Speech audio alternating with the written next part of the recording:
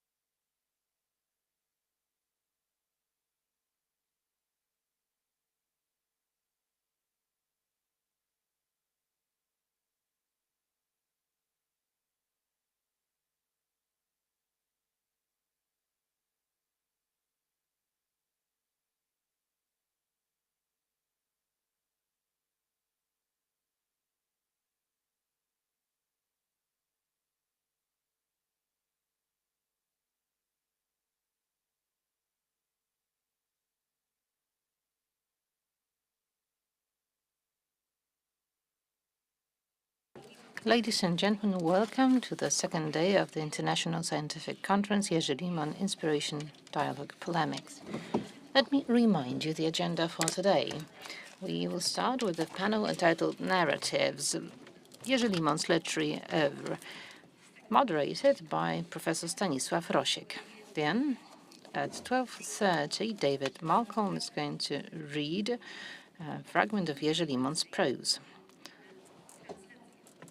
At 1, the translation panel is going to start, moderated by Professor Małgorzata Grzegorzewska.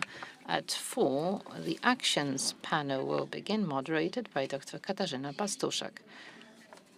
We'll close today with a concert entitled Music for a While at 6:30. You will hear Magdalena Gruszczyńska, soprano, Ireneusz Wojtczak, saxophones, clarinet, flute, electronics, Tomasz Ziętek, trumpet, electronics, Mikołaj Wojtczak, guitar, text, and David Malcolm, reciting. And now the floor goes to the moderator of the first panel, Professor Stanisław Rosiek. Good morning. It is my pleasure to be able to continue my activities from yesterday. Today we are going to discuss literary works of Professor Jerzy Limon. I believe that we are now facing, witnessing, and co-creating something that we could label as limonology. This is something that is being created as we are witnessing it.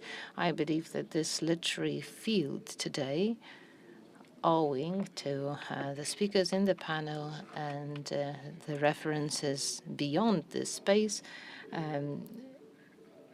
we preliminary put some order into it, will be made somewhat more orderly. So far, we've heard more of literary criticism, so I believe that now we are opening the new chapter. We are opening the area of limonology. The main question concerns what kind of patterns, regularities can be traced in literary oeuvres by Professor Limon. If we manage to grasp those, that already would be something that would be something that could be constituting step towards creating such a discipline that we would call limonology. To begin with, we might want to accept something that should be obvious to us, so we should try to revise the alphabetical order that was adopted by the organizers of the conference and reshuffle the letters in this alphabet. Following this rule, we would start with the first book by Professor Limon, Münchhausen Ada. Then we would have two contributions on the whale by Ms. Małgorzata Jankowska and Professor Wilczyński. And then I would ask Arthur Bleim to take the floor so as I understood, reading your abstract, benefit from a synthetic summary, and then we will have a counter-response from Professor Majchrowski. This is the order that I would suggest we adopt if there is no objection. Then I'm looking here at Mr. Rector. We know the procedures. I understand that we adopt this order of our proceedings with no objection. And if you allow me, I will start even before I invite Professor to take the floor. I will tell you about a certain event from a few dozen years ago. With me, I brought the fifth issue of Podpunkt, which was a quarterly published here in Gdańsk. Quite successful, we can say, but also it has its important share in the formation of literary and intellectual milieus here in Gdańsk. It is issue number 5 that was issued at the beginning of 1979. So if you can calculate it quickly, it must have been quite a while ago. And now I'm reading the list of contents. The authors: Anna Czekanowicz, Grzegorz Musiał, Stefan Chwin, Stanisław Rosiek, my name, Władysław Zawistowski. Then we have Anna Janko, Leszek Kopć. Quite surprising because his career then took a completely different path. Maciej Krajiński, the same can be said about this person. And then Jerzy Limon, Flow. Well, I'm not very well informed about the early writings of Jerzy Limon, but it is my impression that as for his literary endeavors, and we are going to hear about it from Professor Kopczyński in a moment, his first ever piece of literary writing must have been The Flow. I edited Punkt, the quarterly back then, and I first learned about Jerzy as the author of The Flow. The Ice Flow. The editor knew Jurek. He brought this text along, and he said, there is this writer, his name is Jerzy Limon, he lives in Sopot, but he's in Poznan now. I read the Ice Flow, and I felt enlightened. It was amazing because the experience described there is the one from my childhood too. I can see that other people of the same age, more or less, keep on nodding. So that event described in the first novel reflected the experience of boys who used to play on the Bay of Gdansk once it froze. Thus, a number of ice floes were created, and the boys would jump from one onto another. As I imagine now, it is something that is extremely dangerous to do.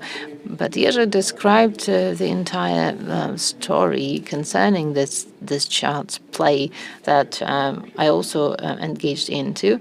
And Jurek writes about one way that such a play could end in.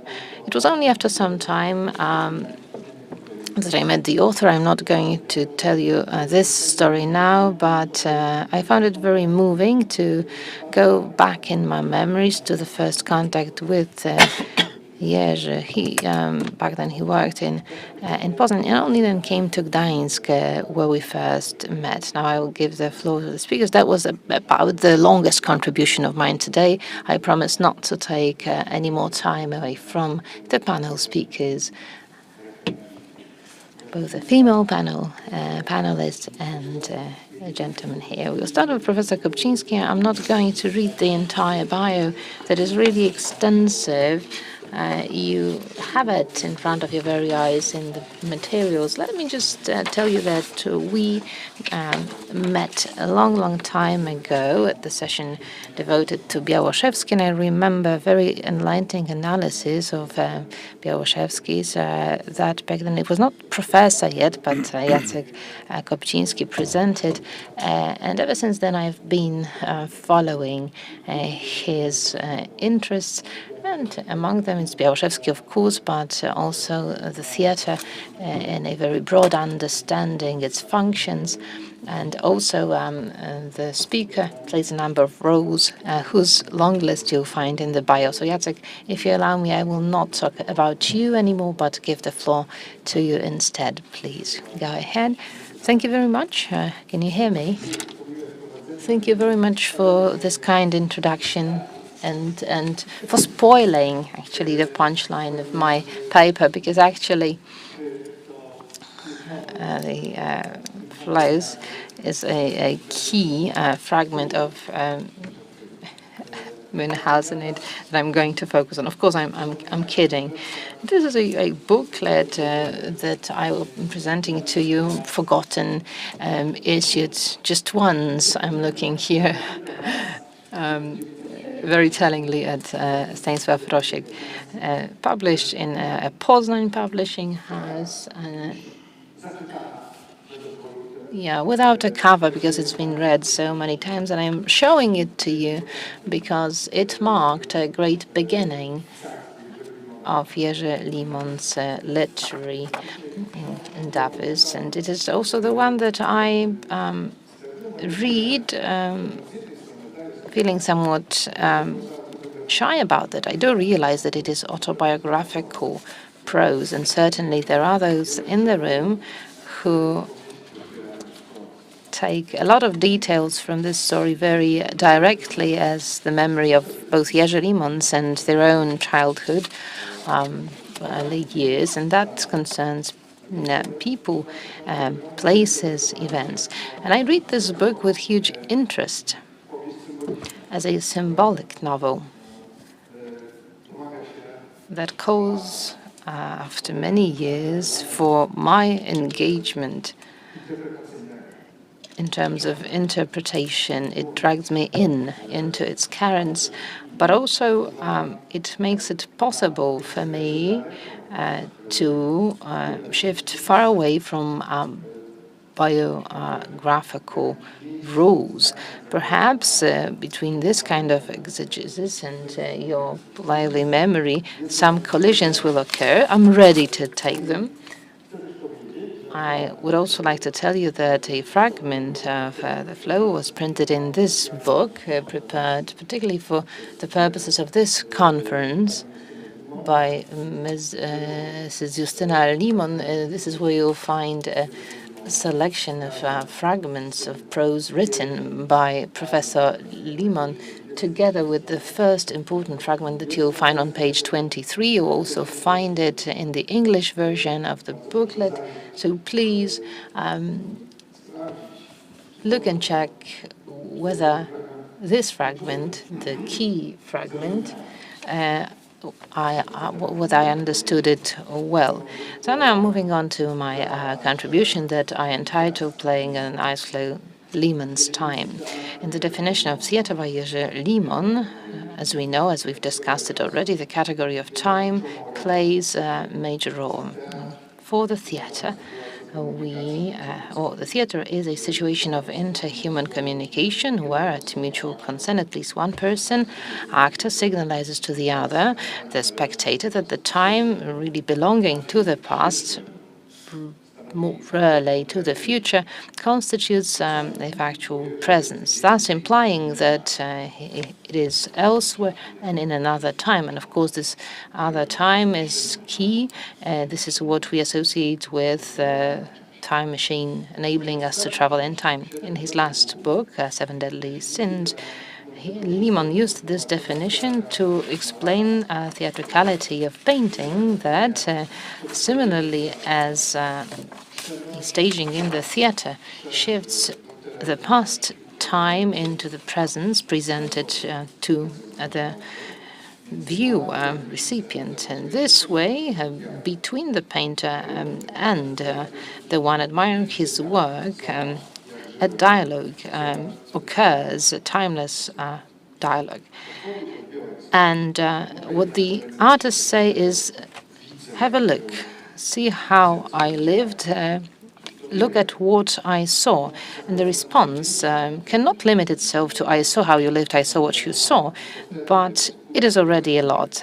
Limon envisages far greater activity on the part of the viewer, of the beholder, and he hopes for his engagement to be greater.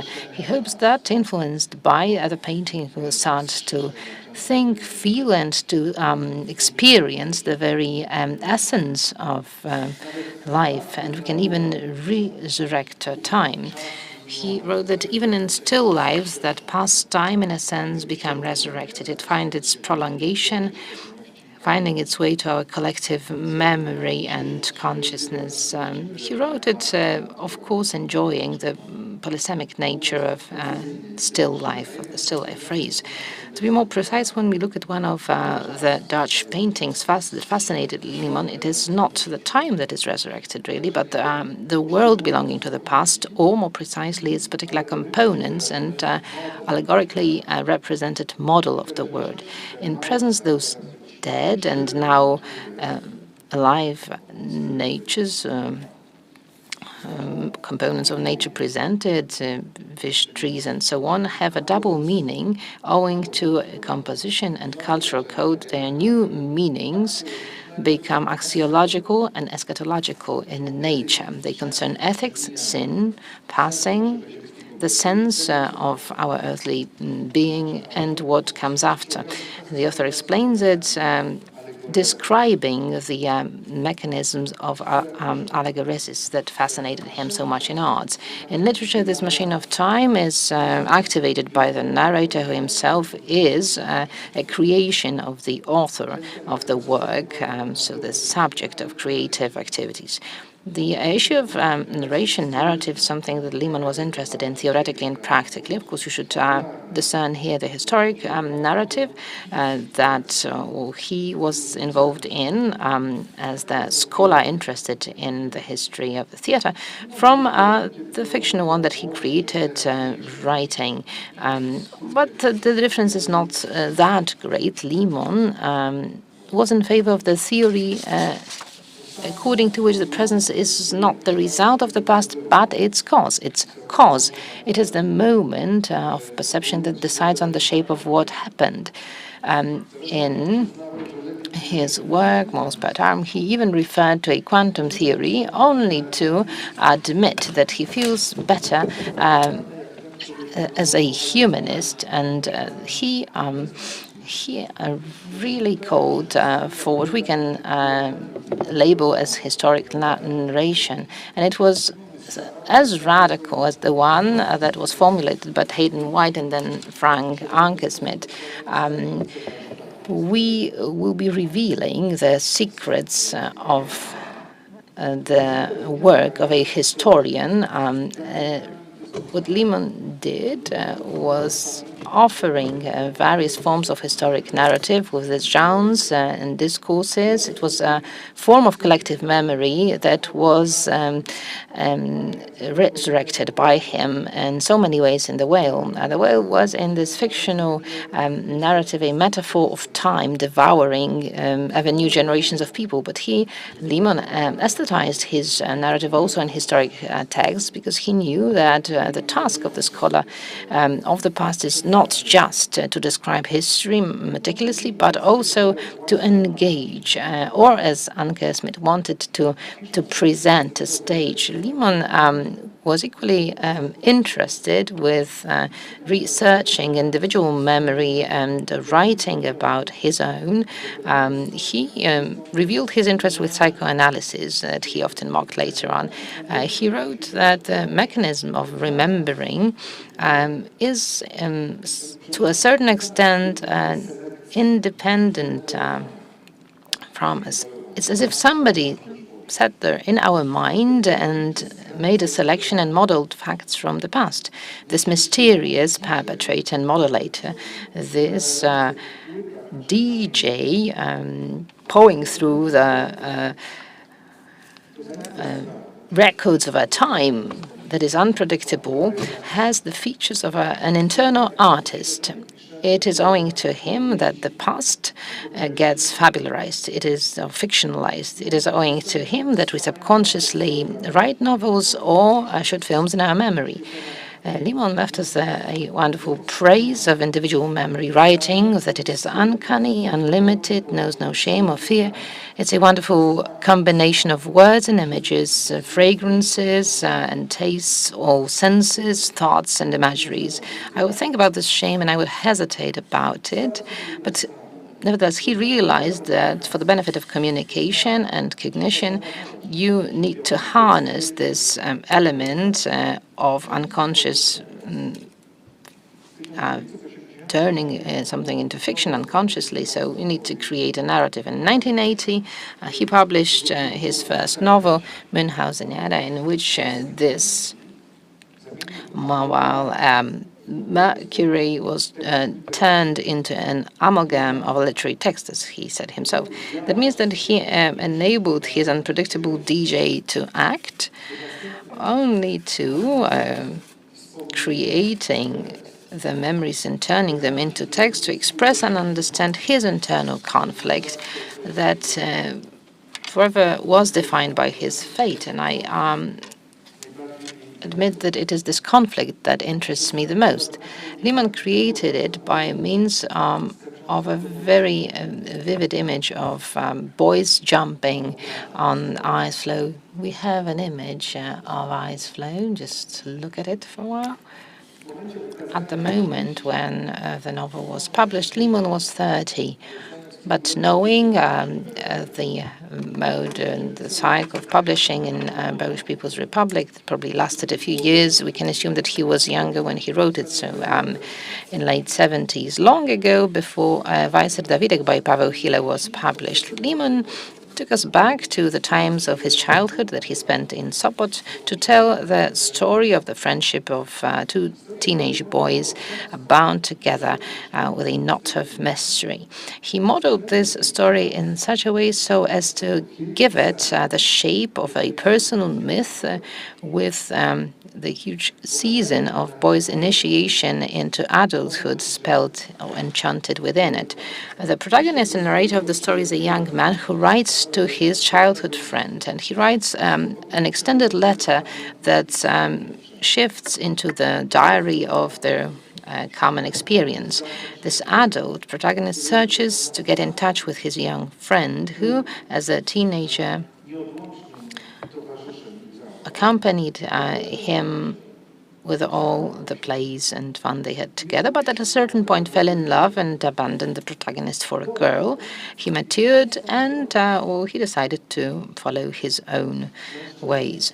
The man, our protagonist, would like to restore this relationship and does that in a strange way. At all costs, he tries to interest the friend with their common past. The time when they were still us, both immature but very eager, curious of the world, very much alive, sensitive, courageous. Maturity in Limon's novel is the opposite of this state and is even compared to aphasia. Returning to the past, our adult protagonist tries to cure this disorder, and his story has a shape of a very hungry account of everything that he can only bring back from his memories. The intensity and tempo of the description in Münchhausen are striking. They take pages.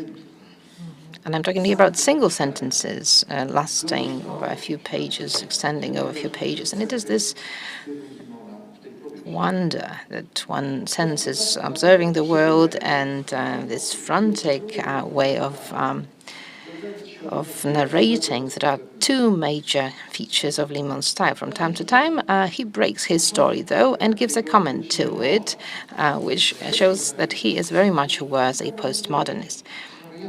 In our case, the beginning as such cannot be pinpointed. At best, you can offer a few options, a few variants that can be an example, a proposal of what the beginning of the real event might have been like. He writes at the beginning of his autobiographical prose. Of course, the beginning of the real event is a pure phraseologism because it is not the truth of the events that is decisive for the truth of a relationship, even if certain events do refer to the facts, but it is the force of imagination and the language that do so. Following the logic of initiation, a novel, the protagonist recalls mostly the figures of initiation masters that for the boy it meant characteristics strange, somewhat scary men, such as the carter, old seaman, a tailor. Speaking of the old seaman, Limon stylizes him to be a very colorful character of Münchhausen Baron. What they have in common is problems with communication because the men mumble, they fail to speak at all, or they paint something in the sand, some strange signs. But then when read out, they bring back to the protagonist the awareness of himself. The greatest master, though, is grandpa, a storyteller from a village, after whom the boy takes his curiosity of the world and people, but also humor, imagination, and sensitivity to beauty. And for example, he pays attention to the eyes of curators, the Kashubian, and talks about their warm blue color, hue. But the greatest achievement is a description of the sea, of winter sea, that melting gets covered with plenty of flows, and boys can jump from one to another, risking their lives. What matters is to be fast, because under the weight of one's body, a piece of ice sinks. So what you need to do is to find another equally unstable point of support. It is not the jump, but drifting that guarantees safety. So the modus vivendi of those courageous boys is being in constant move. Talking about the skills of the boys, Limon builds up an interesting hierarchy of human attitudes and characters. So we have those who are the devils, not really experienced, who quickly end up in water, and the real masters who may appear to be average, who the lonely ones, but they are actually able to jump without falling into the water, and thus scornful towards novices. And there are those who have the technique, and they form groups that actually make sure that they can drown the others. There are also those naive ones that have no reason at all, that try to follow their masters, and doing this unskillfully, they get into the sea and into water. So now what we have, the playing on flow under Limon's pen becomes a huge metaphor of life. But this is not the end, because now the friend in the finale, as witnessed by his girlfriend, performs those acrobatic stunts on the ice, which makes our protagonist mad, because the protagonist has never been good at ice jumping. But in this situation, he tries to do his utmost. So he catches up with his friend and, struggling with him, drags him to the water. The description: "What are you doing?" I'm asking you silently. You looked at me and you shout with anger. "What do I do? What am I doing? You. Not being able to say a word, you get angry as a turkey. Then you're getting me? Getting hold of me. I'm not defending. You're stronger anyway. I have never seen you like that. In your mouth, you're grinding swear words. You bitch. You're shouting at me, ready to kill me. And then suddenly something shifts us back to the land. It was the wave. We are falling onto the other flow. I'm falling down. You too. You're letting me go. Then you're rolling. I'm catching your hand. Fortunately, because you are in this icy water, God, your hands are the only thing I can see here. I'm holding you very tight. I can't remember us holding hands like that before. But where are the others? Where are your white hands? All my body is getting close to the eyes. The other hand of yours is scraping the surface. Your nails get into it. You have wet hair, forehead, eyes filled with anger. You've never had eyes like that, because the green was always the expression of your amazement. No, you're sighing. Your eyes are hateful. God, how hateful they are. I'm letting you go, but realizing that only after a while. I'm not looking how you're scraping the icy white, leaving pink traces. But then another wave comes, and then I see the hand with the fingers sticking out ridiculously, as if it was a little branch. But the sea takes you away, and the flows get far away from each other. It is only on the edges that I see some red that is slowly licked by something green like your eyes, the green of astounded water. Well, a very mysterious description, approximated by the interpreters here. Who was this green-eyed friend of the protagonist? Did he really exist, or was he only a creation of his imagination? Sometimes we lose track of who is who. I don't know, maybe it only seemed to me, says the protagonist, and his friend appears to be only his fantasy, or he's a phantasmatic doppelganger. When we realize that, we start to understand the relationship between them in a different way. Now it becomes mostly symbolic. Let us remind ourselves. The protagonist, the narrator, returns to the past in order to reenact it for himself, and owing to this, by doing this, wake up a teenager in himself again, the boy that was so hungry, that absorbed the world with all the senses, resurrecting it from the past. The adult protagonist reactivates this boyhood-like ability, and changing his impressions into text, he is becoming a writer. But what is interesting, he did that because of the other, who at a certain moment separated himself from the protagonist and went his own way. Our protagonist, missing the other, would like to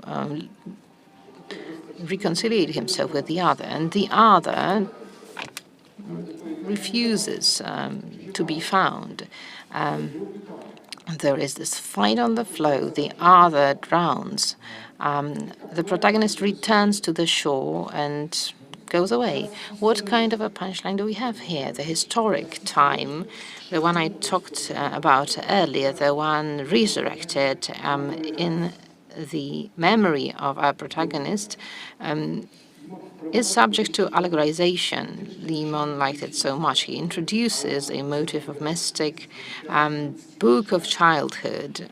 It is an album full of the images of X-ray images of human teeth. And this still life, belonging to a dentist, is turned into a living picture of people who are remembered, but those skulls with holes in the teeth keep reminding him about the world becoming less and less, the world passing by. However, what we are talking about here is not about resurrecting anything else than just the individual time, and this is something that the allegory cannot grasp. Towards the end of the 70s, Limon wrote the initiation novel, and at the same time he wrote his scholarly dissertation about the history of the theatre that later brought fame to him. Perhaps he experienced some kind of internal conflict back then, and in order to express it, he needed a special kind of image, a wonderful metaphoric and symbolic image of the winter sea over which two boys are sliding, an immature and a mature one.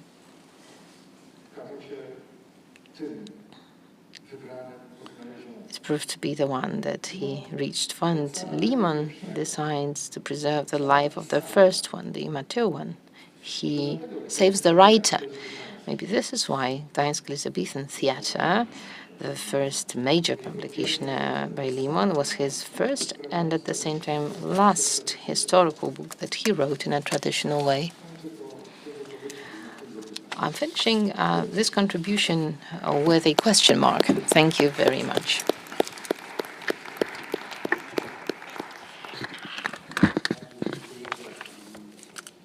Thank you very much for this text of resurrection, so to speak, of rather optimistic nature. I might say that perhaps we might conclude that it would have better for Professor Limon not to become Professor Limon, but rather to pursue a career as a writer, perhaps. Then we could have had a much more developed cultural phenomenon, literary phenomenon. It's, of course, difficult to make judgment what course one's life should take. However, I must admit I haven't read that book for a while. I read it 7 years ago, I think, last time. I was trying to locate it recently. However, those fragments that I have just heard have genuinely moved me. This is simply great literature, even considering the fact that back then I was not quite aware of that. Well, we can move on, I suppose. Unfortunately, we're going to have a certain gap here. Nobody speaks about, or nobody has declared to speak about Kashubian Madonna directly, so we'll have to move straight into the subject of the whale. I do hope, however, that this motif of the Kashubian Madonna will reappear, because as far as I remember, it was the second book of fiction written by Jerzy Limon, and finally The Whale, which in contrast to other novels basically entered into the mainstream of literary discussion, literary criticism a dozen of years ago or so. I'd like to ask Małgorzata Jankowska now to take the floor. Good morning. Communication works. I'll turn the floor over in a second. I can just say that you are a doctor, a PhD in humanities. You work at the Adam Mickiewicz University in Poznań. Mrs. Jankowska is the author of books, a number of books. He deals with typology, cultural memory, connections between literature and memory. I've introduced you somewhat officially. I do see you for the first time, which of course is a great pleasure. Now I can easily connect a name to a face. I'm emphasizing that because we are sitting here in person. We do have a lot of personal connections between a certain tradition, and it's a pleasure to include someone new in this friendly circle. I'm turning the floor over to you. You'll speak about Jerzy Limon's The Whale, Wieloryba's Postmodern Apocrypha. Thank you very much, Professor. Welcome, everyone. I do hope I am heard clearly. Well, not quite, frankly, but I have to excuse myself. Unfortunately, I cannot be in Gdansk in person because, well, I'm just like one of the characters in The Well. I'm on the move constantly, and certain logistical issues appear. Thank you, Professor Kapczynski, for inviting me to this conference. Professor asked me to present due to my interests in the narrative and in the Apocrypha. So I can say right straightforward that I do not feel that I am a limonologist of any sort, although I did know Professor since I was a girl, since he was a friend of my family. Nevertheless, as I've said before, what I'm after here today is first and foremost portraying the whale as a contemporary, or rather a postmodern apocrypha. Now, where the idea came from, I think the title itself, The Whale, introduces this apocryphal coding into the reception of this text. The subtitle, the sources, drawing from sources, we have already a bow here towards the side of the original, testimony, copy, forgery, which of course leads us in circles to a wider consideration of the narrative and the truth of history.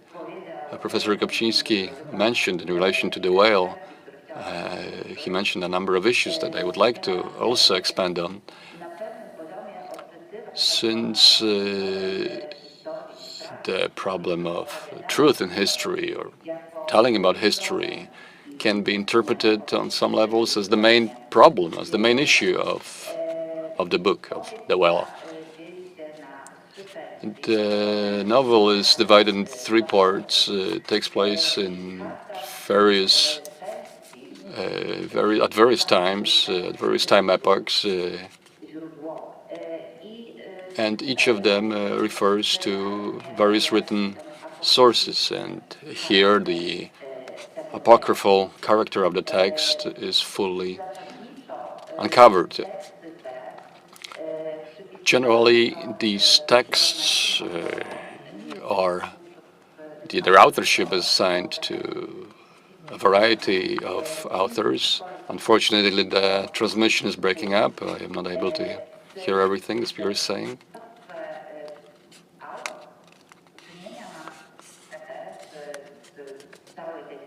Well, generally, in the book we are dealing with pseudepigraphy, something that is characteristic for this type of genre. So, of course, we do know that the real author is Jerzy Limon. The actual writer is Jerzy Limon. However, he does appear in the book only in 2 places. That's all. In one place as a translator of one of the source texts, and in the other as the author of a fragment of a novel, which also functions in this collection of writings as one of the source writings, and it's the novel entitled The Whale. As the author of the text, Helena Szymańska is pointed to as the author of the text, a young researcher who at the Columbia University is working on her PhD. In the introduction, she is mentioned, whose authorship in turn is by Professor Limon, her promoter. What's interesting, we are dealing here with this pseudepigraphy, since Szymańska functions as the author of a certain collection of texts by various authors. And this collection, which is especially important, is devoid of any... Sorry, can't hear. What is very important and which is emphasized in the introduction is the fact that Szymańska wouldn't want, in case of possible publication of the text, for her name to be actually on the cover of the book. She would not wish to be presented as the author of that collection. And here we encounter the problem of a weak authorship, so to speak. In the case of Szymańska, this is this differentiation introduced by Bloom, and one of the researchers of cultural memory, Aleid Achman, this differentiation between weak authorship and strong authorship. And here Szymańska is a model of a weak author. Weak authorship is the author who hides behind the text, very often the text of another writer, clearly pointing to being inspired by certain text. The author whose work is not quite stable in its historical dimension, in its semiotical life, which can be subject to a number of mutations, transformations, losing certain elements, gaining new ones, which is in opposition, of course, to the work of a strong author, strong writer, which is connected with the symbol of a genius, the master of the word, the favorite of muses, whose work is stable in history, stable in time, which in time is canonized, culturally canonized, so to speak. So this type of the author can become a classic, in other words, and his work can become permanently a part of a canon, forming the basis of cultural identity, group identity of given social group. And here Szymańska was pointing to the fact that it's the reader who is to be the commentator, the interpreter, or even the author of the text, which in turn points to certain postmodernist implications, for example, connected with death of the author, discussed by Barth, for example, or certain semiotic reflections dealing with the necessity of cooperation of the reader with the text, dealing with the necessity of active reception of the text, in which this active interaction, this active reception, the reader in this way fills certain white spots in the text, which is an apocryphal action as well, where meaning is produced, so to speak, where the text is supported in its semiotic life. Here we can quote Umberto Eco, who was saying that a text is a lazy mechanism, that it requires active engagement on part of the reader. What's interesting, this model weak writer, Halina Szymańska, in this case, at a certain point in time, in an act of postmodernist literary game, she moves out of this framework to become, in the third part, not the author, but the heroine of the text. So here, this authorship is deconstructed even further, presenting this weak status of such an author, the author who at some point becomes the hero. And the narrator basically dissolves, disappears. We can no longer reconstruct the narrator. And this is, in fact, connected with the category of apocryphy in Limon's text. This weak author is typical for the so-called traditional or apocryphy of antiquity.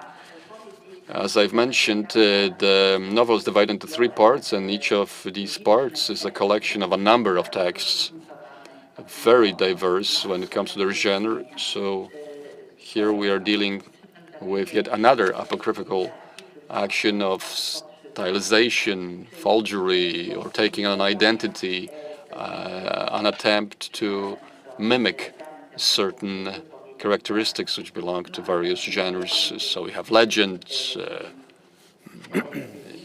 we have letters, we have travel diaries, we have short poetic poems, short dramas, fragments of novels, theological treatises, or even press clippings, like we do in this third part, which is the most contemporary one. So we have a multitude of stylistic tools which were used, where the main idea is to portray the spirit of a given historical period and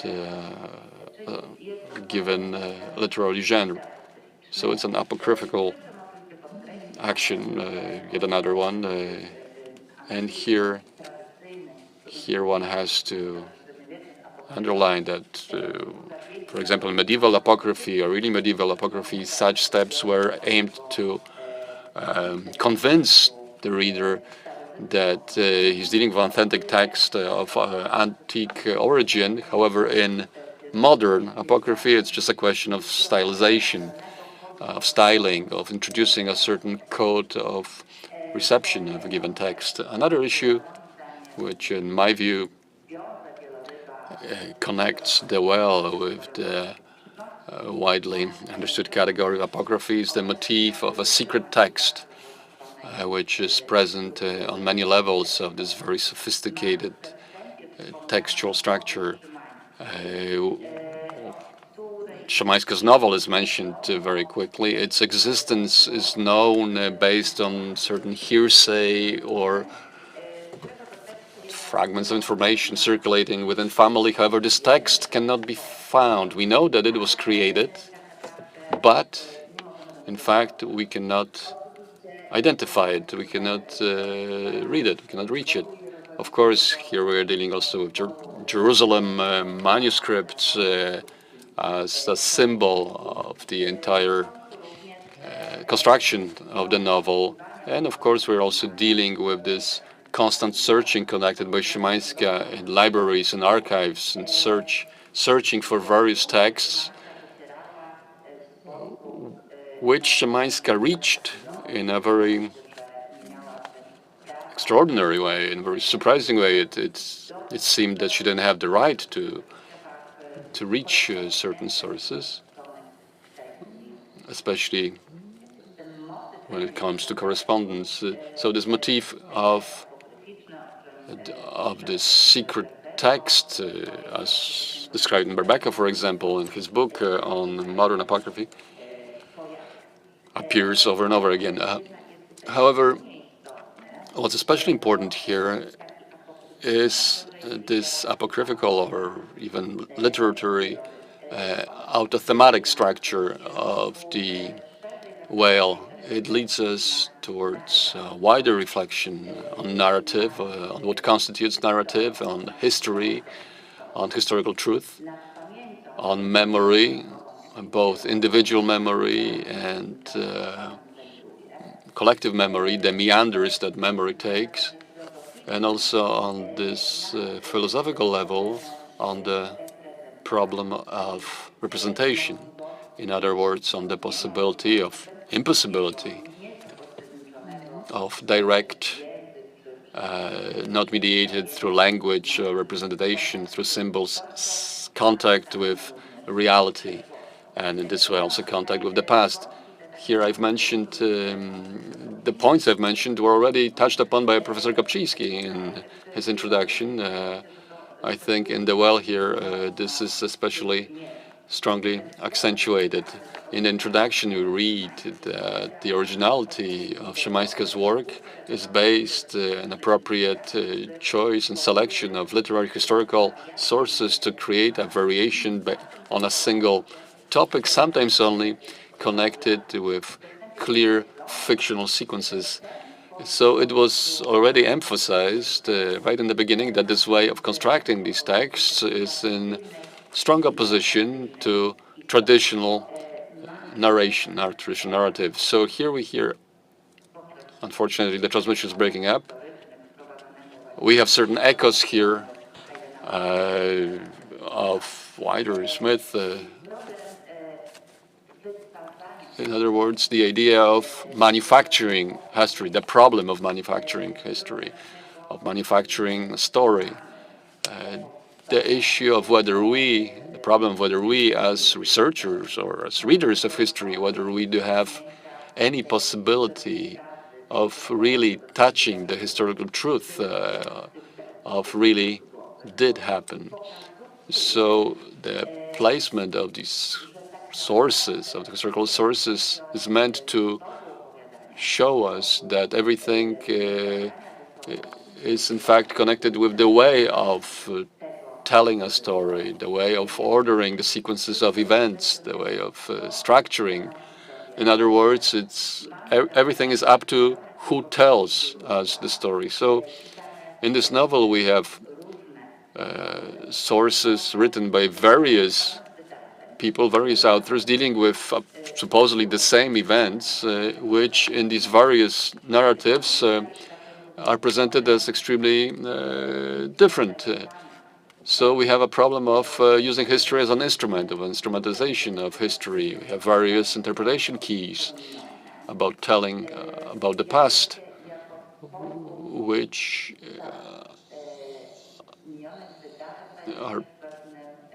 can be interpreted as a way of viewing the events of the past in view of certain values and certain goals of who is telling the story. And here we have the element of Magog,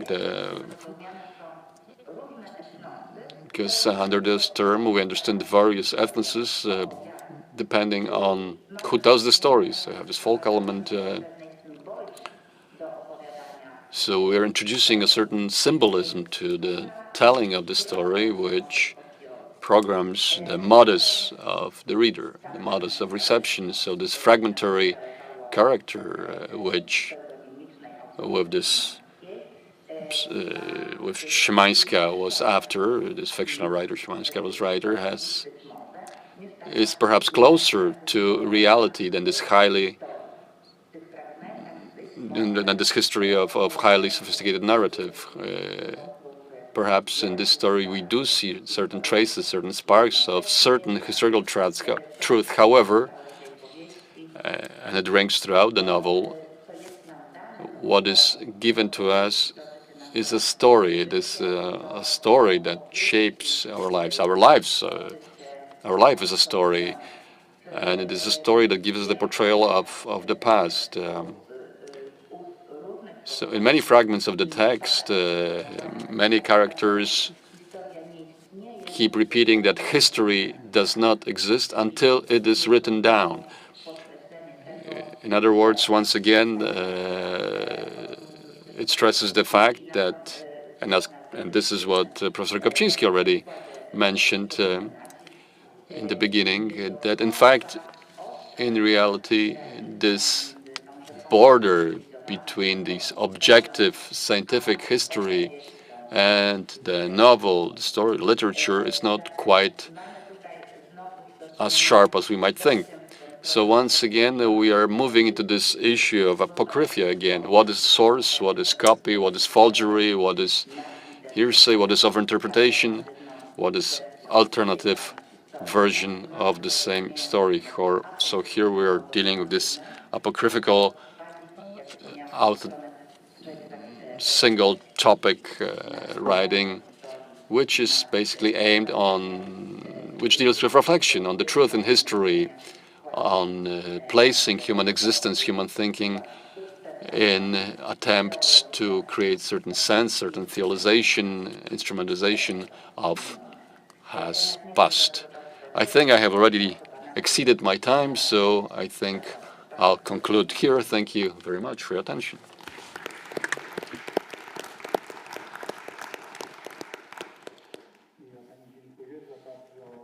Thank you very much for a very precise analytical approach to the text of the whale.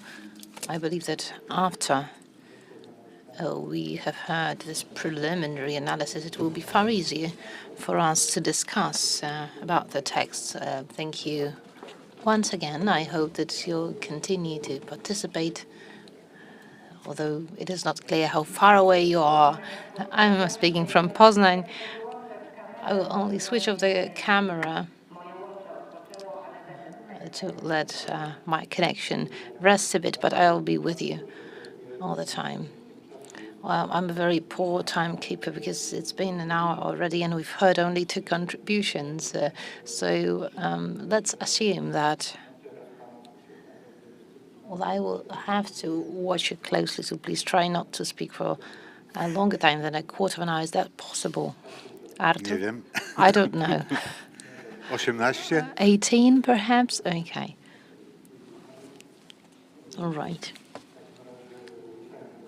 So let's move on. Marek Wilczyński, full professor of humanities at the American Studies Center, also specializing in cultural studies. So, the surprise of some of you, he's also an expert in Ukrainian culture and literature, and also an expert on Bruno Schulz's writing.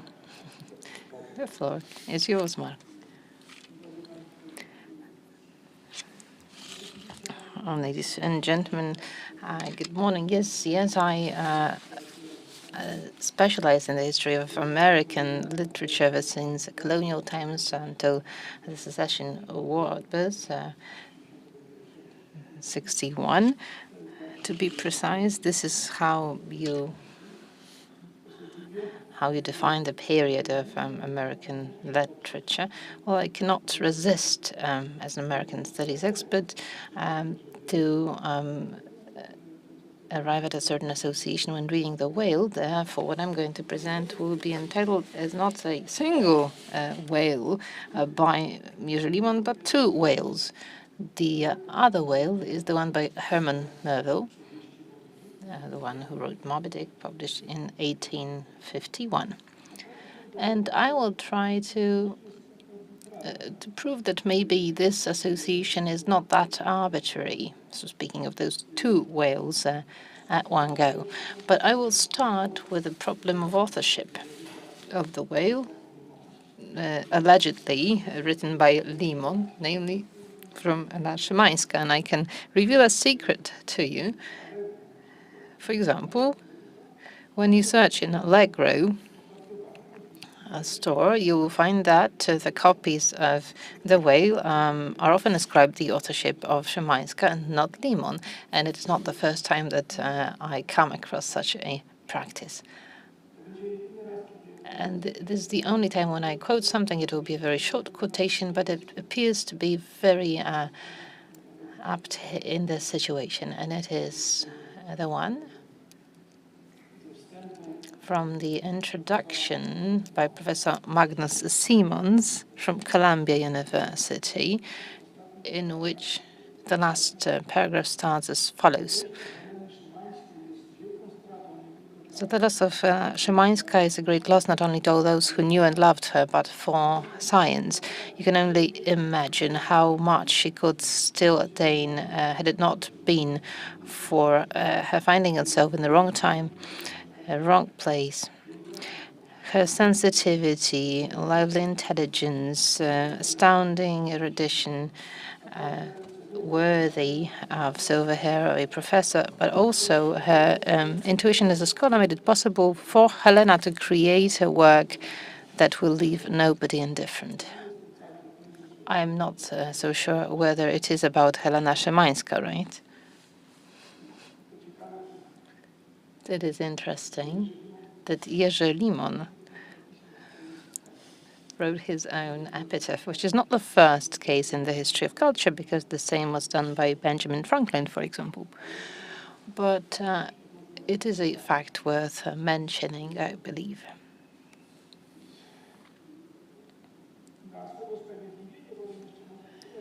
Let me also mention that Jerzy Limon's attitude to the USA was positive.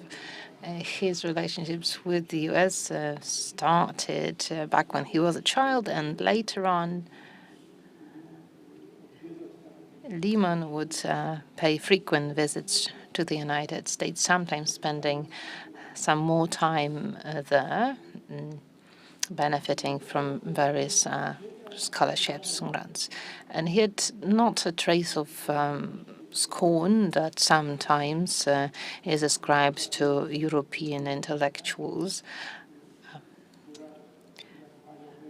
As one of my former professors from Poznan studies, American studies, said, was created by cowboys. When I first reached for The Whale, I just browsed through this and I saw the introductions, Helena Szymańska, and I thought, oh, literary game, okay. And since for the first 10 years of my scholarly work, I dealt with the so-called postmodernist literature, I thought, well, right, I've seen something like that before.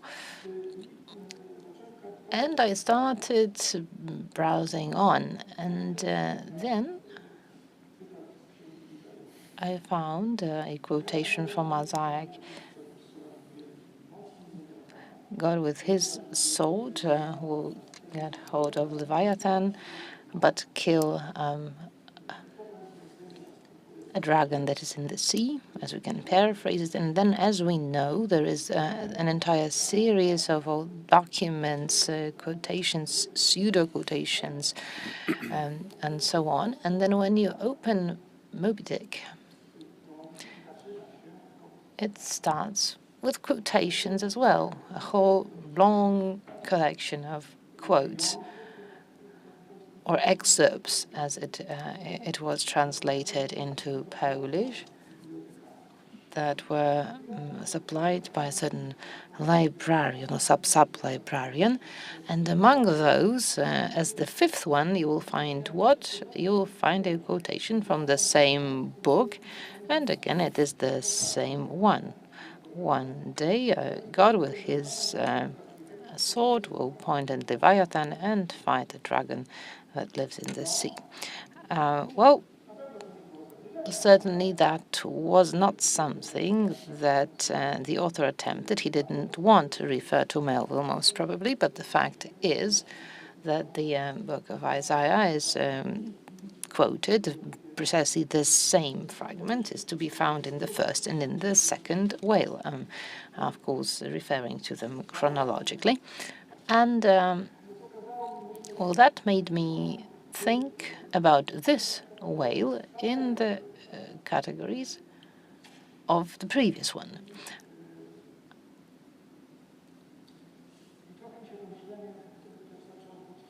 And then I found further confirmations of this way of thinking. To return to Melville's whale, the classification of the whales that appears in this novel is very peculiar. Melville knew about whales.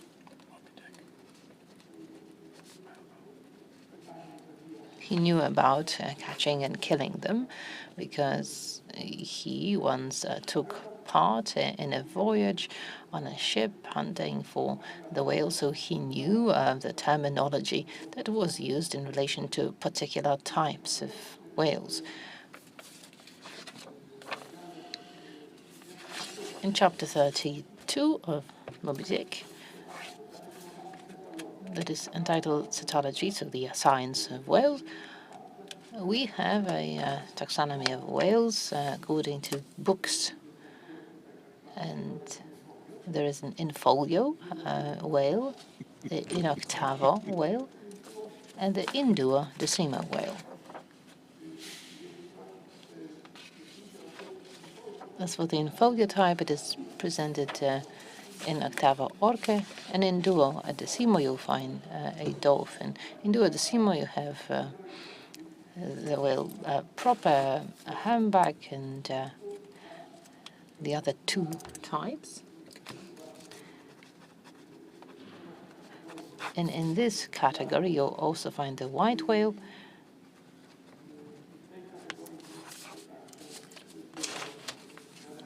and also the one by Helena Szymańska. So Jerzy Limon fits into the same category that sperm whale and the other ones belong to. What happens with the Melville's story when we start to treat this classification according to books, say, seriously?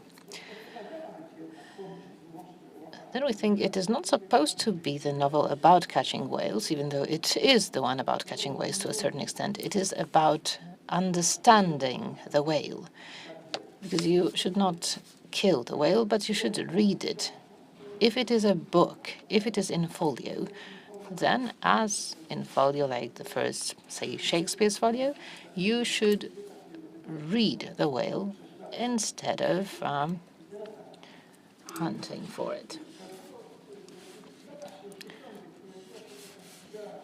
In the 60s, an idea appeared among Melville scholars, led by Edward Mendelssohn, that this is an encyclopedia-like novel. What does that mean? Mendelssohn thought to himself that in various cultures that are well known to, let's say, Western civilization, he thought there were texts that tell us most about the development of these cultures at a given time. And he gave a few examples. Of course, Cervantes's Don Quixote that tells us a lot about what Spain looked like at the beginning of the 17th century. Dante's work that tells us about Italy at a certain point in time, and Moby Dick tells us a lot what the USA looked like in mid-19th century. So we can say that you may accept this thinking. That gives you an overview, let's say, of horizontal overview of the history of the United States. A certain synchrony is to be spotted there, and here I will admit to a certain methodological brotherhood that I share with Professor Rosik. But The Whale is a vertical novel, so to speak, because it is a mythical novel.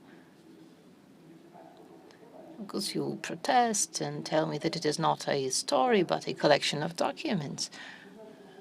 But please admit, on the other hand, that the reader of The Whale keeps on trying to search for a storyline there, and they succeed in doing so because it turns out there is garment and venter, and they appear from early medieval times on Iceland until 1980 in Poland. Anyway, Helena Szymańska proves not to be Helena Szymańska at all. The reader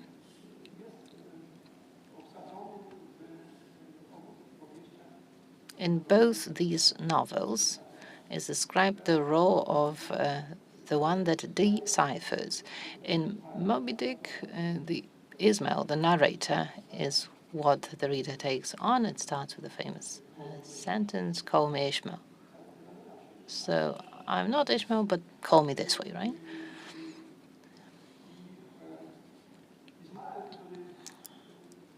And Ishmael that does not really care to kill the white whale.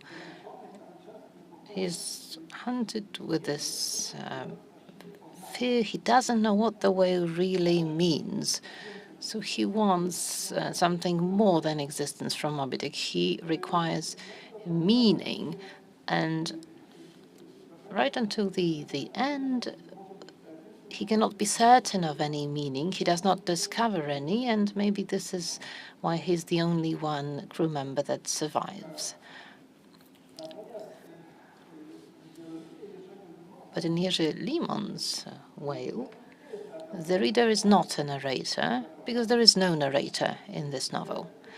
But the reader is the very reader of all the documents, of all the texts that constitute the whale.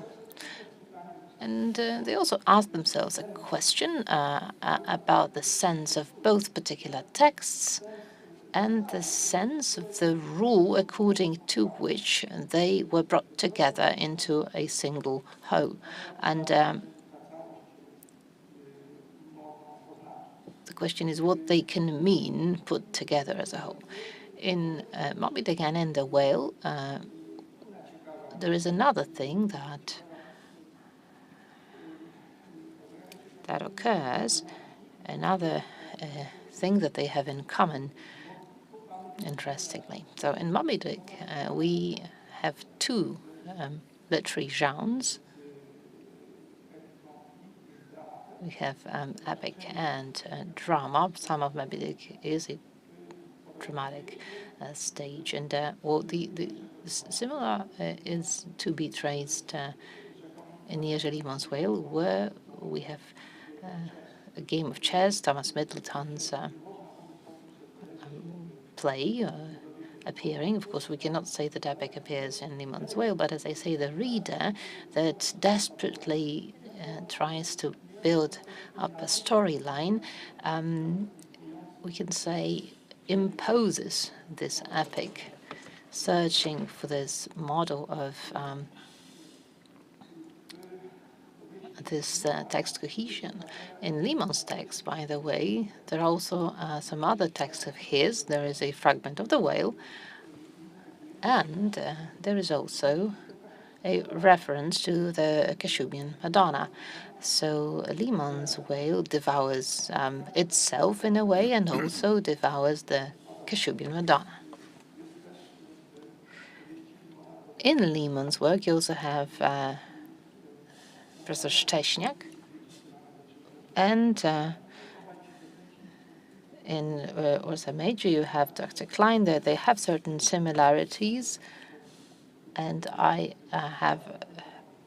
believe I know which of the staff members of English philology at the university at Mickiewicz University might be the model that he based on. But of course, I will not reveal that. We both studied there, so I believe that my assumptions here might be right. Anyhow, reading Limon's Whale, I often felt tempted to check whether it is really the case that in this document I will find what is claimed, because there is a number of authentic ones, like Ireneusz of Lyon, who wrote a treaty against heresy. There is also a reference to a particular copy of this edition of this treaty. Well, I did check it. It was not there, but you do feel tempted. The same concerns the Procopius of Caesarea, where again in the Whale you'll find a reference to the war against Goths. There is not such a fragment there. I checked it too. Gotthaben Maurer, another author, Thomas Middleton as well. No wonder, because Jerzy Limon was a member of editorial committee of collected works of Thomas Middleton, which is quite exceptional in the history of English literature editing of that epoch and any other epoch, so that a scholar that does not belong to the British or American milieu can actually contribute to the creation of collective works of a given author. So before I come to the end of my contribution, I would like to refer to the last text that I find to be balancing on the verge of pure fictionness and historiography, is Patrick Gordon's letter written to Jacob I, in which he also mentions John Dee, an authentic figure, so an alchemist,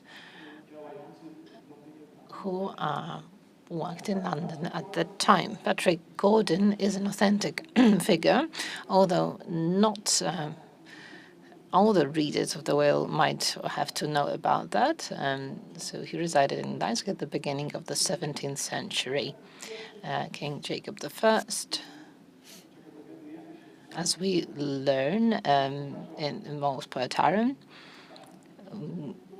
found some texts about him offensive. So Patrick Gordon was supposed to find at least 2 out of the 3 authors of those unfavorable texts. So we are dealing here with a certain effort, intelligence-like effort, although I do not think that Gordon would direct his letters to the king directly. Probably he addressed them to the head of the intelligence unit rather than to Jacob I himself. Anyhow,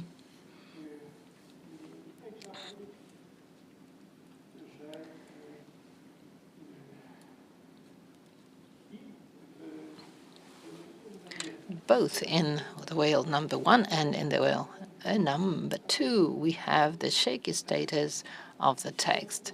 The shaky status of the text is very obvious when one thinks about Jerzy Limon's Whale. At a certain point, we admitted, okay, we are not going to keep on verifying whether something is true or not, whether these texts existed or not, or existed in a different form. In Moby Dick, at a certain point, we also cease to inquire what the relationship is between the real whale hunting in the US in the first half of the 19th century and what Melville decided to write about whaling. And in Melville's at the beginning of his novel, what is suggested is this textual status of the whale confirmed by the chapter on taxonomy, and it is this status, textual status, is obvious in the case of Jerzy Limon's whale. Thank you very much.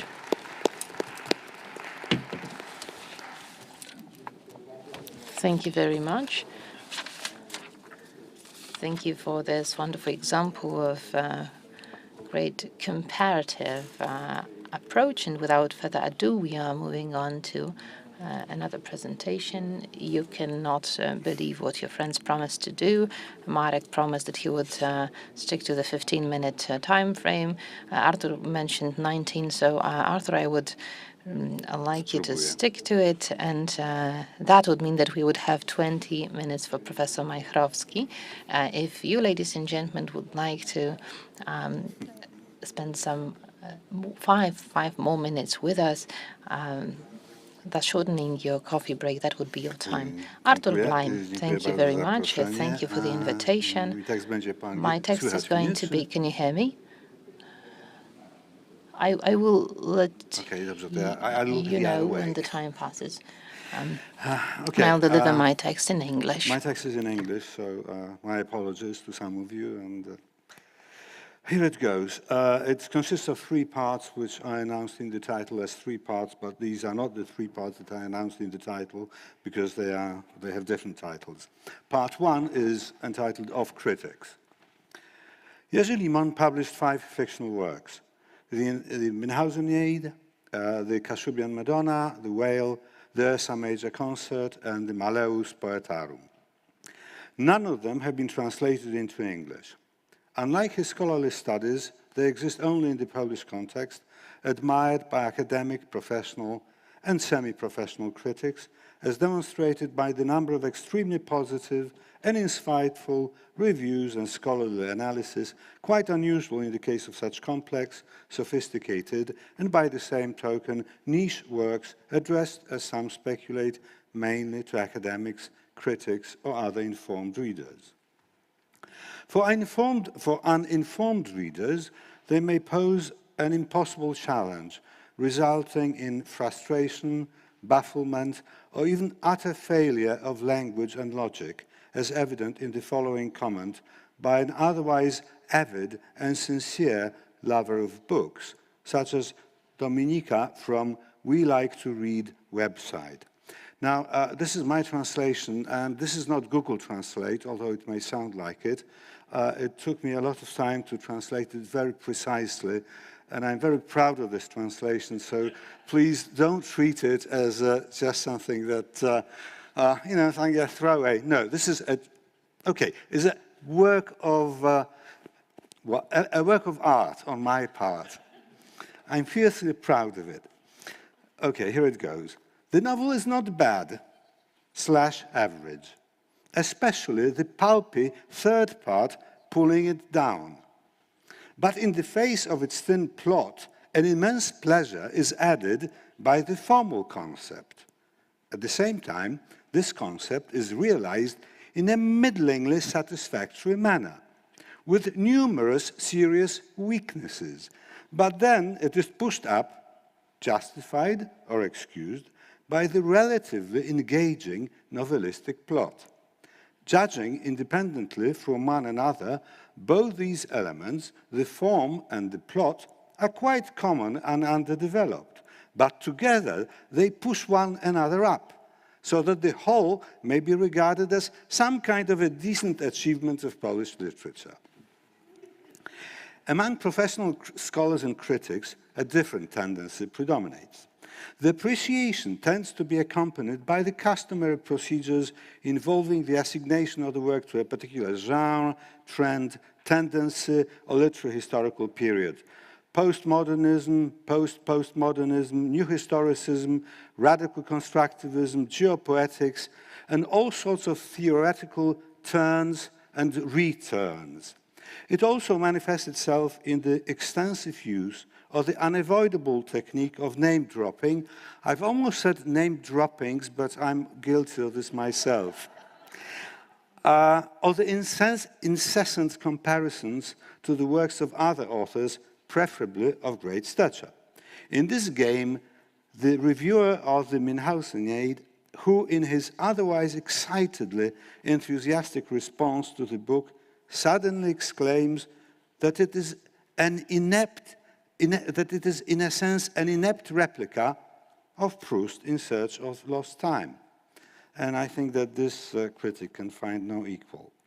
Now, although all the above-mentioned classifications, as well as actual or fanciful affinities, parallelisms, and analogies to works of other writers, may be all wise and relevant, mind the hidden quotation or allusion, in the case of Jerzy Limon's works, I'm inclined to argue that such modifiers as almost, not quite, beyond, up to a point, to some extent, or within reason, should be called for.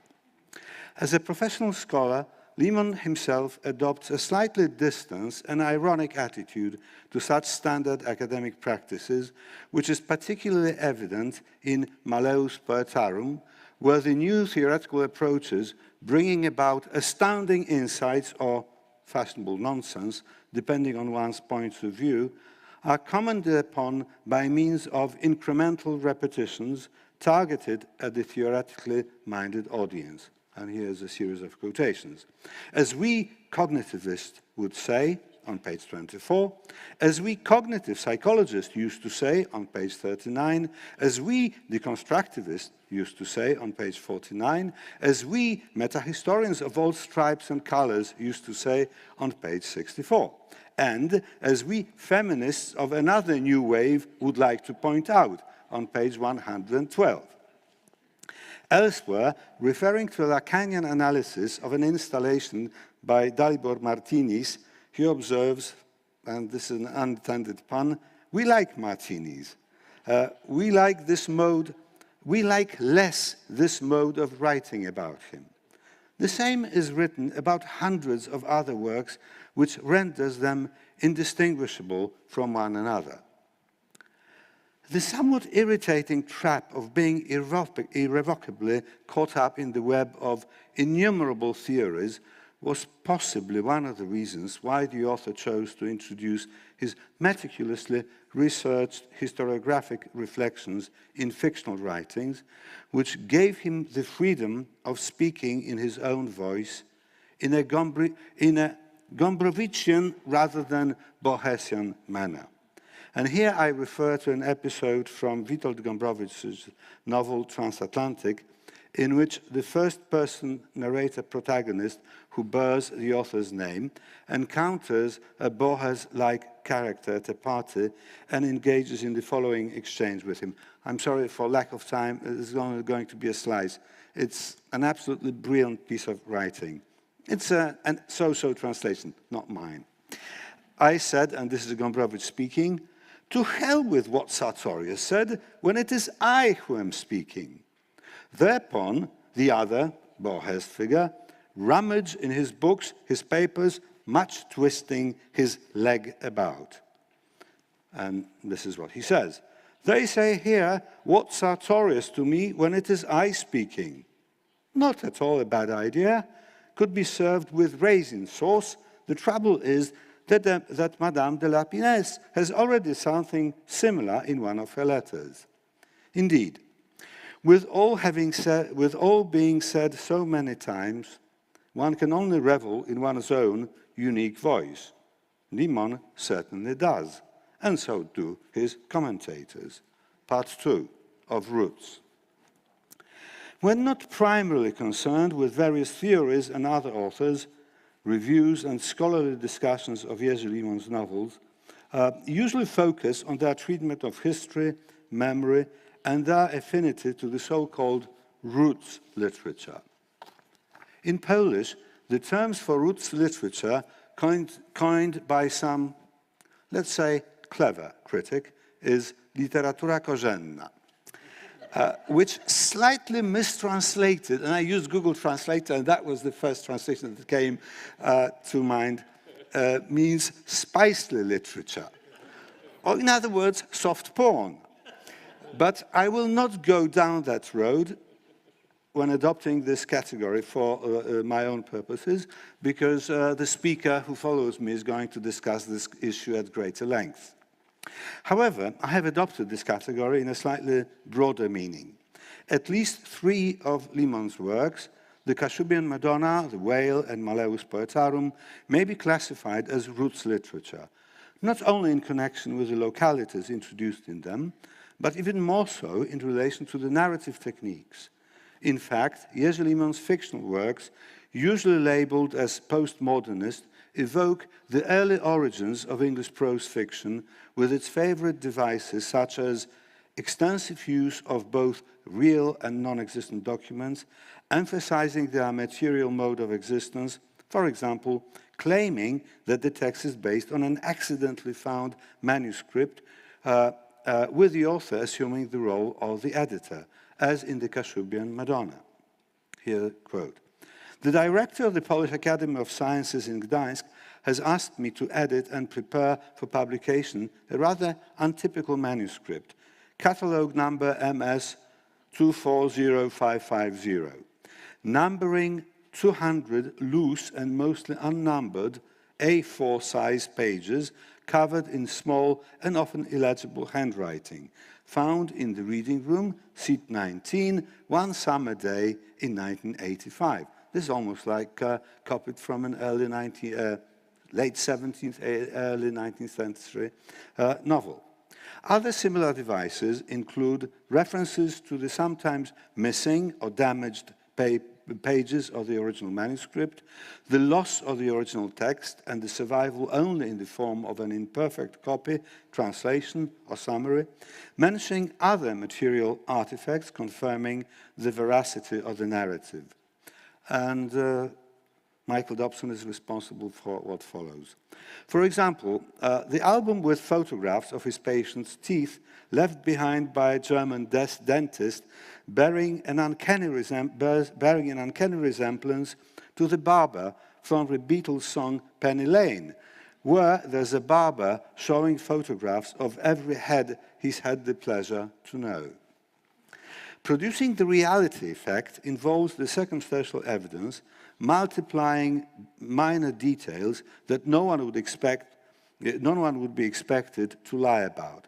Recurrent cross-references to the same events, situating them in the context of real, inverted commas, institutions, events, and personages, often putting them together in a single scene or episode and in the Malleus Poetarum.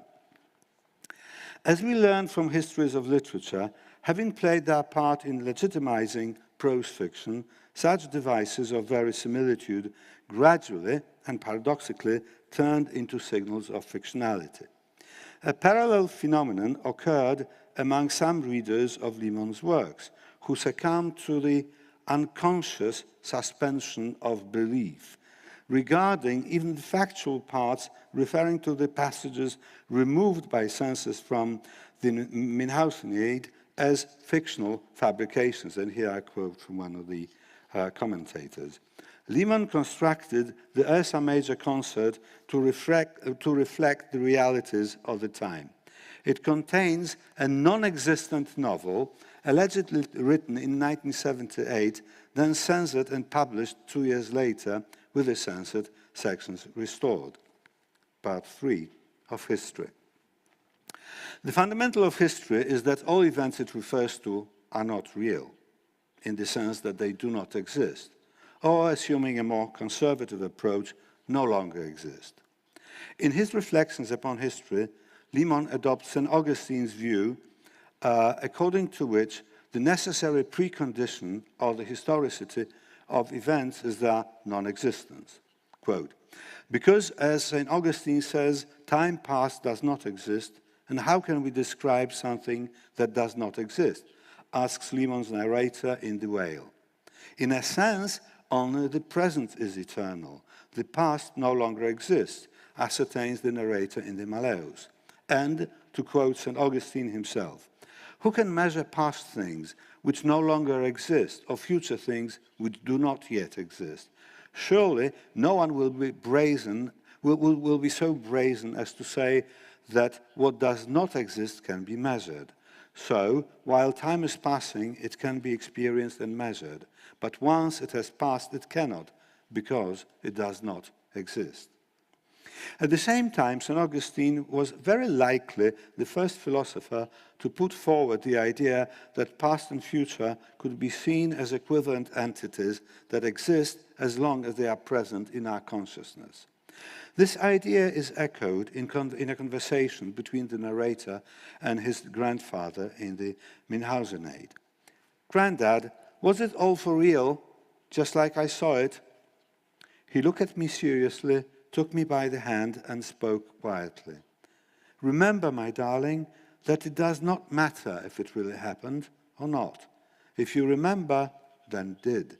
And if not, there's nothing to talk about. Understand?" However, in social terms, individual memory is insufficient. In the context of Limon's narrators, in both Ursa Major and Malleus, in this context, Limon's narrators in both these novels evoke the words of John the Evangelist. "All things through the word happened, and nothing happened what happened without it." And he comments upon them as follows: "Without the word, nothing happened what happened. Because even if something happened but did not become the word or text, it is as if it never happened." This almost radically constructivist insight applies mainly, though not exclusively, to the so-called historical facts or events. Participants or eyewitnesses may live on for many years, and elements of setting in which the events have occurred may last for centuries. But their mode of existence in relation to history invariably changes from real to semiotic, turning them into the signs in the domain of Saussurian rather than person semiotics. The eyewitnesses, participants, become sign-generating signs, and surviving material objects remain, as Limon puts it, empty shells of time and memory, unless accompanied by verbal signs framed in narratives, as exemplified by the author's father's spoon or his aunt's walking stick, meaningless without the narrative. History turns the no longer existent reality into a semiotic object formed by a set of signs that do not constitute true reflections of real events, but only texts, depictions of events, interpretations, or ready-made plots. And historians, wearing the masks of scholars or scientists, refuse to go back to the literary roots of their profession, but, like, quote, "naughty boys," writes Limon, "play with the hazardous toy bricks of the past," replotting the facts of recorded memory or producing puzzles or Archimboldian constructions composed of consensually mimetic representations. To exemplify, any historical figure from Shakespeare's so-called chronicle plays, say Richard III, is a verbal creation turned into an even more complex semiotic construct on stage and screen. Composed of words, most of which individually not only mean something, but also refer to real existing objects. However, the same words put together refer only to a fictional object, or, in terms of the orthodox Puritan approach, are nothing but a set of lies, or, to quote Swift, things that are not, as they have never been uttered by the person they pretend to represent. The same principles apply to scholarly historical accounts of Richard III, ranging from near-contemporary character assassination account written by Thomas More, who, by today's standards, might be regarded as a Tudor troll, to recent revisionist studies representing King Richard as a relatively decent monarch whose post-mortem semiotic mode of existence was largely defined by hostile Tudor propaganda. I was going to discuss the three items from the title. I won't. They've been mentioned in the title, so that's it, but I will conclude. Undoubtedly, and unsurprisingly, those three categories of facts that I mentioned in the title, the consensual, the idiosyncratic, and the imaginary, do overlap in Jerzy Limon's fiction. In the universe they depict, despite the non-existence of the past, reality does exist, and so, perhaps, does the truth, which, following Daniel Defoe, the widely acknowledged father of the English novel, I hate that phrase, may assume a variety of shapes and forms, as, quote, "'tis reasonable to represent anything that really exists, but that which exists not, to produce a work that is both historical and allegorical in the sense of fictional. In other words, an elusive allegoric history." Thank you.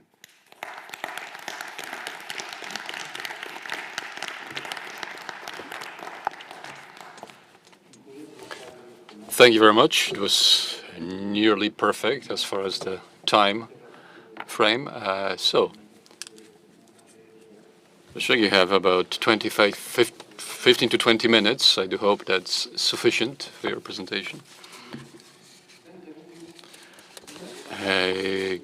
Good morning, good afternoon. I'll speak about Limon Uncensored. So I'd like to warn you that if any attempts to intervene to the time of my presentation will be interpreted as attempts at censorship. So I'll speak from the Polish perspective, so you will see some very local context here and certain points that simply are untranslatable. So I do apologize to the interpreters right away for the impossibility of their job in certain cases. I will quote from Limon, of course, profusely. I will not even use quote-unquote, but intuitively deal with it. I'm interested in small narratives, essays, articles, reportage. Probably these brief texts probably had the biggest amount of readers that might have been unnoticed in the academia, even though the author very often included them in the book discourse. Censorship is one of the key words which can be noticed in many texts of Limon, especially before his well-known book, Shakespeare Uncensored. Censorship instituted not just from the institutional point of view, as at the Shakespeare's time as the king's entertainer, but mostly through the changing standards of culture.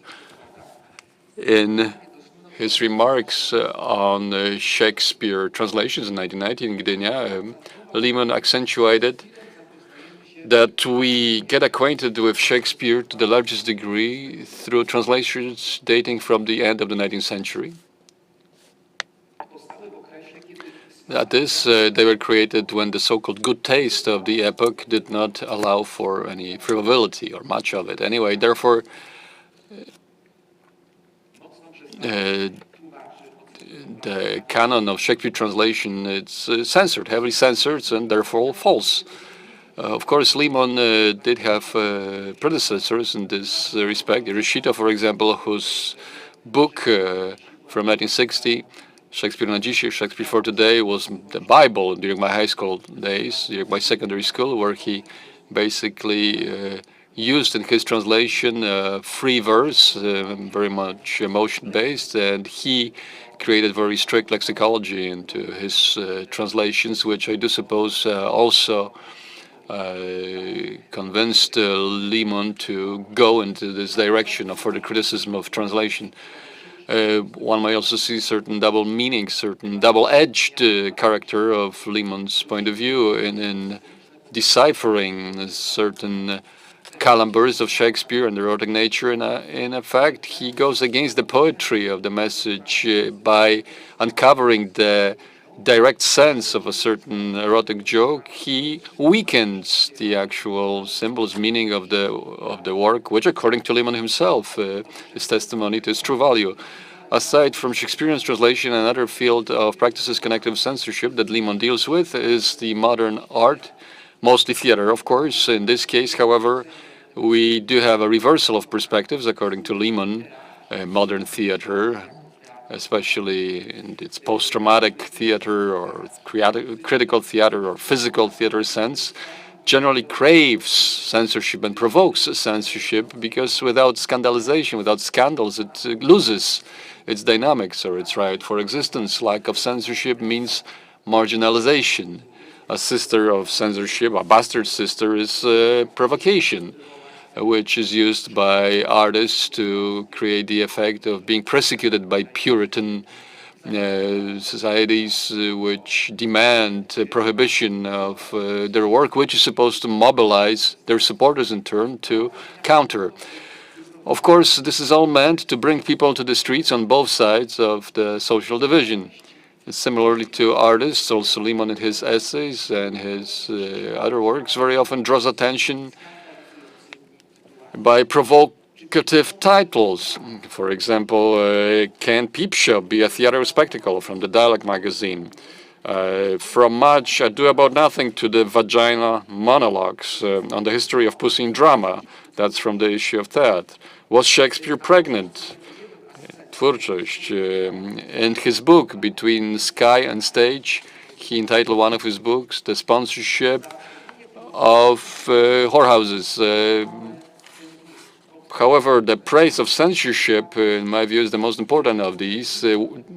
There he published two texts, first in the Gdansk magazine Migotanie Przejaśnienie, 2004, and 12 years later, a shorter in the Prestige magazine. In Praise of Censorship is probably the most rebellious text created by Limon. Yes, rebellious because it basically breaks from the horizon of expectations of modern democratic society, for which freedom of speech, freedom of expression was created, freedom of artistic endeavor, freedom of publishing, freedom of dissemination. Basically, to them, it sounds like basic right. So the title itself, In Praise of Censorship, is especially hard-sounding in our country, where the institutional state sponsorship was dissolved already in 1990, in the country where books of repressed writers were basically smuggled illegally at the risk of legal prosecution, in the country where Gombrowicz's journals and Miłosz's book were illegally published in in samizdat type publishing houses. I might remind you also about the postulates during the strikes of 1980 at the shipyard in Gdańsk, when the third postulate of the striking workers was stick to the guarantee of the freedom of word, publication, do not repress independent publishers. Currently, in Poland, we have Article 73 of the Constitution from 1997, according to which everyone is guaranteed the right of creative freedom, the right of using the property of culture. So in praise of censorship, in light of that law, can also be interpreted as encouraging to limit artistic expression. So we might ask, why did Limon come up with this idea? I suppose that it comes with his concern between the blurring of borders between art and pornography, between art and ideology, between art and non-art. In artistic ideographies of the last decades, a very important role is played by sexual organs and various bodily fluids whose artistic exploitation can be interpreted as obsession, even pathology, and through their repetitive nature leads to trivialization, predictability, and lowering their informational value. I do admit that I do have a problem with this position of Limon about new theater, about new art. Tomasz Kubikowski mentioned that, by the way, yesterday, because what can reader do when he listens to rhetorical concurrence with infamous sermon of Cardinal Wyszyński? Let me remind you of the fragment, God gave us back freedom, however, what have we done with it? Is it supposed to be the freedom of playing horrible plays as if our artists could not do anything better than these white marriages or apocalypse configures? These filth that is published or printed, it finds its place onto theater stages. Is this why we've regained freedom? Was the priest saying. So it seems we have similar spirit here. Preventive censorship protects us, after all, between the flood, the vulgarities. It protects art from non-art, from what pretends to be art. However, censorship, of course, has many shapes and forms, and the argument that the director of theater who wrote these words had to know about it. For example, we deal with ministerial subsidies. Director can be let go. Director of public institutions, therefore, from up down, certain mechanisms can be used. We know these examples. Of course, auto-censorship also exists. But I will not go into detail here. One of the most important points raised by Limon is what makes art different from non-art in our times. The second important point is what are the limits of freedom in art. In praise of censorship, in Limon's view, is affirmation of stabilizing role of standards, of norms, bringing down the essence of humanhood to its erotic property seems to be a simplification or even an obsession of our time. On stage, we see a lot of characters looking for their sexual identity, searching for identity, which is, of course, not placed on them by nature, but by culture. Friendship evolves into homosexual relations, family relations into incest. 3 years later, in the Theatre of Our World publication, he writes about the fact that theater and the world and the art world today is under the influence of various ideologies: feminism, psychoanalysis, genderism, anthropology, or various other ideologies. It's difficult not to notice, and it was already mentioned by Jacek Kapczynski, how suspiciously or at least skeptically Limon approaches psychoanalysis in all its mutations. And after all, it's analysis that discovered that the mechanism of censorship is placed within our psychic structure in the form of superego, for example. And part of our superego are simply the censored content, which we've rejected subconsciously. So the way Limon interprets feminist performers, as well as the Gdansk priest Jankowski with his anti-Semitic Eastern installations, basically stand on the same side of non-art. However, Limon, in contrast to the priest, is not here to defend morality, but to defend art in its rather traditional framework, which is quite surprising because as author of essays, scientific works, stories, reportages, he crosses these borders constantly, similarly as Shakespeare did. In the context of Urbus Major, he, in the subtitle, which he said, Cantata for 1 street, 7 stars and 2 voices, Limon writes in one of the first pages, I, as the author or as the narrator, wanting to use literary form, wanting to write a story of a single street, a story not limited by a single perspective or genre, I have to take on various masks, masks of a scientist, writer, child, a journalist, an essayist. In different cases, if I do not do it, I will simply muddle down by the limitations of a certain genre and a certain corset. Same in the essay. Was Shakespeare pregnant? He notices that Shakespeare did not like any rules when he decided to do something. 6 sonnets, he filled it with content which was very far from standard, from norm. The multi-genre, transgenre writing of Limon, in its writing, philologist fights a theater specialist, guard of the canon of art with a voyeurist, a visionary with a conservative. They're in constant conflict. Yesterday, Ola Kubinski spoke beautifully about archives and libraries as Limon's space.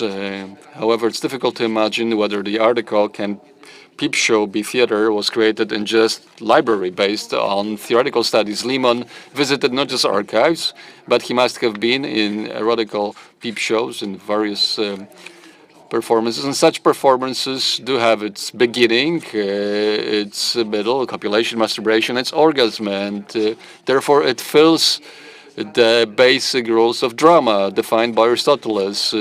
I noted down this sentence with yesterday's question about Aristotle that we heard from the audience. Also yesterday, during the same panel, Stanisław Rosiek pointed attention to the fragments of Limon's text which can be interpreted as certain war or even horror as Roshik put it, horror at the excess of freedom which a researcher faces when he sees the mass of documents in the archive out of which he can create such different narratives. Roshik pointed in Limon's work 4 ways of approaching this dread.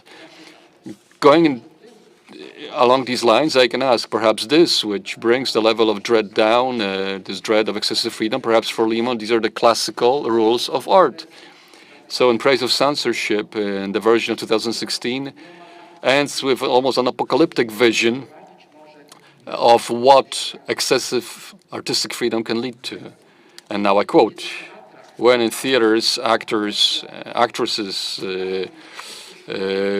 expose all their intimate parts, performers rip out their guts in galleries, prisoners will tattoo themselves, and museums will be filled with bodily fluids, tampons, dried sperm, when in auctions we'll be able to buy in formalin body parts of artists, when Satanists will be able to stage artistic performances in cemeteries. What then?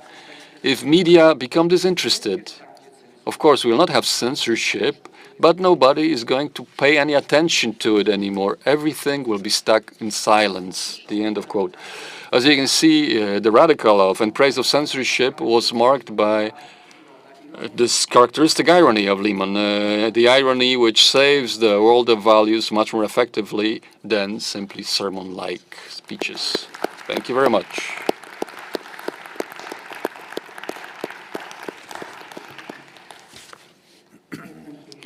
As you can see, it's difficult to really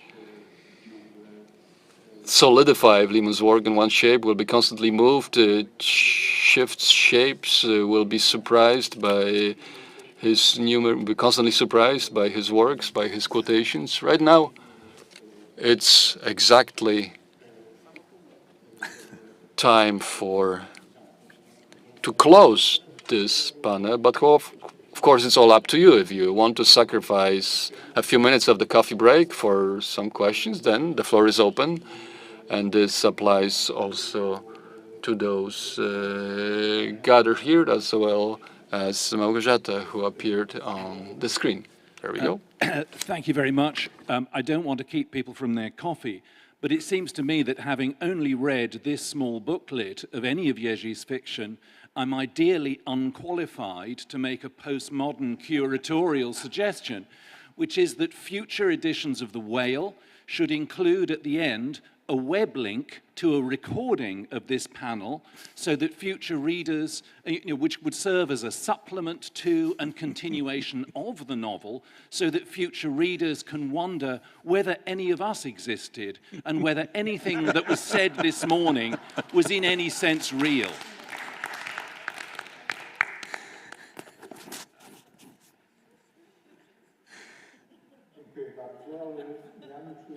Thank you very much. I do not feel provoked to answer that, so perhaps somebody else can.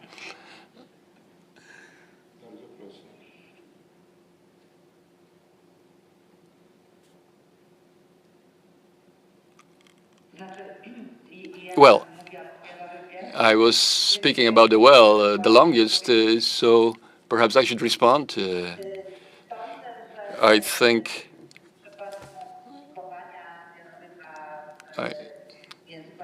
think in case of publishing The Well in English, some sort of introduction would be an excellent idea due to the extreme wealth, richness of this work, also when it comes to the area of symbols, history, and so on and so forth. So I think it's definitely, and it was well stressed in everything that has been said today, that this theme of narrative, history, story, it's the leading motif in Limon's literary works. So I think putting it in context by referring to his other works, I think this could definitely be the right choice here and lead us in the right direction. Thank you very much. I suppose you suggest that perhaps we should sum up things up now, conclude? Not necessarily, no. There is a voice from the audience. There you go.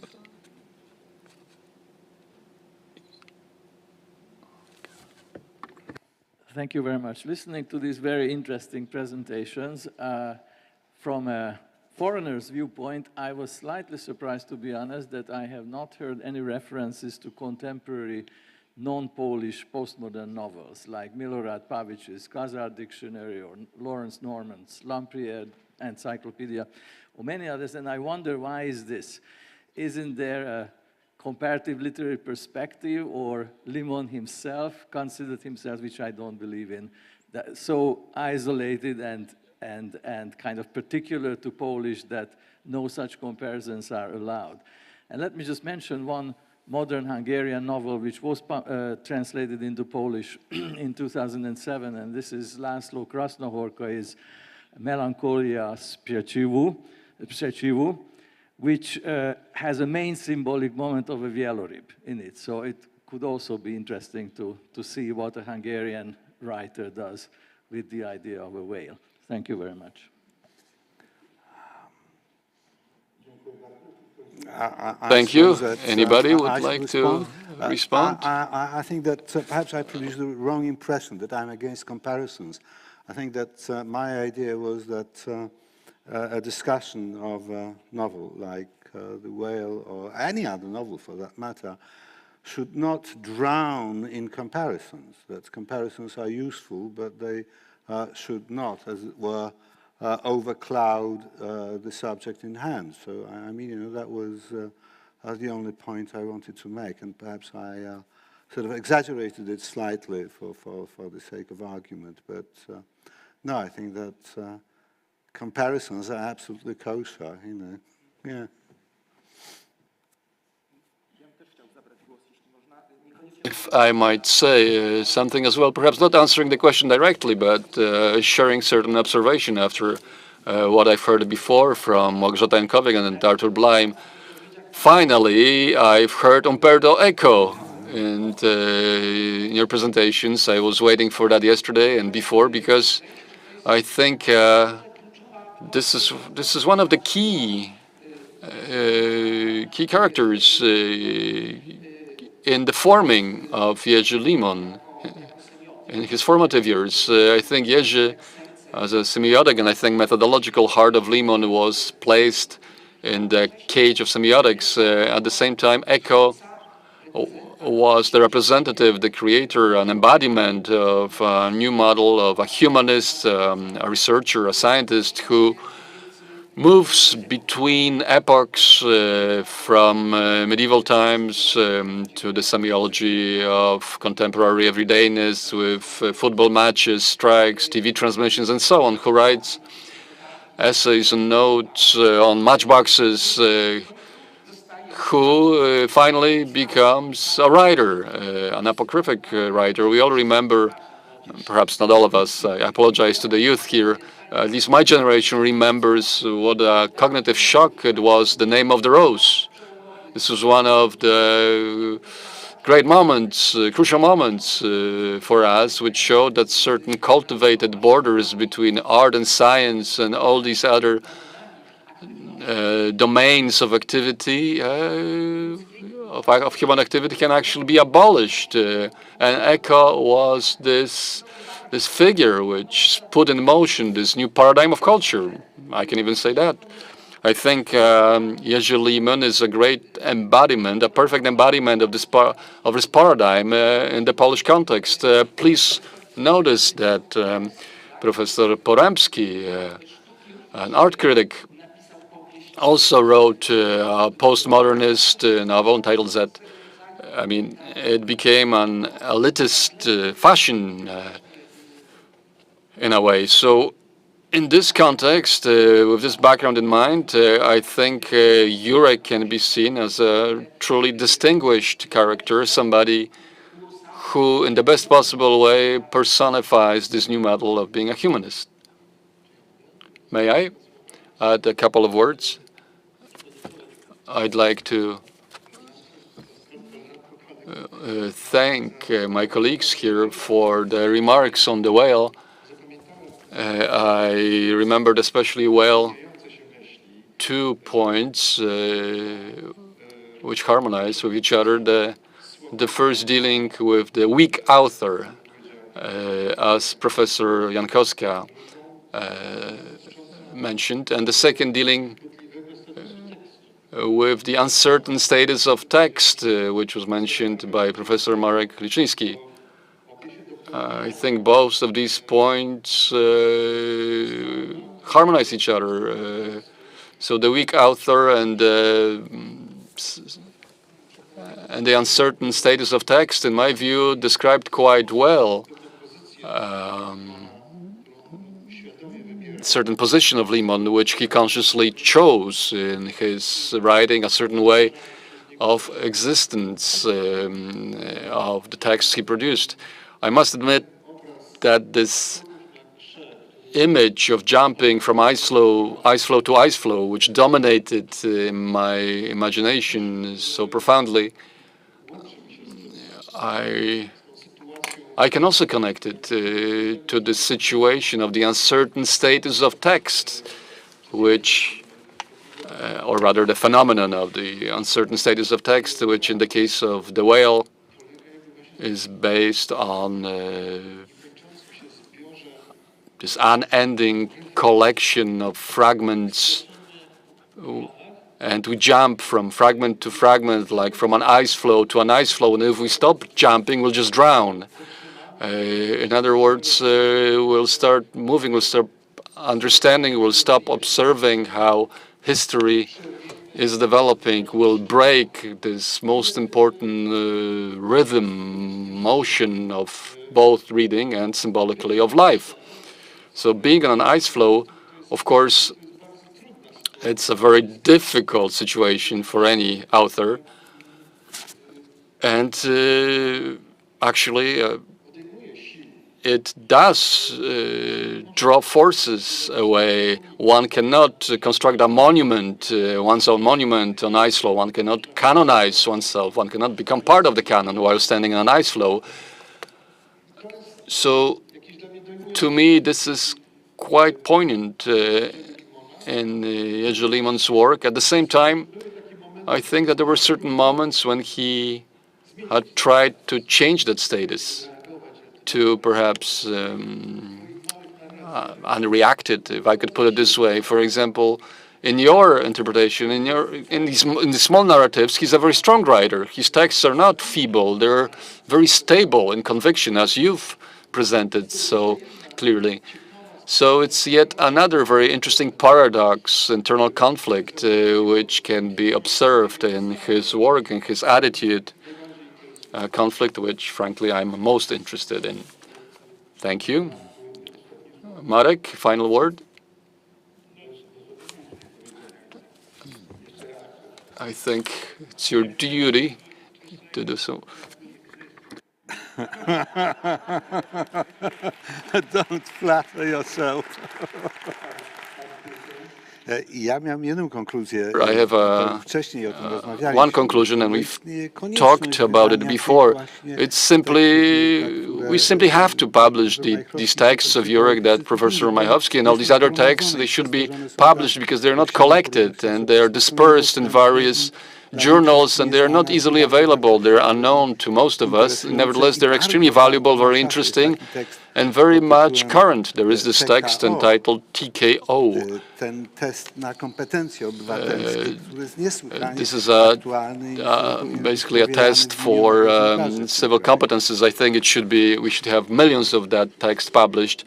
As far as I know, the publishing house is preparing a volume of collected works, of the smaller works of Professor Limon. So your postulate, I think, will quite soon be realized.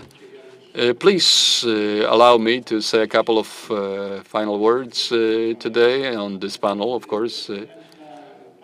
Answering your question, I can say that we are only starting, perhaps even today, we're starting this debate, this dialogue on the heritage, on the works of Jerzy Limon, and of course ways of communicating change. You can no longer speak with somebody, you can speak about somebody. We're at this point now when we're moving from speaking with to speaking about Jerzy Limon. I think that we have a feeling of not being able to refer mutually to what we have said, of not having said enough. Of course, regardless of my inept managing of time, I'm sure others would have done it better. Nevertheless, whoever it would be, 2 hours would not be enough to say what we would like to say. So thank you very much for your attention, for your patience, for being here. Thank you, Professor Ongżata. You're far away from us. We miss you. And what, 20 minutes, I think, if I'm correct, the next panel starts. So that's what we have for coffee break. Thank you very much. I'll see you soon. Exactly, ladies and gentlemen, coffee break until 12:30. After the break, we'll have a reading of fragments of prose by Jerzy Limon.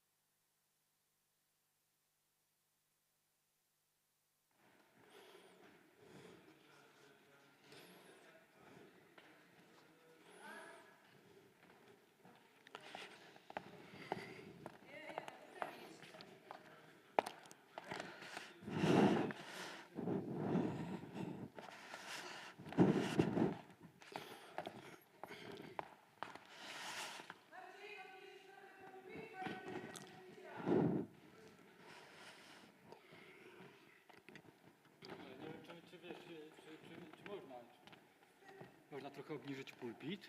Czy tak? Dlaczego nie? Ale to proszę bardzo. A nie wiem, czy... Nie, to jest za nisko. To może być. okej? Tu, tak? Czy tak pasuje do was? Tak. Jeżeli Okej. panu pasuje, to... No. To okej.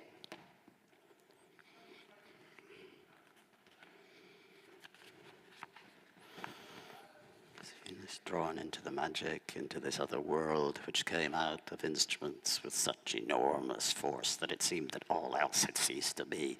There was something overpowering in all this. It was the music that made people deep in listening deluded by its remarkable harmonies, suddenly forget of the event, suddenly forget the events. Kurczę blade.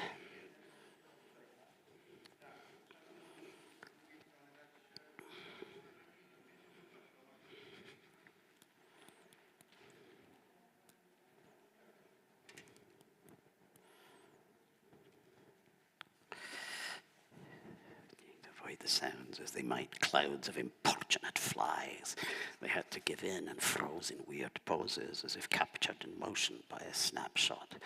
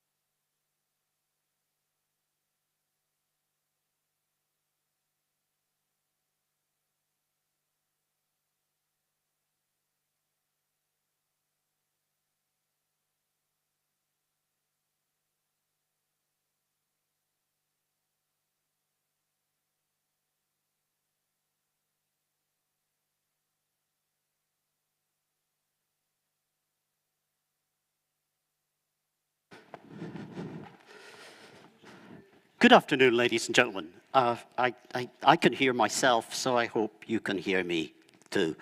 My name is David Malcolm. I would like to read some extracts from the fictions of Jerzy Limon.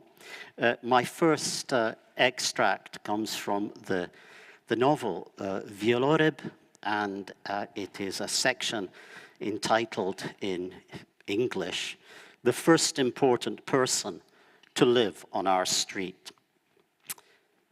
But the most mysterious of all was the grave with skeletons discovered at the end of our street. It was Neolithic, belonging to the Rzucewo culture, but it was unusual and very deep. In it, besides the skeleton of a man, well built for those times, there were the remains of a horse's skeleton. And though no one had written his history, he was the first important person to live on our street, which of course was not there yet. Someone of whom we can at least say something. Maybe he was a chieftain. Maybe he was the one who brought his people from beyond the Danube or the Dnieper, and maybe the Euphrates, all the way to the Baltic, believing that the sky and the pole star pointed the way for him, and that soon he would reach the edge of the earth and cross the sky's border. All we have to do is cross those mountains, cross that river, cross through one more forest, the next set of quagmires, and then we'll get to the end of the journey, to the border of the earth and the sky, to the place where the pole star and the Great Bear rise, and the Great Bear's great wagon with its mourners, where, they believed, human toil and time end, where there are no frosts or summer heats, where there are no wild beasts and pitiless people, where there is no illness or time, and thus no death. That is what he promised his people, what he lured them on with, what he used to give them strength during the quite unimaginable difficulties and dangers of the journey, for they had no maps or compass, they had no guides, so by day they had only the sun, and by night, when the pole star rose in the sky, they set their onward course by her. The Great Bear looked on in silence as they died in battles, as they perished, worn out by disease and hunger. But on they went, believing in the holy oracle and the sky's command, the sky that, as the journey went on, grew closer and closer, almost just a hand's reach away, just a little further. One more forest, one more mountain.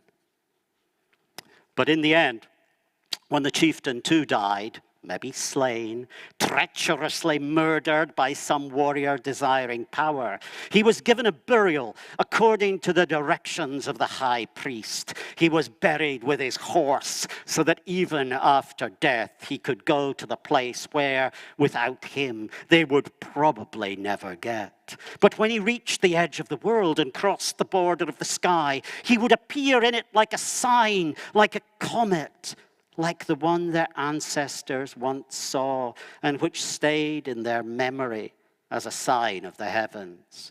That was to mean that they were to go on in the direction he set out. But if there were no sign, then it would be obvious that there was nothing there, just a void, a limitless, terrifying void.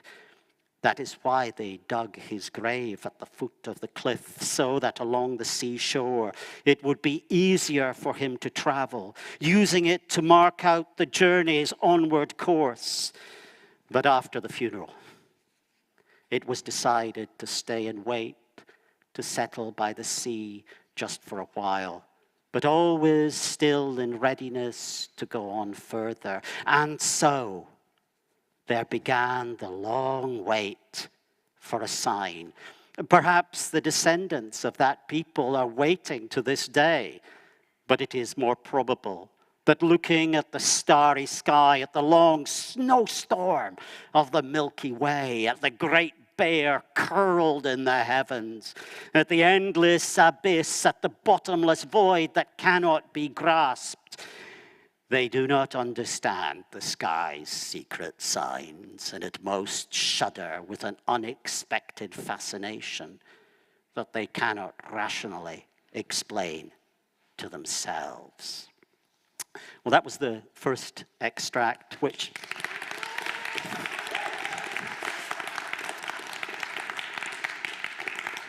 you ain't seen nothing yet.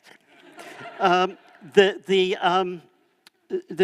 is obviously Limon writing about his beloved Sopot, and also, I think, although I hate these words, they are detestable, it is also about vision and leadership and going somewhere, and perhaps even a legacy. The second extract I'd like to read is from Munchausenjada, and I believe this passage has been discussed extensively already. So here it is in an English version. It's about jumping on the floes of ice. The cold had ceased off earlier, but it was only in late spring when the chestnut trees had already put out their fat, swollen buds, which soon began to spread out like fingers from clenched fists, that the sea began to free itself from under its heavy, icy shell. First, far off on the horizon, there appeared a thin, dark line, on good days, clearly cutting itself off from a still, uncertain spring blue, like a sliver of the sky. But then from day to day it became wider, grew fat, freed the ships imprisoned in the white, so that in the end, only along the shoreline did it leave a belt of ice fissured like curdled milk, in which the misty light of the early sun changed its color to gray and did not shimmer so joyously, and from which, with every movement, the waves and the wind, with a crunch, tore away mighty and heavy floes, carrying them off into the depths of the troubled sea. A paradise for the bold. It was possible to jump from one flow to the next, even to float onwards a little, jump onto a third, and then onto the next one, and so on. All you needed to know was which one you could jump on and which not. Well, and to carefully watch the direction of the wind so that you could get back safely if you wanted. That is not a simple thing. It demands no little practice and skill. So generally a bunch of spectators stare from the beach and only a few bold spirits jump, showing off without restraint. To win even greater admiration, they let their bravura run wild and jump even onto small, unsteady bits of ice, which you can barely call floes or even stand properly on, for they forthwith vanish beneath the surface of the icy celaton colored water, threatening that brave soul with a cold bath. So if you jump, you can only push off on them with your foot in order to jump right away onto the next solid flow. But it's a good trick because the water splashes and all the young folks die of amazement. You can also covertly set a smaller flow rocking, pretending it's the waves that are knocking it over, and that generally brings out squeals among the watching girls, or also looking helplessly around to seem as if you've floated out too far and there's nothing to jump onto. You suddenly, to the amazement of the already disconsolate audience, make a double leap onto little bits of ice that you noticed earlier, and after a last bounce find yourself on a big safe flow. From that distance it looks exactly as if someone was running on the water. And these tricks are legion, and all for show, for the house. And although those who jump know those tricks by heart, they watch each other closely to see whether anyone has thought up anything new and doesn't stand out excessively from the rest. For in this game, there is something in the way of a competition. There are victors performing back-breaking feats who succeed in accomplishing the most spectacular leaps, or who by a fluke emerge with dry feet from some unforeseen complication. But there are also losers, and those too of varying kinds. Some from lack of skill, but others inversely through lack of caution and thoughtless overacting, which come so easily in the fervor of the game, or through misfortune, or through the malice of others. For it happens that there are also those who, be it through inborn simian malice, only look to vex others, to scare them, and even for no reason push them in the water. What joy they find in it to be ahead of someone by a fraction of a second, and by sleight of hand to take the place he had in view, whereby their victim, unable to check his momentum, must be content with another flow, if, of course, he manages to jump to it. Or they also leap on a flow already taken, and by their impetus bounce off it to make it rock, and at the least to wet the legs of the rightful owner. They provoke, seek disputes, for they know well that the iron rule of this game is that it is forbidden to leap onto a place that is taken, unless in some desperate reflex looking to save your own skin. If among the leapers there is even just one of those chancers, that's bad enough.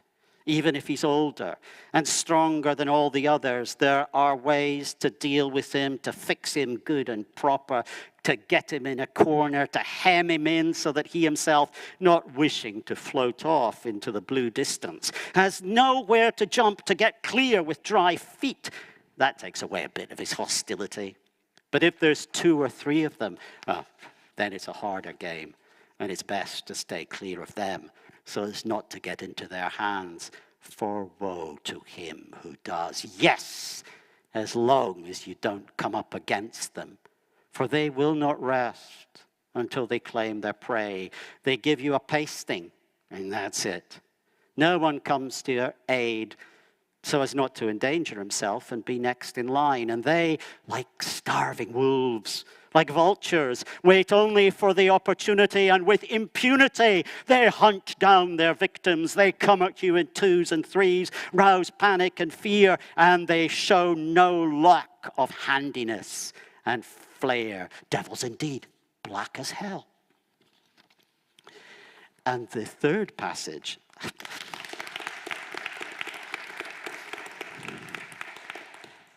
I am but a medium. You're applauding Limon, not me. But the third passage also comes from Munchausen and it, in a way, is like the previous passage I've just read. It's about art.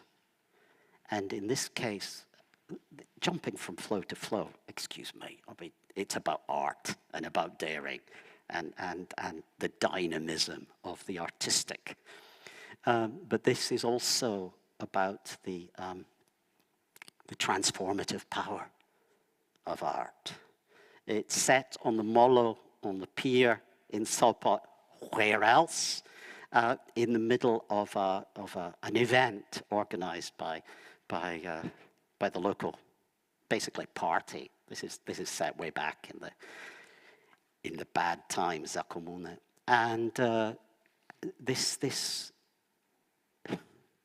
event is taken over and transformed by art and turned into a carnivalesque event. It must be acknowledged that the people, having cooled down somewhat from their initial enthusiasm, listened to these words with mixed feelings. Perhaps the surprising course of the festival's events, in which the originality of an inventively arranged program might be seen, contributed to this. However, the MC himself was a surprise to all, not just because he had an eccentric costume and spoke with a foreign accent, but mainly through the mad contrast between what he said and how he said it, with the form and content of the preceding speeches to which people, to put it mildly, had become accustomed, treating every difference, every deviation from the canon with more or less justified suspicion. But his words were listened to attentively, even with concentration, since it was only at the moment when he mentioned music that those gathered there heard it once more, as it were, anew. And there was truly something immeasurably strange in it, in its astonishing rhythms, in its phrasing that was difficult to grasp, and its melody that seemed to vanish at every turn. People stood speechless, drawn into the magic, into this other world which came out of instruments with such enormous force that it seemed that all else had ceased to be. There was something overpowering in all this. It was the music that made people deep in listening, deluded by its remarkable harmonies, suddenly forget the events of a few minutes before. Even the lectern on the podium fell silent, as did those around it, initially attempting to avoid the sounds as they might clouds of importunate flies. They had to give in and froze in weird poses as if captured in motion by a snapshot. The music, bringing forgetfulness, loosened tense faces, brought peace and purity of thought, and drawing all into its incomprehensible world, it annexed all the listeners to its own rules and laws alone. The outline of the city grew blurry, and in the eyes of the listeners it dissolved in a mist, and to all it seemed that the pier pushed off from the shore and, rocking gently and in rhythmic snatches, bore them all off together into the unknown land of beauty, into a seemingly unreal world, the existence of which they had never suspected. And along with the music, happiness flowed over them, and faces cleared up, lit with a glow long not seen, transforming themselves to such a degree that one might have the impression that thick makeup had been washed from them, and for the first time from under it appeared the real face, untouched by sin. Its nakedness and innocence were truly moving. People looked at each other and did not know themselves. Broken men and women, their faces overgrown by the years, now happy as newborn infants, threw themselves into each other's arms, hugged each other and kissed each other. Even the councillor, who earlier had vainly sought to be heard, shaken by the daze into which the jazz had cast him, rubbing his face as if he were checking that all was well, in an access of sudden energy, threw himself on the microphone and croaked in a scratchy voice, "I am with you. Do you hear? I am with you all the time. I was with you." The crowd heaved and murmured. People didn't believe their own eyes and ears. They pinched themselves surreptitiously, checking whether they were sleeping. Timid whispers were heard. "Did you see? Did you see? Did you see, sir? Did you see, madam?" And the councillor, stroking his cheeks in pleasure, called out in exultation, "At last, at last, at last." And only the jazzmen played on with passion, unmoved, indifferent to all, completely wrapped up in the magic of their rhythms, not noticing or choosing not to notice what was happening.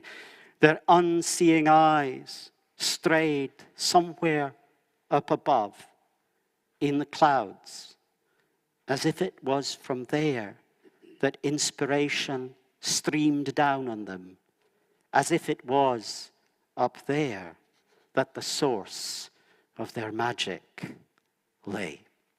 Thank you very much indeed.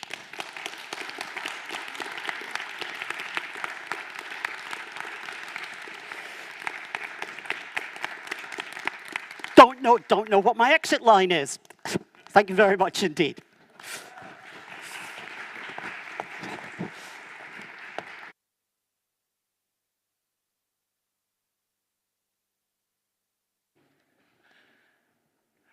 Szanowni Państwo, dzień dobry.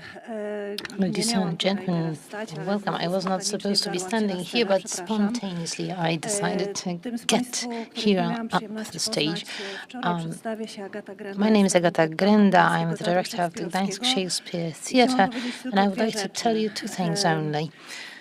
It is my privilege to be working in the theatre and to be able to believe in magic. We here can believe in magic and no coincidence, and I believe that there is another situation of this kind right now. Professor Limon, you heard about censorship also in the film that we saw yesterday. Professor Limon said about the governments and wise politicians whom we seek for so much, that one day it would be beautiful. As we know, it is not entirely the case yet. Two things I would like to share with you. One might distort our panel for a short while, so I need to tell you about that. And another one is something that brings us back to where we are, shed certain light to where we are. Maybe you might have seen during the coffee break that there were tens of women with their children right at the entrance of the theatre. These were Ukrainian young women, well-dressed, beautiful young. They waited for food supplies with tens of kids. I was very much moved by this image. And at 2, right outside the theatre, the huge Gdansk Equality Parade starts. A few days ago, within it, we showed a performance, We'll Eat Your Children with Onion. It is the one about minorities, about the communities of LGBTQ persons. There will be a lot of flags. There is also a rainbow flag displayed at the theatre. The mayor of the city, Alexander Dulkiewicz, will also be here in front of the theatre to give a short speech. I don't believe in coincidences, so if you allow me, on behalf of us all, we'll all go to meet the people outside the theatre, and also on your behalf, we'll wave to the participants of this parade of equality and freedom. But I would like to tell you that for a few moments, few minutes, it might be loud, there will be speeches outside, people will celebrate, they will move on from here, but I would just like to warn you so that you are not surprised, and if possible, please allow me to wave also on your behalf.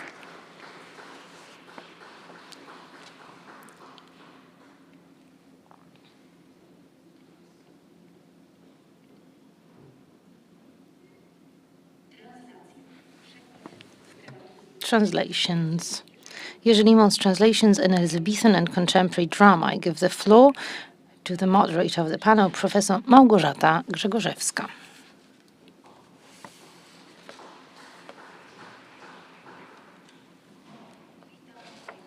Welcome, ladies and gentlemen.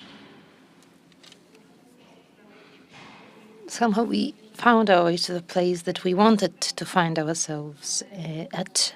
I will try to justify it in a moment, but it seems to be true that it is no coincidence that this voice that was supposed to be the voice about Professor Limon and about his translations appears to be his voice somehow. So we have an empty stage that in a moment is going to be filled up with a conversation about the professor.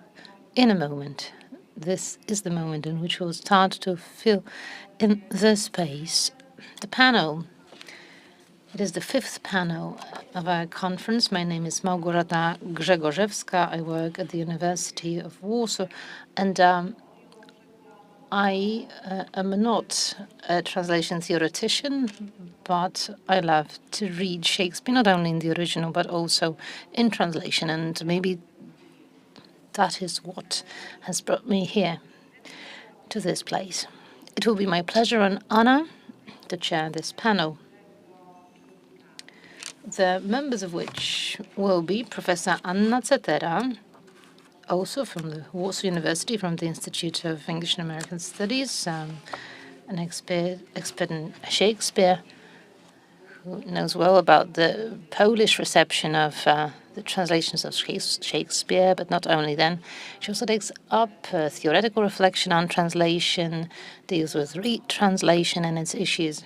And ever since 2009, she's been cooperating with Piotr Kamiński as a co-editor of the critical edition of the new translations of Shakespeare. Professor Zetera, since 2016, has been the head of the digital NCN project with the Polish Shakespeare. This project, I believe, will also be referred to during today's contribution. We will also have the pleasure of listening to the contributions of Professor David Malcolm and Professor Władysław Zawistowski, whom we are waiting for. Whom we are not waiting for anymore, but whom we are welcoming just now. Again, no coincidences. I'm so happy. David? I took the liberty to sit here, but I hope that you feel comfortable in this setup.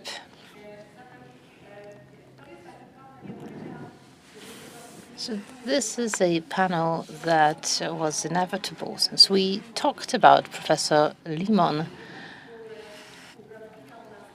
as a person who sensitized us to the presence of Shakespeare across different languages and cultures, who was first and foremost a person who devoted himself to building bridges across different genres, across varied forms and ways of reflecting, not only theoretically, but also building bridges between theories and practice. It was not possible not to find time and place within this conference for us to talk about translations.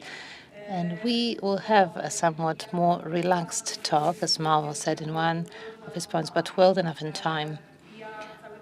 And I can hear the echoes of these words speaking in my head when I listen to all those rich panels, like the ones we heard in the morning. Now we have somewhat more time, but I will not use up any more of it. And I will suggest that Professor Zetera speaks as the first panelist, then on the theoretical framework provided by Madam Professor on against the background of this huge map of Shakespeare translations. We'll try to make a close-up, and we'll ask Professor Zawistowski to bring us closer to the history of translations in which Jerzy Limon played a major role, also about the works they co-translated. And then we will return to what I've mentioned before, so to listening to Jerzy Limon speaking English. And this is owing to Professor Malcolm and his presence. I will introduce the gentlemen right before their contributions, and now, without further ado, I'm giving the floor to Professor Zetera, who is joining us from Warsaw. Welcome. Thank you very much. Thank you, Małgosia, for this introduction. Let me welcome you, ladies and gentlemen, and thank all of you for inviting me to this conference.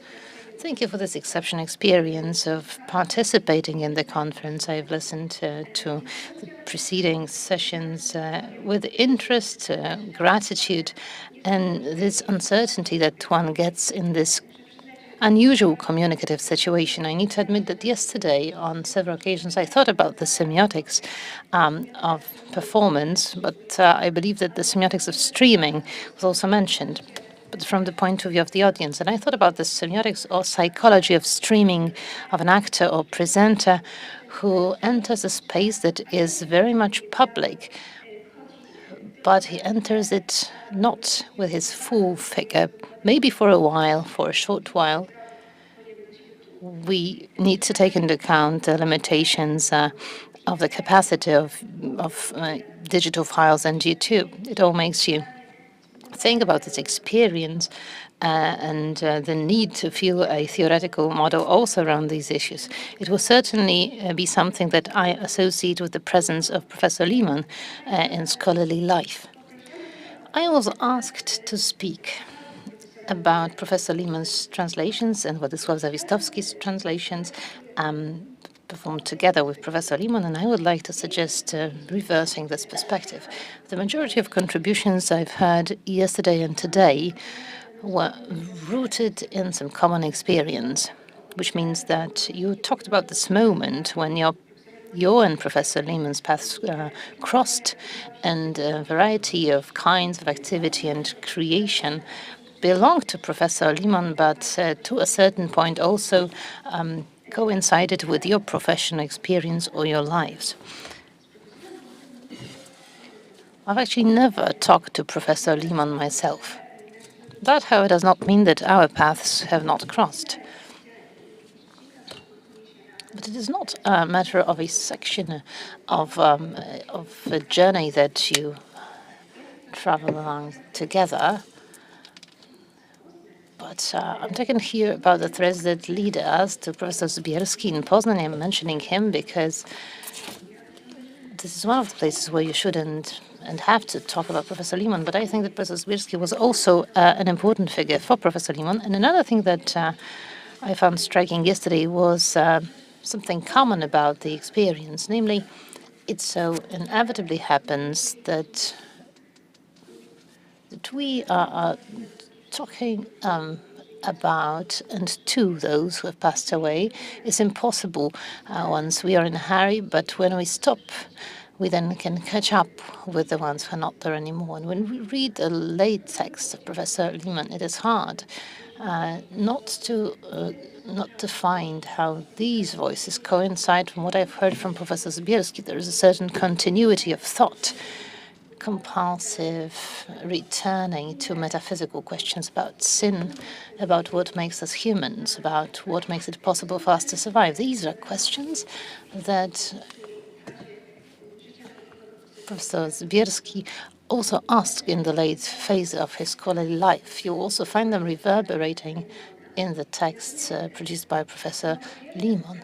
But my first real meeting with Professor Limon is the memory of a reflection that he shared about Professor Zbierski, where the thought about what to do in order for our life,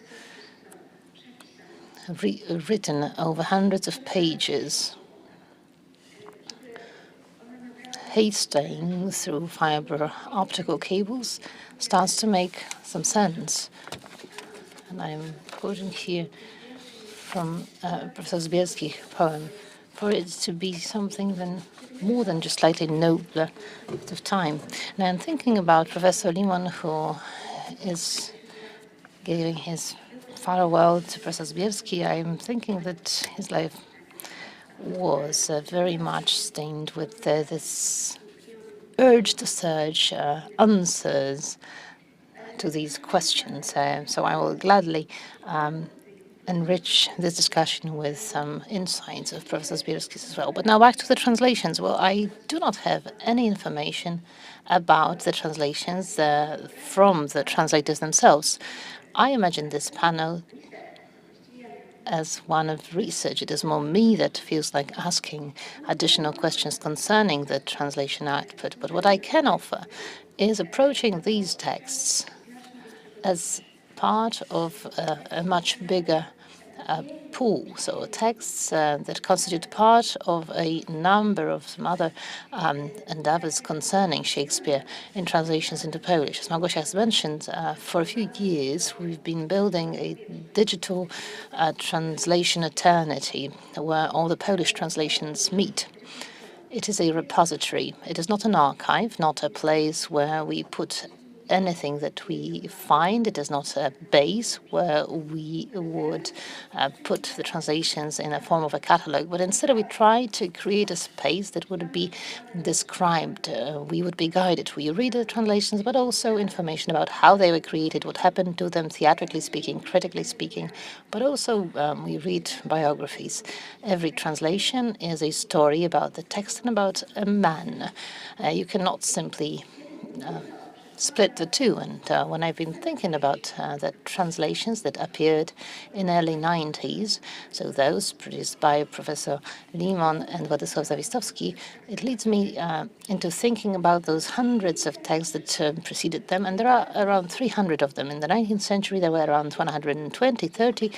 Similarly, in the 20th century, now we have the new ones. So 300 texts of translations from the originals that were published. I'm not talking here about partial translations or those that were never published in print. Is it a lot or not? Well, on the one hand side, you could say that it was much because it means that almost all the plays have been translated at least twice, some of them several times, such as Hamlet, several dozen times. So those basic needs, cultural needs, have been met already in the 19th century by means of canonical translations. Then in the 20th century, where again this reader's market started to open, because there are many more and more readers in the post-war reality.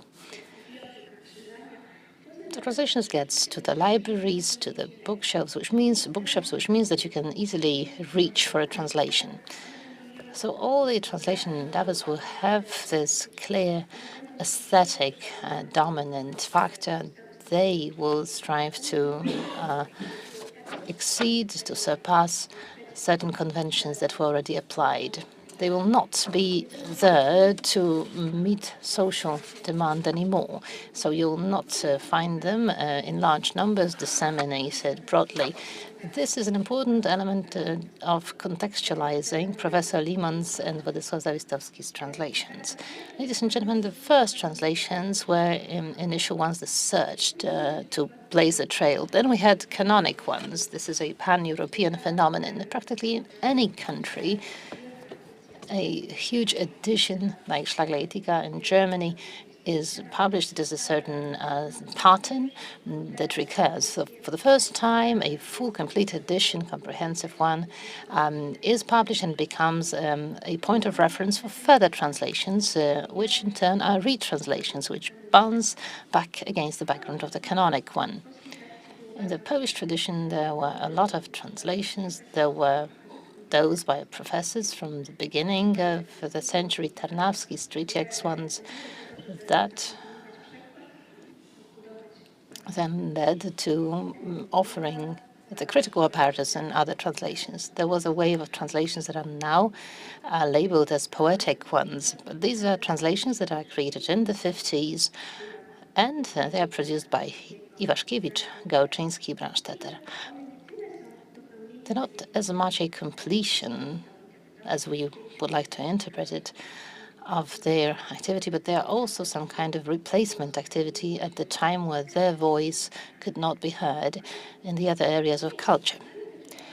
Then a period comes where there are translation endeavors that are numerous. That means that new translations are used. They are used in theaters, and they are available in a dispersed form, but none of them constitute a real series. When you look at the frequencies, you'll find Sito, Siwicka, Bratowski, very important translations produced in the 60s, 70s, 80s. They constituted an important fuel for the theatre. They were issued, but very often only once. Therefore, this time of the 70s and 80s belongs to Maciej Słomczyński, so to the series that is comprehensive, continuous, predictable. This is the Polish Shakespeare that was shaped ever since mid-70s and strengthened throughout the 80s. So we are now in 1990, and this is when, for the first time, we come across the translations that I would like to refer to today. Both of them were created with reference to a performance, Troilus and Cressida, the Wybrzeże Theatre, directed by Krzysztof Babicki, and then 92, Anthony and Cleopatra, the same theatre, same director.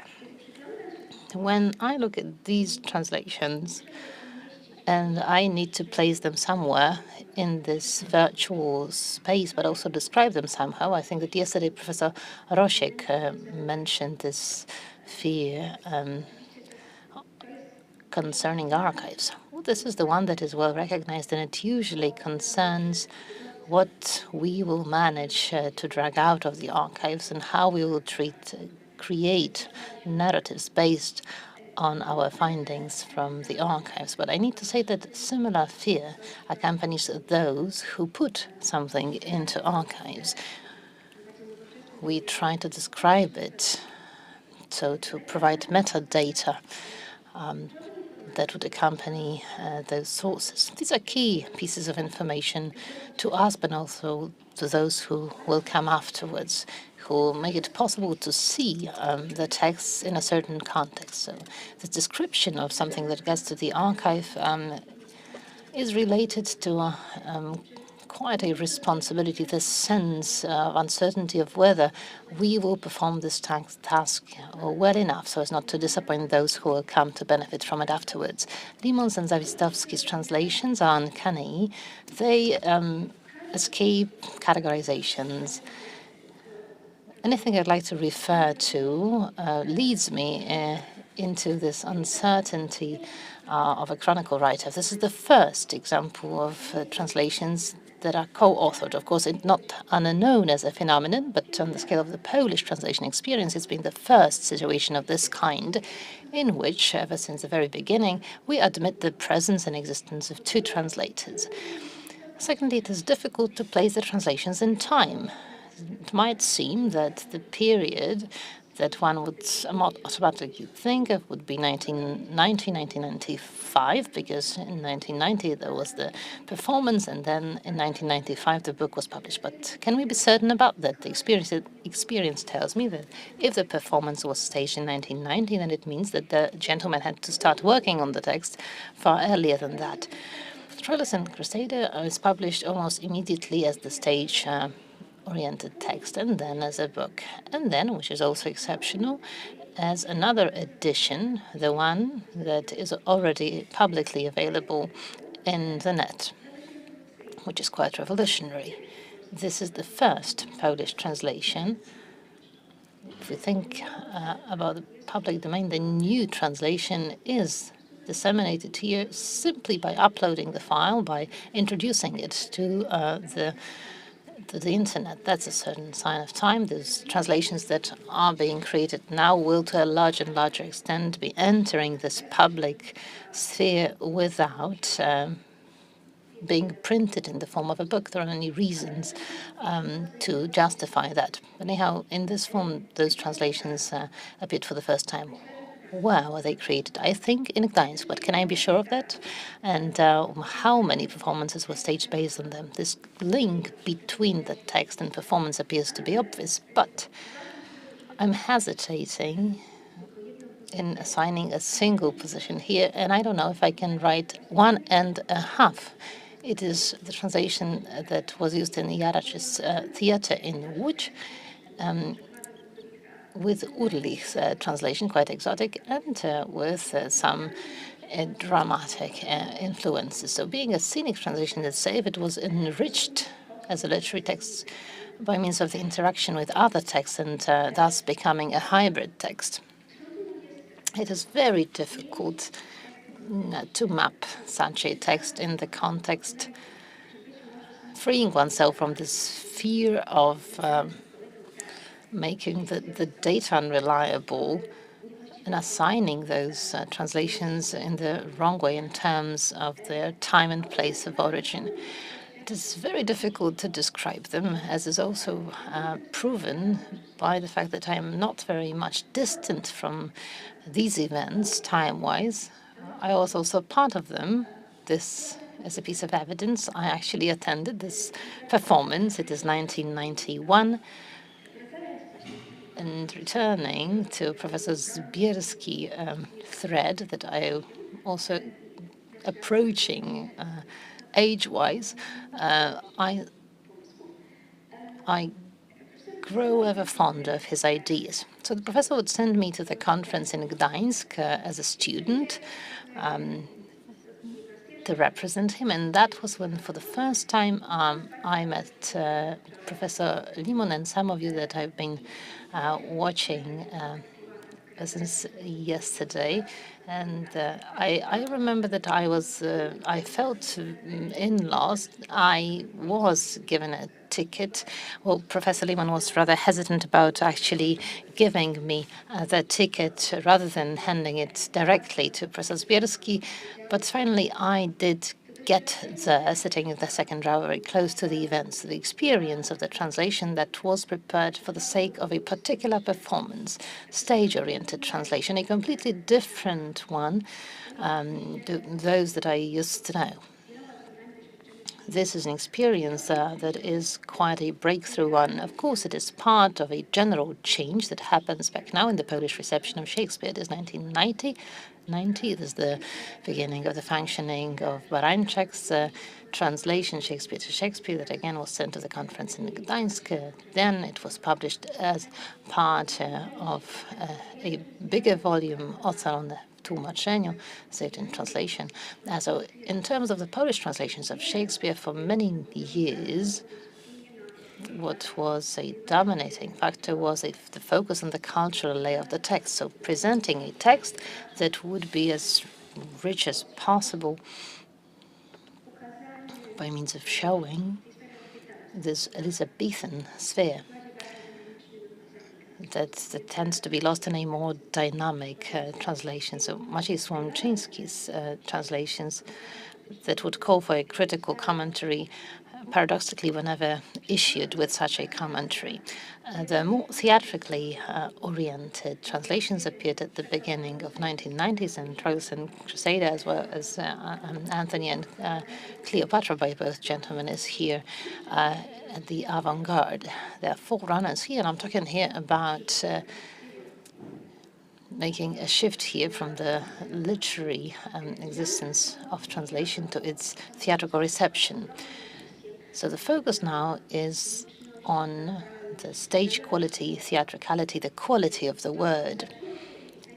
This is something that begins and then is reflected in the reviews, browsing through some other digital resources. So the Polish Encyclopedia of Theatre I found in connection with the performance and translations. I found a review by curators from 1991 commenting the translations. She writes as follows. The stage-oriented translation of Troilus and Cressida makes it possible to trace back the actions taken by the translators, opening the way to new theatrical practices. At the same time, she writes that the Theatrum Gdansk Foundation was established, and it was there was an amazing kind of reconstructing the theatre, which was no joke. She writes. They created Shakespeare that is easily applicable by the actors, easy to utter. For us, these words may not sound as revolutionary as they might have earlier on. We got used to the idea that there has to be this test of the theatre that translations have to go through. But that was a change in quality that happened in the theatrical practice, but also in the theory of the theatre and its criticism. And I need to say gladly that owing to Professor Limon and Professor Zbierski, I was happy to be very close to this change as it occurred, and I'm very much grateful for this experience. This is how I would perceive these translations in at the parade of all the others. I would see those as the forerunning ones, introducing new translation standards. Thank you very much. Thank you very much indeed for this reflection in which we can find these two wonderful threads of thought. As you put it, you cannot separate talking about a human being and a text. Thank you very much for this deep reflection, also very personal, and for the questions you've posed. Thank you, questions which hopefully we'll hear answers to quite soon. So, without further ado, let me introduce the next participant of our panel, even though Mr. Władysław Zawistowski needs no introduction. A poet and a playwright, and since 2006 also the director of the Pomeranian Martial Office in Gdansk, responsible for culture. In the past, Mr. Zawistowski was also manager at the Wybrzeże Theatre in Gdańsk and vice chairman of the Theatrum Gdanensis Foundation.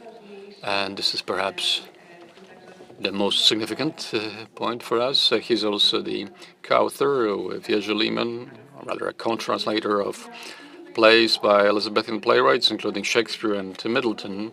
And here I'd like to underline this Shakespearean aspect.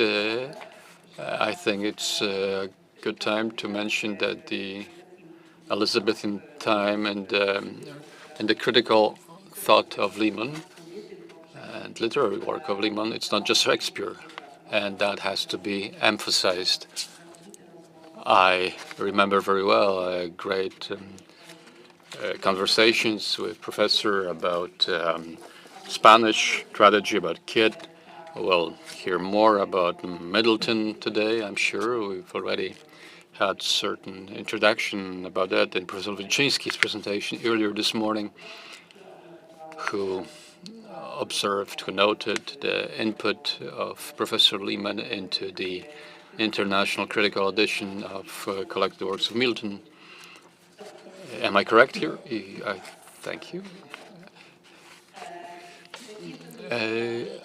I can just add that Mr. Zawistowski has also had his input in the publication of two novels by Professor Limon, The Kashubian Madonna and The Whale, and his most recent book is a collection of plays, Dobry Adres, A Good Address, which was published by the Institute of Literary Research of the Polish Academy of Sciences in 2022, this year.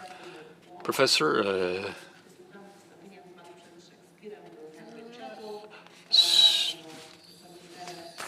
Professor Zetero, of course, please stay with us. It's a dialogue. You're more than welcome to remain and stay engaged. Professor, the floor is yours. Thank you very much.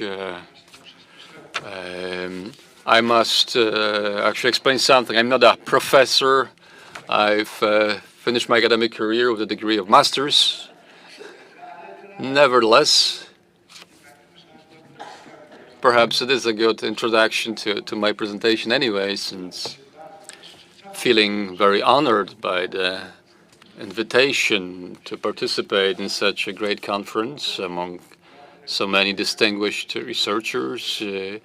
I must nevertheless clearly state that I'm from outside of this world of academia, and I'm going to talk about experiences, intellectual adventures from way back when, because in fact, Jurek and I go 42 years ago back, actually. That's when we started.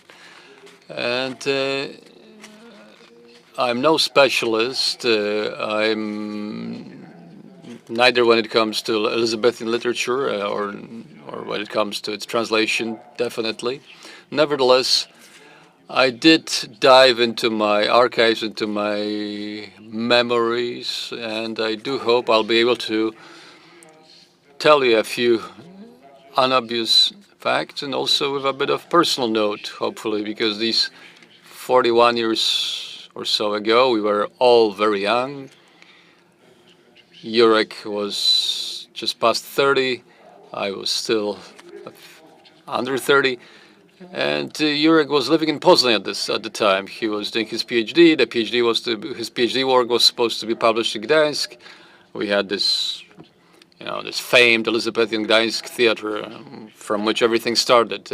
Of course, the times were such that the book was published with quite a bit of delay. But anyway, after about 10 years in Poznań, Jurek decided to come back to the coast, to Sopot.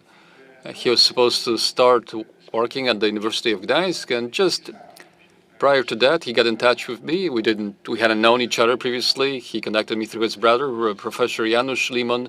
It's worth saying that all the Limon brothers were very much into learning, and all of them, the three brothers, obtained high positions, high status in the academia. Only one of them remains, unfortunately, Janusz. So anyway, through these personal connections, I was contacted by Dr. Jerzy Limon, and he was saying that he's coming to Gdańsk and he has some interesting ideas when it comes to translation, but he's not very good at rhyming. And he's looking for somebody to cooperate with. So we've met a couple of times, liked each other immediately, and I think in 80 or 81, just before the martial law was declared, or just after, I don't quite remember, we sat down to give it a try together. Of course, it was not Shakespeare at the time, by the way. Our ambitions were not as high back then. Even back then, Jurek was great aficionado of various very unique, somewhat strange, bizarre texts, and he prepared such a text to start with, and perhaps at this point I'll change my tone a bit, and I'll try to tell you quite precisely what we've actually done together. I suppose that behind my back you can see some pictures from the three plays we had staged so far, and these translations are the best known. However, the story started completely differently. It started with a book, a drama, Henry Chittler, The Tragedy of Hoffmann, or Vengeance for Father. This text falls within the main genre of connected with the motif of revenge. It suffices if I'll perhaps mention that Hamlet was created in 1602, Hoffmann's tragedy, I think, in 1602 or 6003, so pretty much at the same time. If it were in 1603, then perhaps he based on Shakespeare a bit, and perhaps the third text I'll mention, the Tragedy of an Avenger. Previously, the text was assigned to Cyril Turner, and that's how it's referred to in all the literature. This text comes from 1607. Why Hoffmann's tragedy? Well, this is Jerzy Limon, in essence. He searched for an Elizabethan tragedy which takes place in Gdańsk. The plot takes place in Gdańsk. This is not as if Czechia on the sea in Shakespeare's is an abstract land, because there are many details here which point to the fact that Henry Chittler did have some idea where Gdańsk was located. There are some geographical names mentioned. There's a shipwreckage at the Rzewie Point, which is named. The land is inhabited by Pomeranians and Kashubians.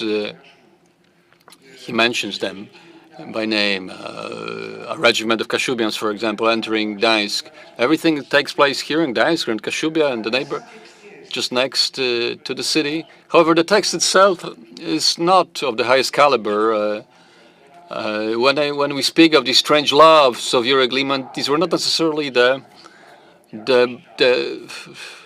top texts, so to speak. Nevertheless, texts of cultural value, which would shed some light on certain things. So this was a way of literary experiment, literary play, And I have to say that, and we were doing it just for pleasure, purely for pleasure. There was no money involved. It was just the pleasure of working together, being together, having long conversations, learning about various things. It's the only example, as it was mentioned, the only example of translators cooperative in Poland. Of course, it wouldn't have been possible without Jurek's competences, knowledge, him being fluent in the language of the epoch. However, I was there to give it the final shape, to versify it, so to speak. As you know, most of these Elizabethan dramas are written in hexameter mode, in wide verse, although it was not necessarily set in stone. Most translators used 5/6. However, in the long run, this rhythm is very repetitive. You really need a good actor to, on one hand, keep the character of the verse, on the other, not to bore the audience to death. Of course, there are some complications. Of course, the low characters speak in prose, the higher ones in rhyme. If it's very important, actually, rhyme appears. If it's a very important to rate, everything is rhymed. So there are various traps, trepidations. To me, it was a great school of English culture, of English theater. Jurek would paint these very wide perspectives, wide horizons, a lot of context, making me aware of many very fundamental points which anybody who approaches the subject should know. For example, first of all, the English language. By the way, if I am wrong, please correct me. That's the way I remember it. English language has the biggest amount of monosyllable words of all European languages. Therefore, the longer edition, any translation has to be longer.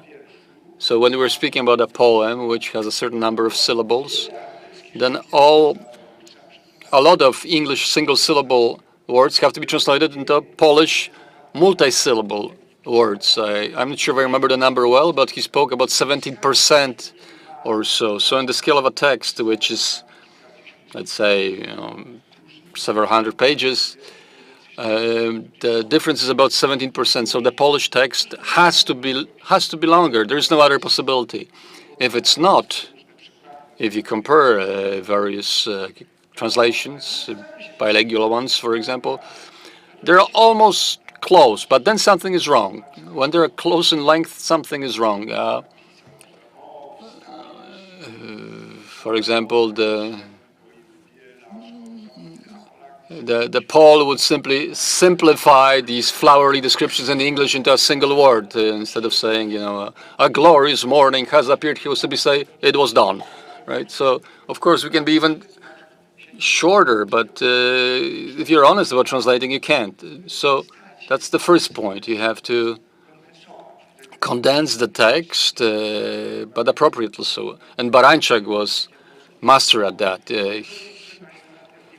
Of course, I don't want to go into specific examples. Nevertheless, this text proves to be extremely difficult for the actor. Łączyński, Paczkowski are much easier for acting out. These are full sentences. They're easier to pronounce.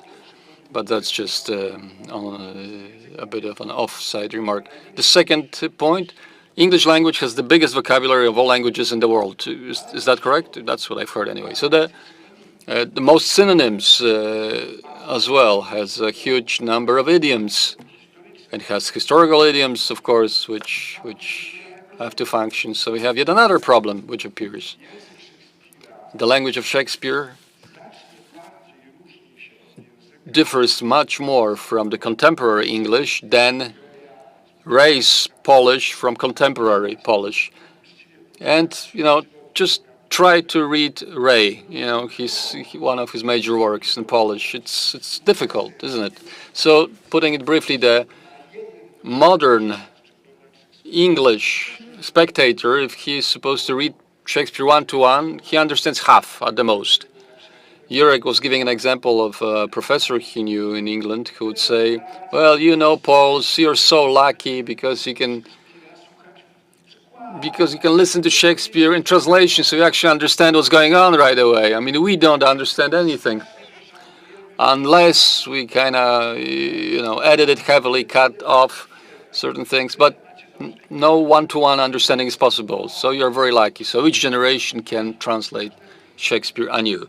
Each generation anew. That's an important point. This is a very interesting answer, in fact, when it comes to the questions regarding the art of translation, of being consequent and all of this. Jurek pointed out to me that each and every generation basically translated in line with their respective cultural paradigm, with their understanding of the world, with the morality of the time, and so on and so forth. So a lot of, practically all actually, translators of the 19th century and older censored Shakespeare heavily.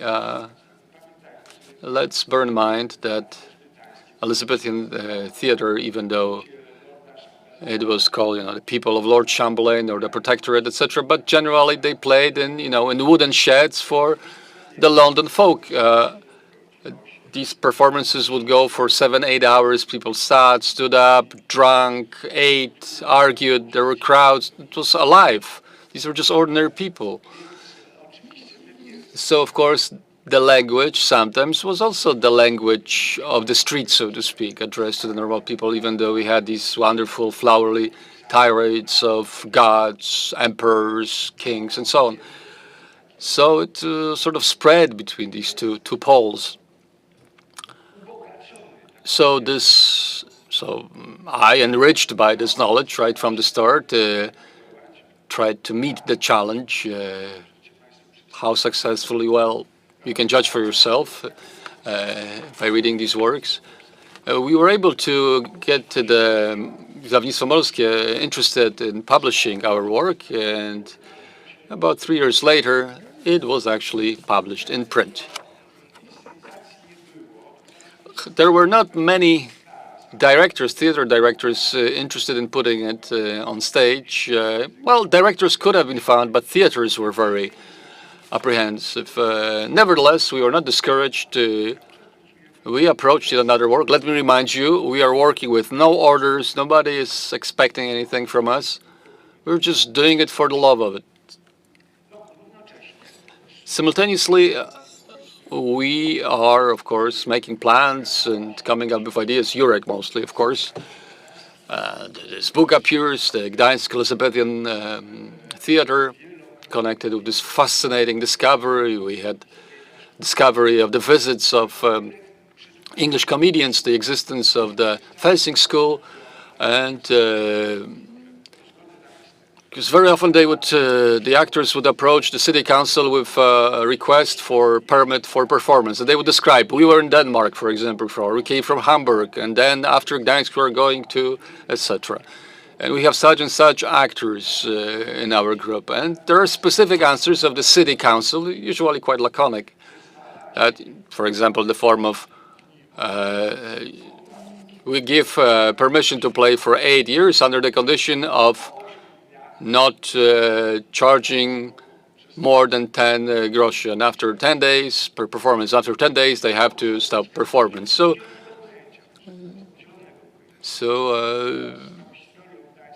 this history of Gdańsk, this existent Elizabethan theatre, we are not aware of it before, right? You know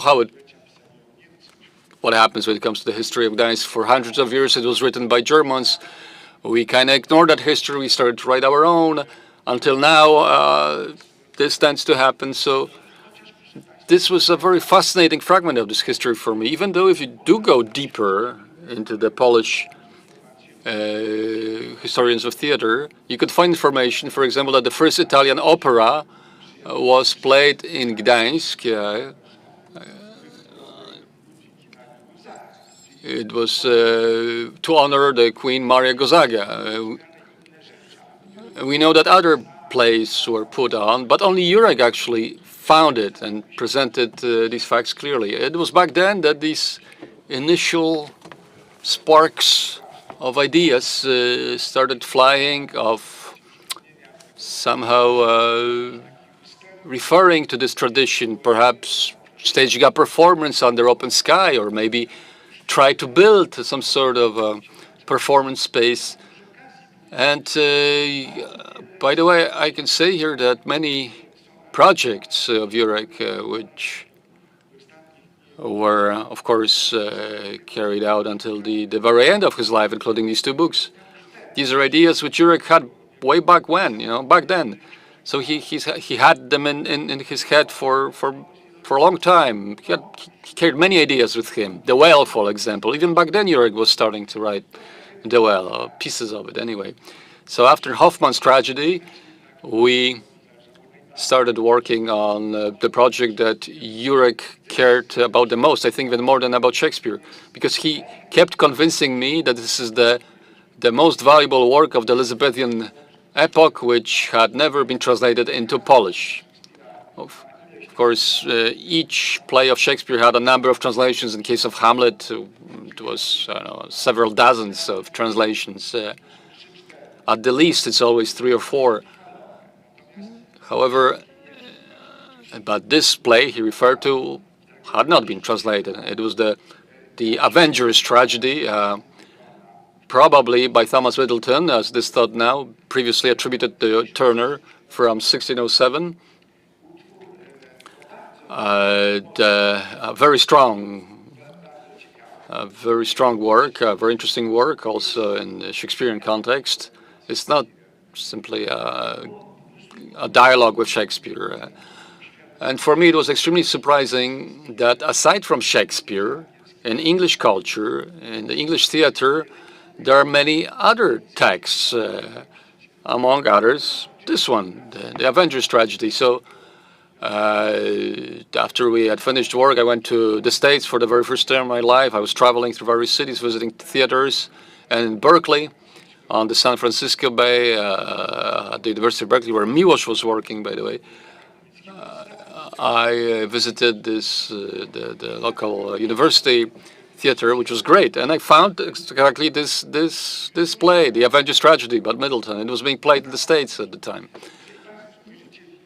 So if you take a look at the Wikipedia or some other internet sources, you can see for yourself that this play, it was played in the 1920s, for example. There's a reference to it being staged and on large scales. Middleton generally is being played quite often. Some of his texts are very much alive. I'll try to make my presentation a bit more brief because I think I'm running out of time. So after that, Jurek said, well, Middleton, he's got various faces. He's multi-faced. He wrote these risque comedies. And he gave the example, Chaste Maid of Cheapside. So we had a bit of trouble translating the title. Nevertheless, we had to come up with something. We're quite literate about it. I mean, at first we translated it for ourselves only, but later Theatre Wybrzeże got in touch with us. Kupiński really liked it. And in 1989, the premiere took place. This is a play which is very ludic. The heroine is a woman of virtue, but all the rest are definitely not. Let me just say that the main hero is the nobleman Sir Walter Walhand, which we translated as Sir Walter the whoremonger, or something akin to in Polish. Generally, it's about bringing to sin this young virtuous lady by this nobleman who is very sinful. So sin again, the element of sin, without which there is no drama, as Jurek had put it. So that was the premiere. Of course, it was not quite successful for a number of reasons, which I do not have time to go deep into. You can see pictures on the screen from that performance. Right after that, Krzysztof Babicki approached us with a proposal to translate Turtles and Cressida and Antonius and Cleopatra. And these two works of Shakespeare were done by order. In Gdańsk, somebody said, well, actually in Gdynia mostly, because the Limons were living in Gdynia.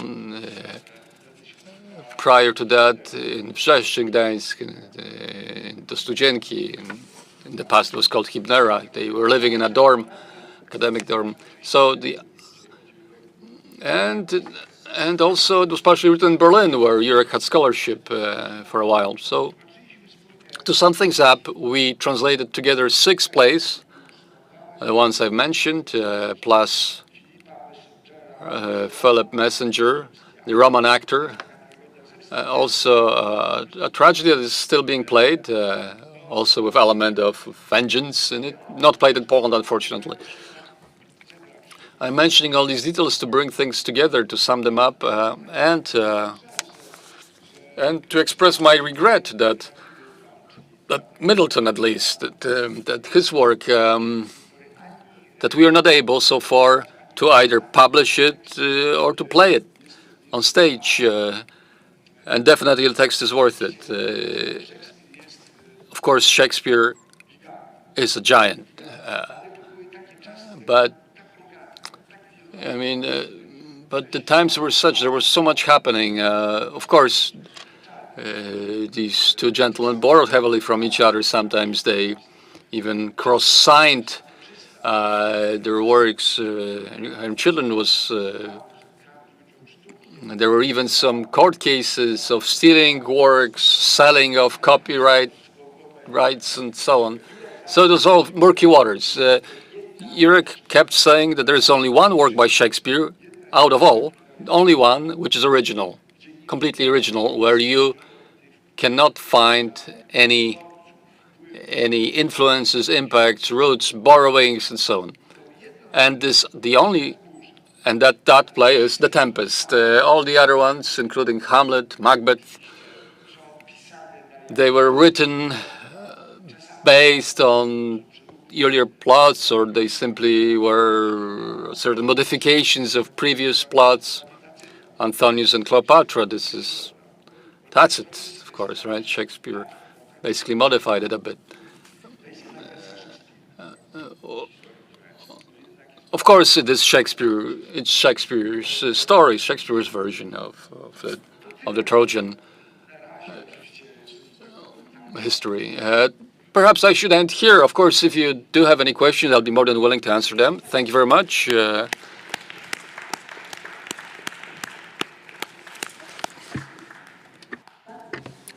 Thank you very much for sharing this memory of the work you performed together with Jerzy Limon with us. And as in the case of the other panels, the discussion questions part of the session is something that we will shift until the end of the panel. And I hope that you'll bear with us till this moment. Another panel speaker of ours is Professor David Malcolm, a renowned poetry researcher, professor of the SWPS University of Social Sciences and Humanities in Warsaw. His translations from Polish, German, and French into English and Scots have been published in Europe and the USA. David, we would now like to ask you to take up in your contribution something we've had a flavor of already. So we will hear about fabulous prose by Jerzy Limon that was translated into English. You will surely refer to the written rhythms of prose by Limon and how they sound in English. I remember Professor Kopczynski's contribution and those sentences stretching over a page or more. So this is, again, the prose that has its momentum. And now we'll hear about it from Professor David Malcolm. Bardzo dziękuję. Thank you very much. Poproszono mnie I was asked wstęp w języku to angielskim. provide an introduction in English. Ja mogę przekształcić to wszystko and na I bieżąco na angielski. Transfer it all into English, but Rzeczpospolito wybacz. but well, the Republic of Poland, please forgive me. What can I say? What can I say? I'm also a great fan of the Revenger's Tragedy. Okay, I have it performed immediately. It is one of the great. It's early 17th century, isn't it? The Revenger's Tragedy. It's early. I nie jestem Shakespeareologiem. I'm not a Shakespearean scholar. I am no Shakespeare scholar, and I dread being on your territory now. I am not going to say anything about Shakespeare, except that I think the Revenger's Tragedy is very, very good.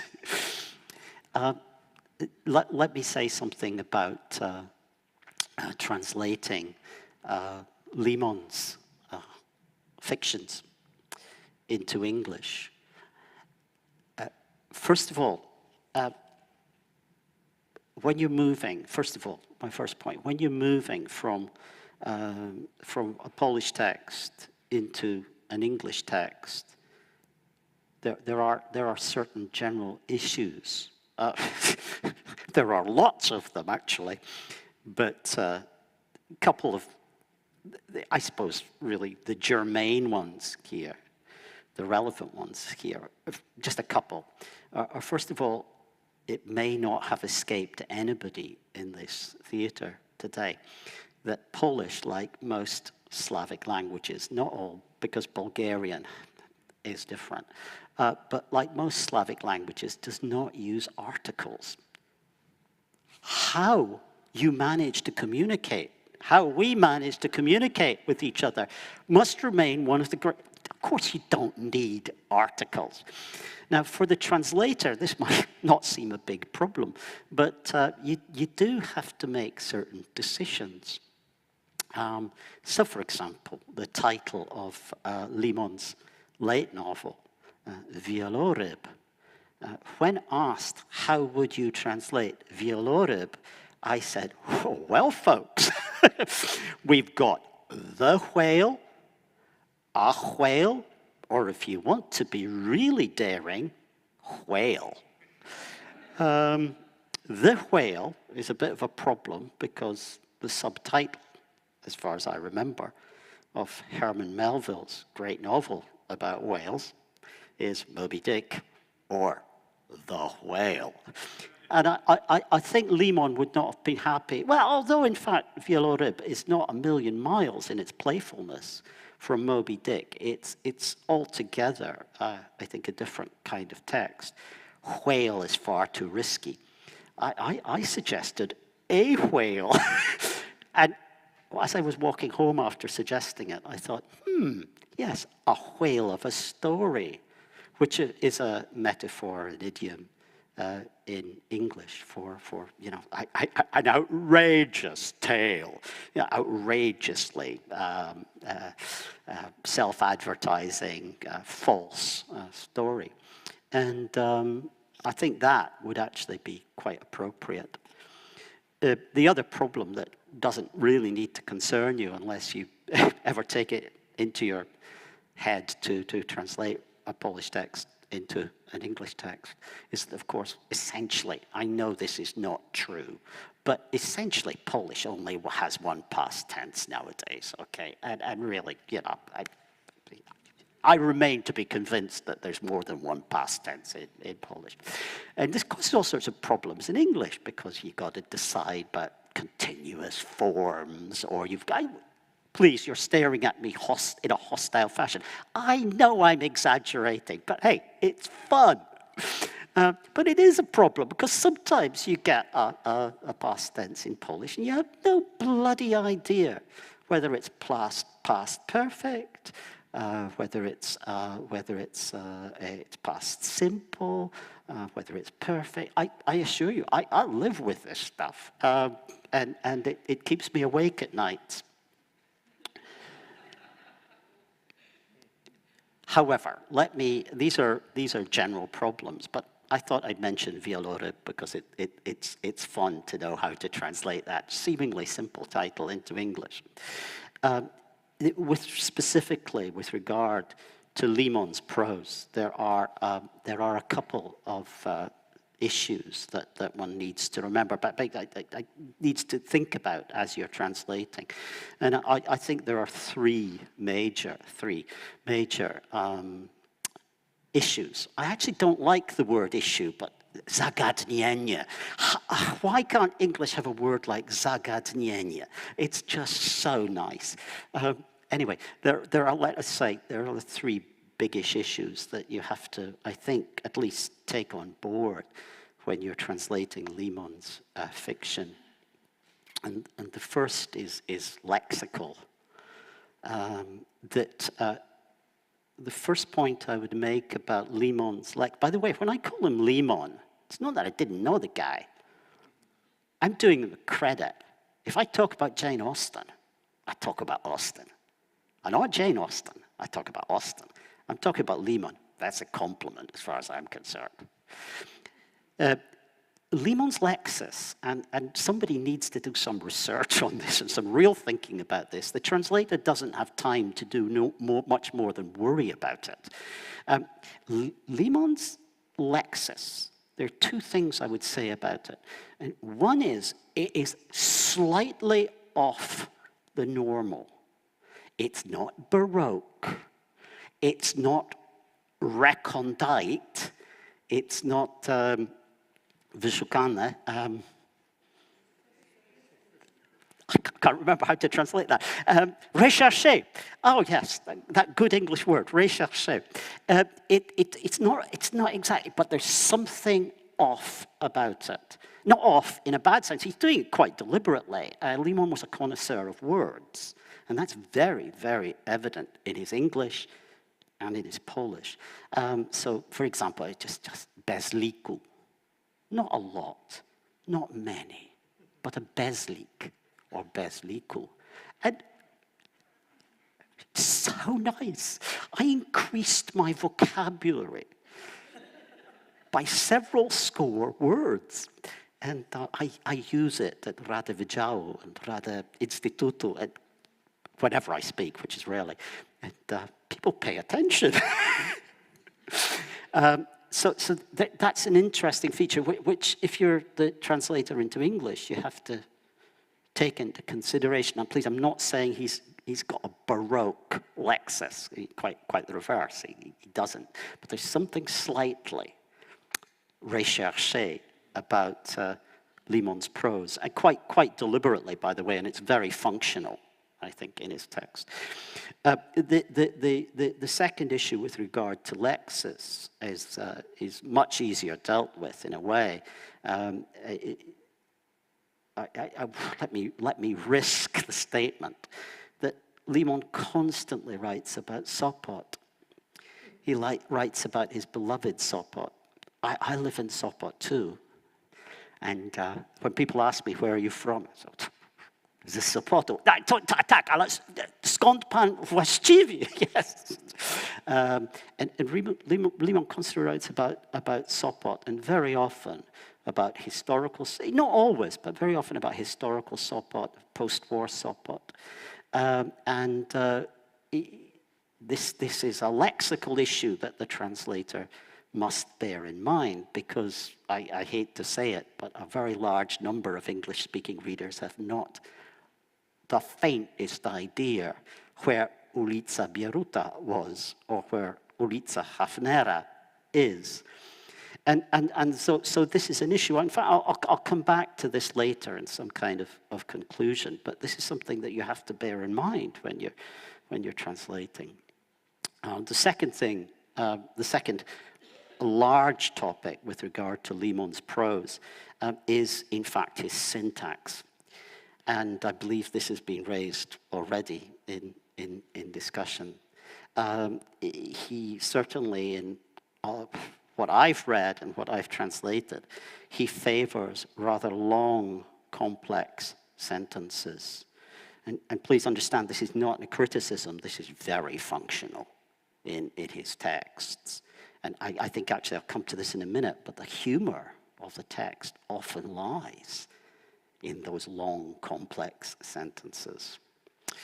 And if in the book that you have, Między niebem and ziemią, between heaven and earth, there is a passage about the children, the boys that run over the ice to get oranges from the boat, the big boat that's stuck there, presumably sometime in the 50s or sometime in the 50s, I think.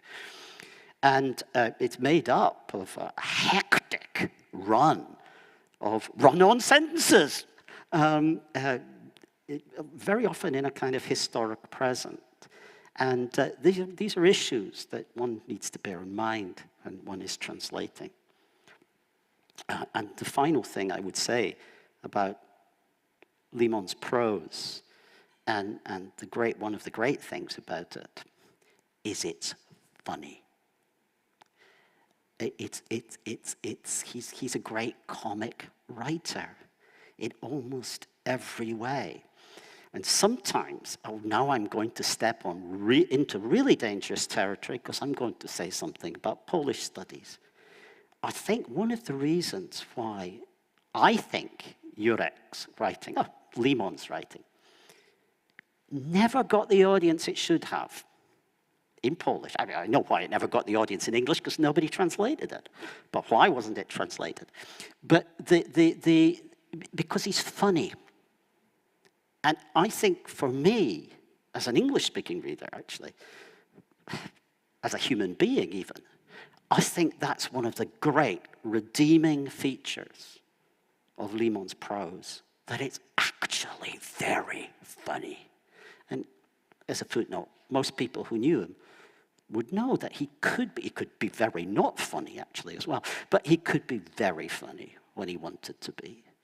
And I think the prose is extremely interesting, because it's many layered, obviously, but it's also very funny. And in fact, the points I've made about the lexis, that's slightly not the norm, the very long sentences, the child's run-on sentences, perspective on this strange occurrence on the ice.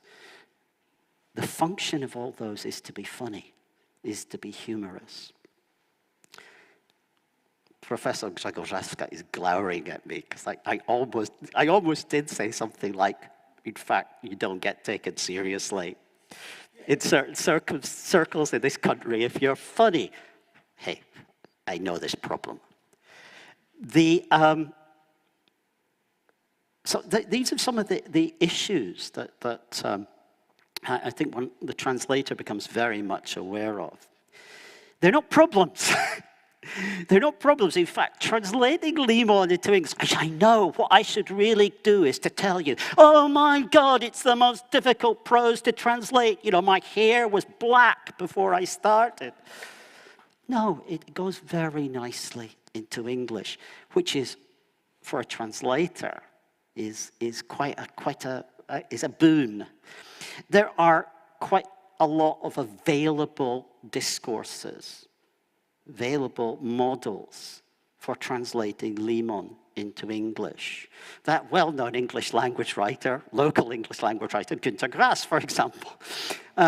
But it's Ralph Mannheim. It's a solid. It's a good translation into English. But Marquez, Salman Rushdie, Angela Carter in one of her wilder moods. These offer you lexical and syntactic models, and also comic models, to shape your translation round. And the demands made on the reader by Limon's Sopot, and somebody needs to write that book, Limon's Sopot, the demands made on the reader are no, English language reader, are no greater than Grass's Danzig or Rushdie's Mumbai. My final point, this is just, you're going to really think listen, I have no theory of translation. With all due respect, I abhor theory of translation. I'm not interested in it. Translation, everybody's going to be angry with me now, aren't they? Translation is a craft. It's rzemiosło. I don't want to have theory. I don't need theory, okay? However, I do have general reflections on translation. One of them is, when you're translating a writer that you quite like, that you think this is interesting, I'm the least metaphysical human being in this room, I think. I don't believe in metaphysics. There's only the physical world. But I get metaphysical when I'm translating because I start channeling. Now, I wouldn't even I wouldn't presume to say that I channel Limon, and I wouldn't want to. But what I do start, non-metaphysically, what you start doing is channeling a discourse, okay? So that when you're translating Sienkiewicz, you're not actually in direct communication with Sir Walter Scott. Again, not something that I would want, some place I would want to be. But you are channeling that discourse, which is available. And please understand me, that is not to say that Limon is derivative. He is absolutely not. He is very original. But there are available discourses that you can, available models that you can start to channel. And that's it.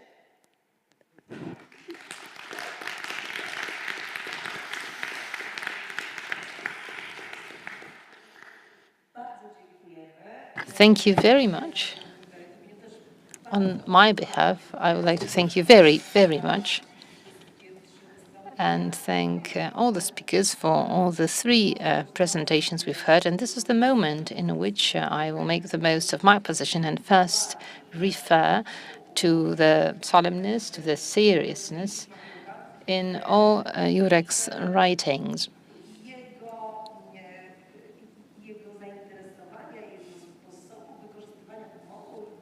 The interest in his use of humor, the way he approaches us with the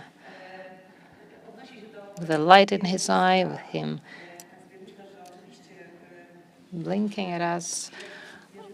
I believe that Jurek himself believed that humor is such a force in life that frees us, that in a way, as Anya mentioned, quoting Professor Zbierski's poem, humor is something that helps us live in a slightly noble, more noble way.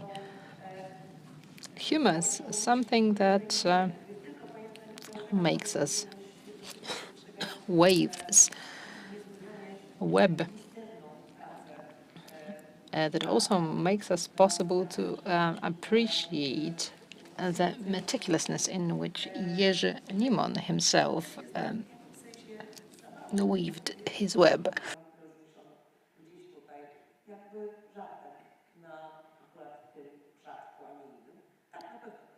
Something very light that we appreciate. We appreciate the mastery and craftsmanship in it.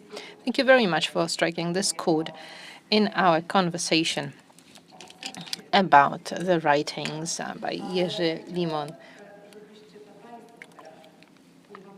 But I would like you, ladies and gentlemen, to release yet further resources within the framework of this conversation by means of your questions. Please go ahead. I'm not sure that I should speak Polish or English. Well, I forgot to say, since it is a panel on translation, we are leaping like the boys on the ice floe from a language to a language. There are two options here, only two eyes closed, but we will try not to let you down. Aneta Mancewicz-Royal Holloway, my question is the one I would like to direct to Mr. Zawistowski. First of all, thank you very much for this beautiful panel, for your reflections, very intimate ones, but also tinted with theory, methodology, very inspiring, interesting. I believe it was a treat to us all. And I question actually two, but I hope to keep them short. One is to both to Mr. Zawistowski. You said that at the beginning, when you created the translations with Professor Limon, you created them for your own purposes, but as the time passed, they started to be performed in the theatre. My question concerns the process of performing them and the work that the director had to do and then had to be taken up by the actors impacted the way you translated as the time passed, because translation is a process. You very eloquently told us how translation was something functional or not functional for an actor. So I'm interested in this work with the text for stage or oriented purposes. And another question concerns the way you worked with the texts and playwrights whom you translated regularly. So if it was Middleton, was Middleton translated in such a way so as to create a certain individualized, exceptional style that would be his only, and that would be different from the way in which he would translate Shakespeare, for example?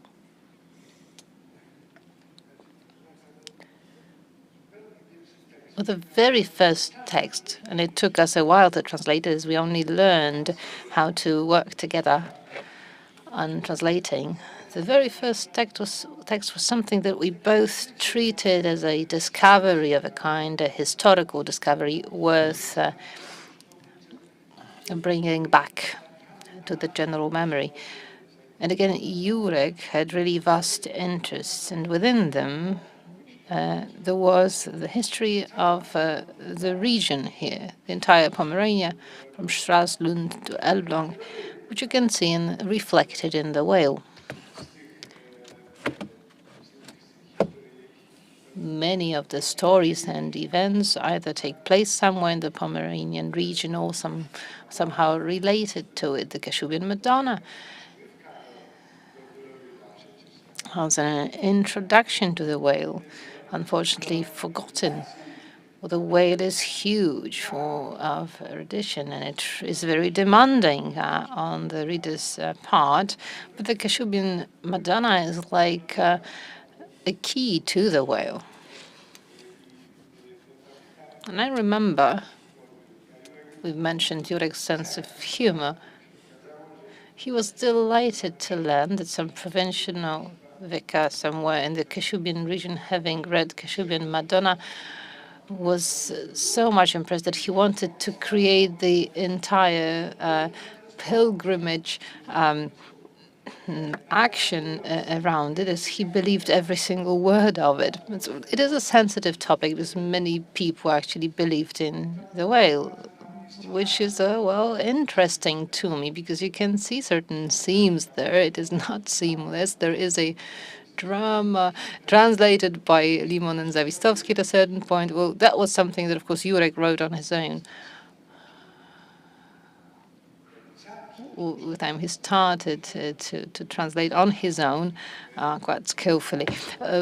However, back to these issues, these were the beginnings, and we thought about printing it at the most, and then the book was actually published. But when we worked on Shakespeare, Troilus and Cressida in particular, I need to admit that Troilus and Cressida, as the translation, is far better and more interesting than Anthony and Cleopatra. With Anthony, we were somewhat hasty. I might say something that is not popular, but this text is simply less interesting. We know the story. The Hollywood took it up before, so well, not much was added by Shakespeare. Anyhow, with Troilus and Cressida, it is a different version of the Trojan War. So right outdoor, we can hear the drums of the Equality Parade being prepared. These are the participants. There are police officers. They would not let us in. We couldn't get here in our car. Somehow we did manage to squeeze through, and we are here.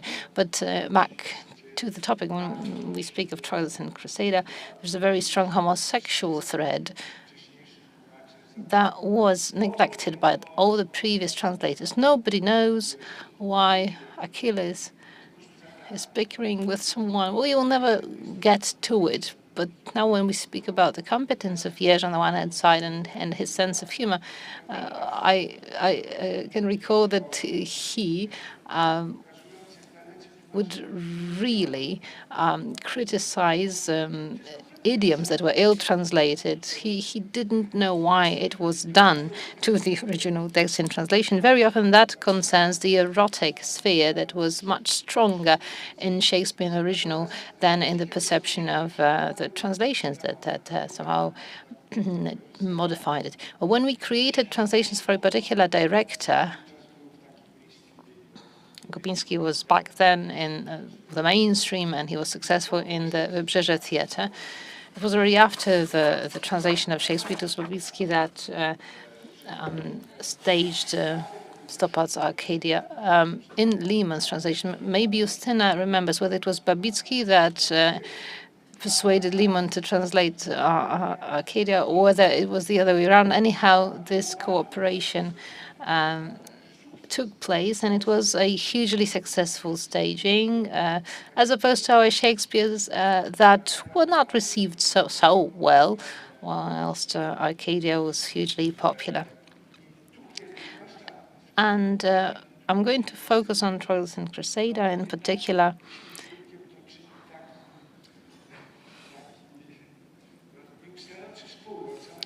We had a dispute on the translation of this last play that we translated together, because Jurek cared very much to be precise in his translation. He really got all those hidden senses. He understood the context that are not clear to anybody else. He understood this extended symbolism of the work, and he tried to do what the other translations were short of. So he wanted to be faithful.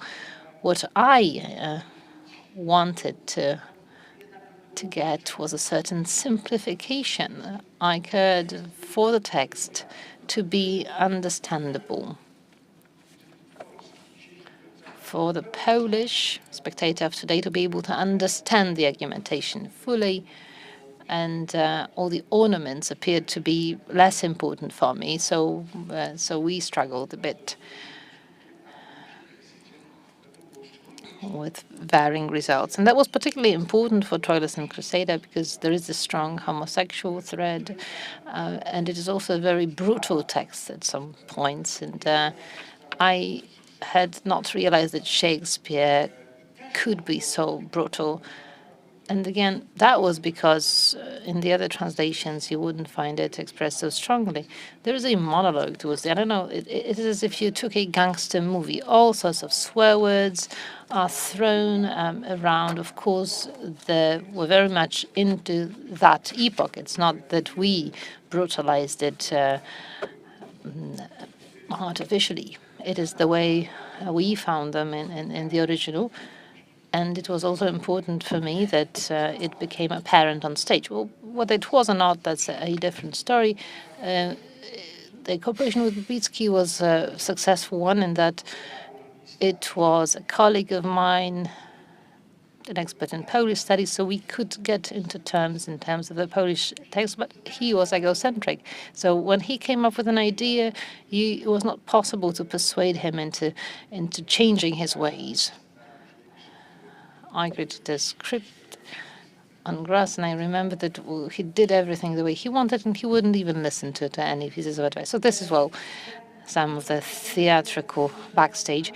Before I ask you for another question, Anya, I don't think that you'll decide not to ask about Anthony and Cleopatra. If we want to have some humor here on stage, Anya, I know that it's your favorite play, and that's why it's supposed to be funny. No, it's for you. still be able to share a positive remark on the translation of the play.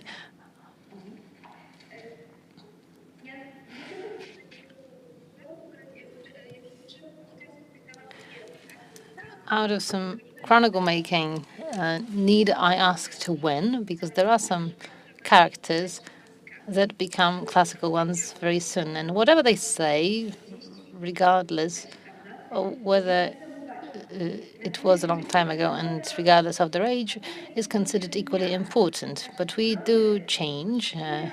Our views on Shakespeare, on the text, can also evolve and change substantially.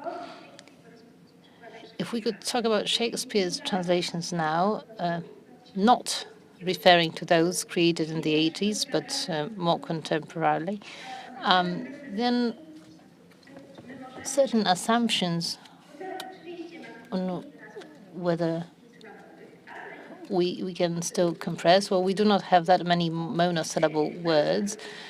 We do have some articles, but we do not have certain operators. So we do have the scope to save some space. But in terms of Antony and Cleopatra, I'd like to say that this is a text that was translated by Stanisław Barańczak. So then we have yours, the one by Antoni Libera, published this year. Ania, if I may, it appears that we have a certain delay. So if you could please speak slower, then perhaps it would be easier to understand and discern particular sounds, the technical issues, okay? Well, I'm not aware of these issues. Apologies. I will try to speak slower. So back to Anthony and Cleopatra. We have Maciej Słomczyński's translation. We don't have Barańczak's one. This year, Antoni Libera's text was published. Another one is still in manuscript, but the one that you produced is the text that for many years constituted the latest attempt at translating the text that is extremely hard, because it is one of the longest plays in the canon, apart from Richard III, and one of the most beautiful ones, owing to the fact that it is between drama and between poetry. You can see that it is the material in which Shakespeare thinks in this film-like order rather than theater-oriented. But this metaphysical substance of it, it must have been something that stayed with Limon until the end. When I looked at Seven Deadly Sins, I noticed a lot of quotations from Antony and Cleopatra and also from Troilus and Cressida, all of them in translation. So that's a faithfulness to your own translation, which is something very special. First of all, I think that these are the fragments in which these interpretations were encoded that Jerzy Limon found close to his heart. And if I'm not mistaken, the quotations from Antony and Cleopatra on our own ideas for life getting dwarf, that these were the last words of this book, and these words are those that Jerzy Limon gives in his translation. So I think that the play defends itself and was very close to his heart, regardless of any criticisms you might want to have with respect to particular translation solutions. Thank you very much. We would like to ask you now, ladies and gentlemen, if any further questions.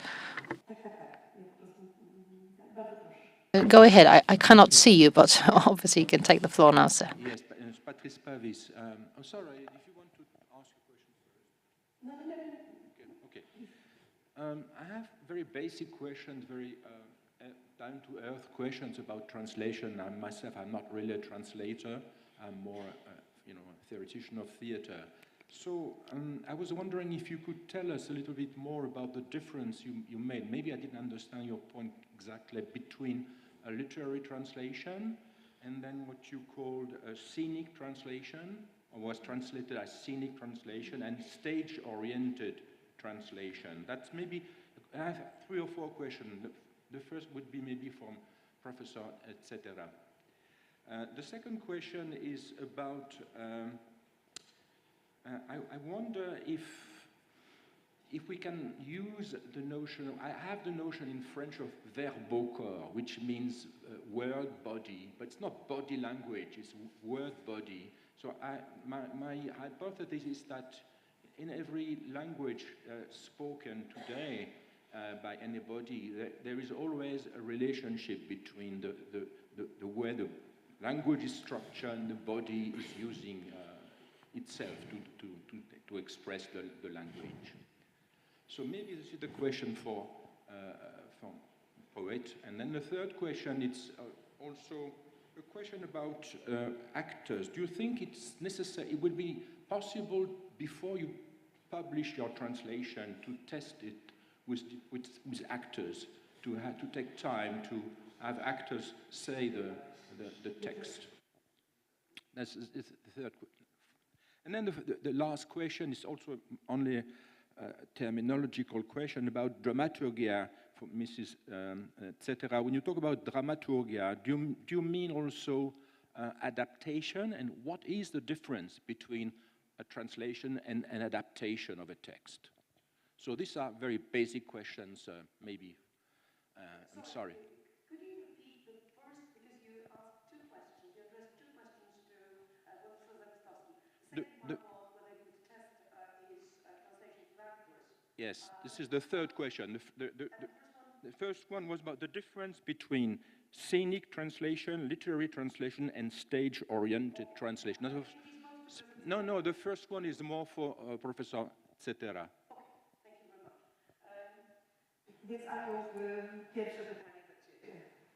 So Ania, the first question goes to you. It's a very difficult question, asking me about the differences between adaptation and scenic translation or literary translation. We actually ask about the same. To simplify it, when we spoke about the translation for the scene in the context of Antony and Cleopatra or Troilus and Cressida, we talked about the stage version of the text. That means that the text was published as the one accompanying the performance in such a form in which it was staged, but slightly abbreviated. That shows clearly that the text was adjusted to a particular performance. So in this sense, we use the stage translation or scenic translation. Now, as for the difference between literary translation and theatrical translation, the dispute has been going on whether there is any difference. Many translators claim that translating for the theater is always producing a literary translation, and a good literary translation will always make a good material for staging it. Of course, you can search for different features of the text, for example, cultural references or register.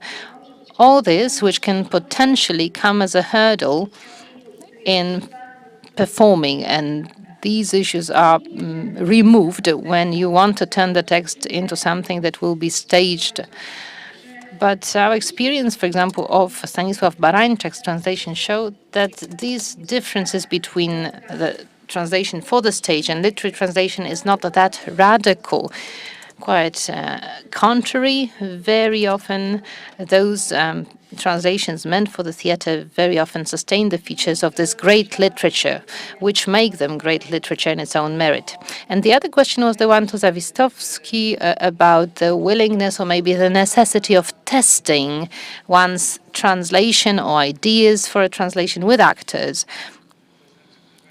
Well, ladies and gentlemen,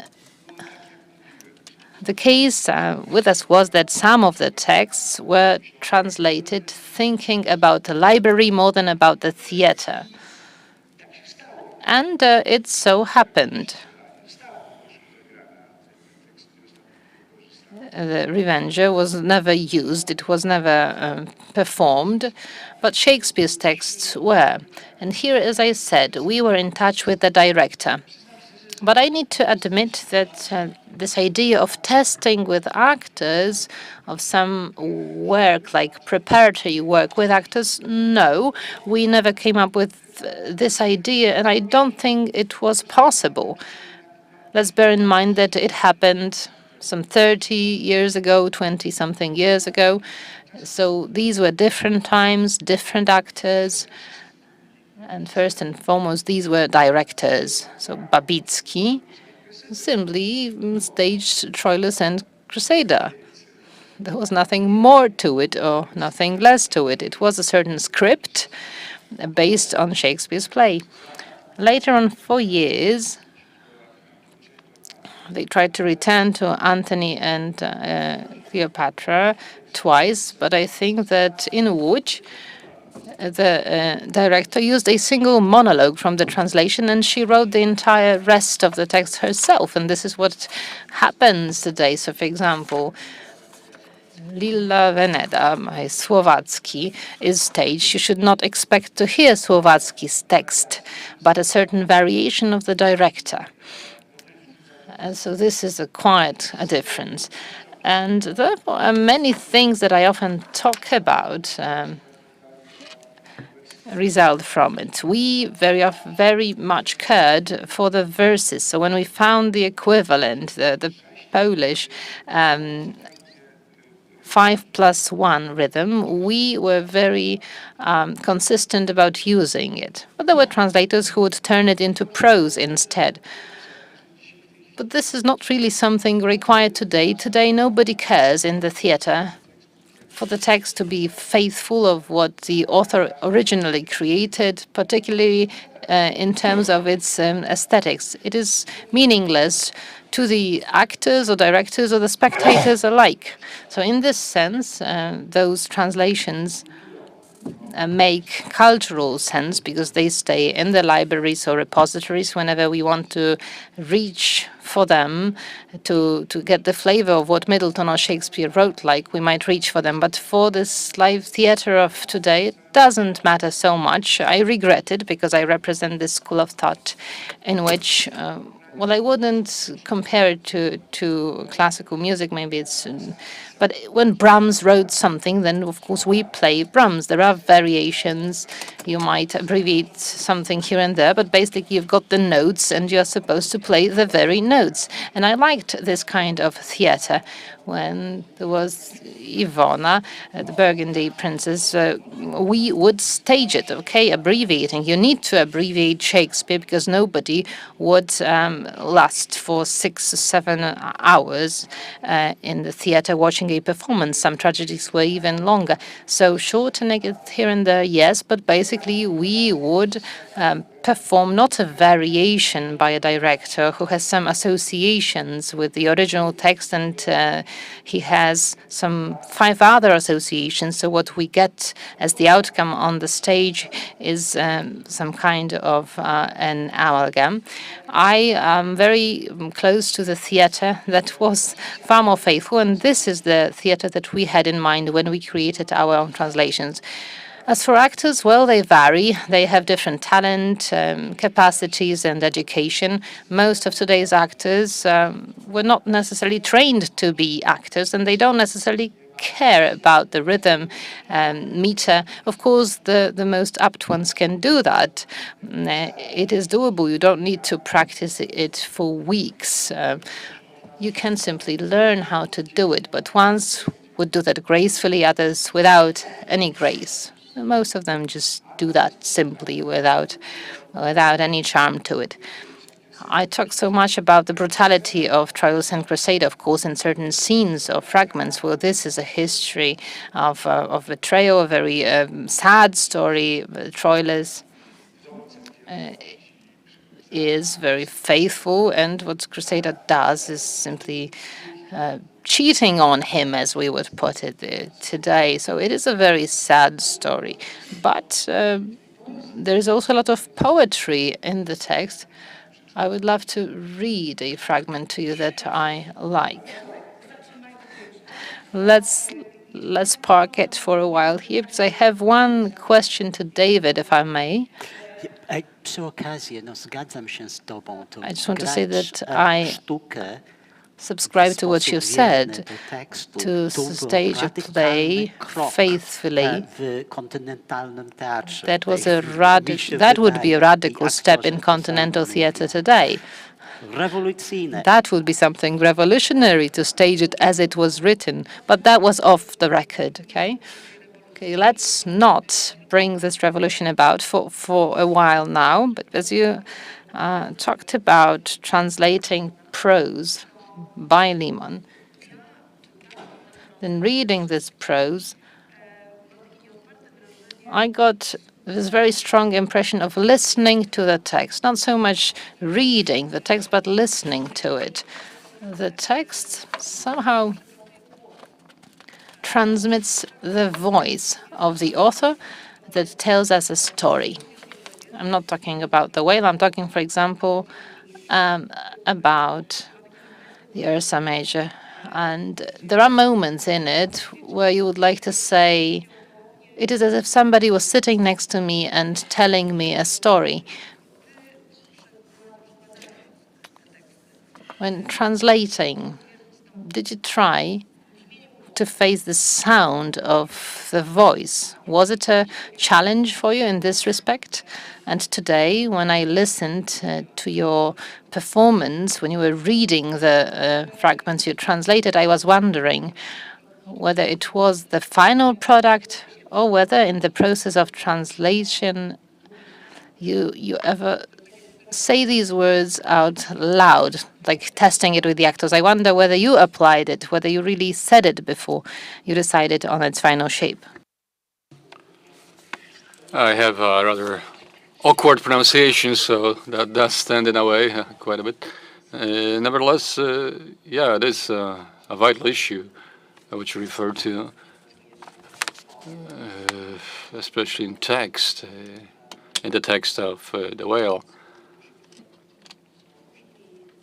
There are diverse narrators there, and this narrator does not always sit next to you. It can be a narrator.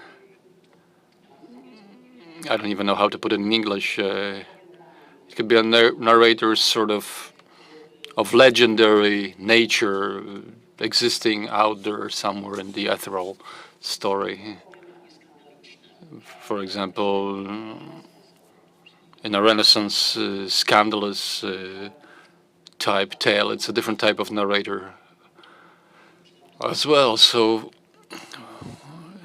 for a translator of literary texts, there's always a problem.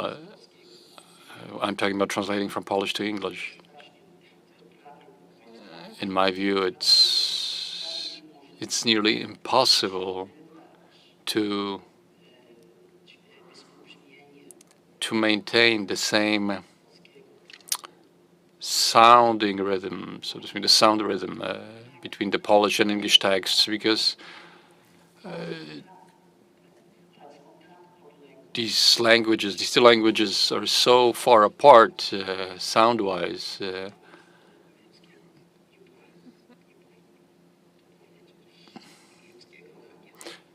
For example, when you're translating from German to English, you can maintain that rhythm, that melody, that sound, but not so when it comes to Polish and English. It's a totally different story. It's a problem. So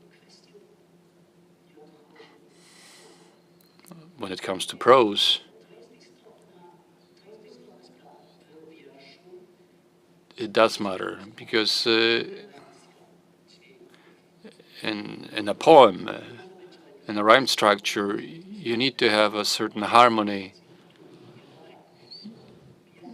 You can sort of try to compensate for certain things, what we call translators compensation. But in case of prose, frankly, I'm not as sensitive when it comes to sounds themselves. But when it comes to syntax, yes, definitely. And when it comes to the stylistic layer as well, I'm quite sensitive to that. So this is what I concentrate on. I'm a very conservative translator, very conservative. At least some perceive me this way. So we have a source text I want to create a text which can be more or less considered to be an equivalent to the original. Of course, some in the translators' world say it's a betrayal to perceive things in this way, to work in this way. Opinions differ. But as your modest translator, I feel that my duty, my basic duty, is to produce an equivalent text in English. Of course, I can give a whole lecture on what I mean by equivalent, because there are different approaches to it when it comes to, should we go into the direction of adaptation or translation? Where does this equivalent element lie? But first and foremost, I'm very happy that Limon did not write poetry. I'm very happy there are no rhymes in his work, because I do like to translate poetry, Leśmian, Tuwim, great Polish poets.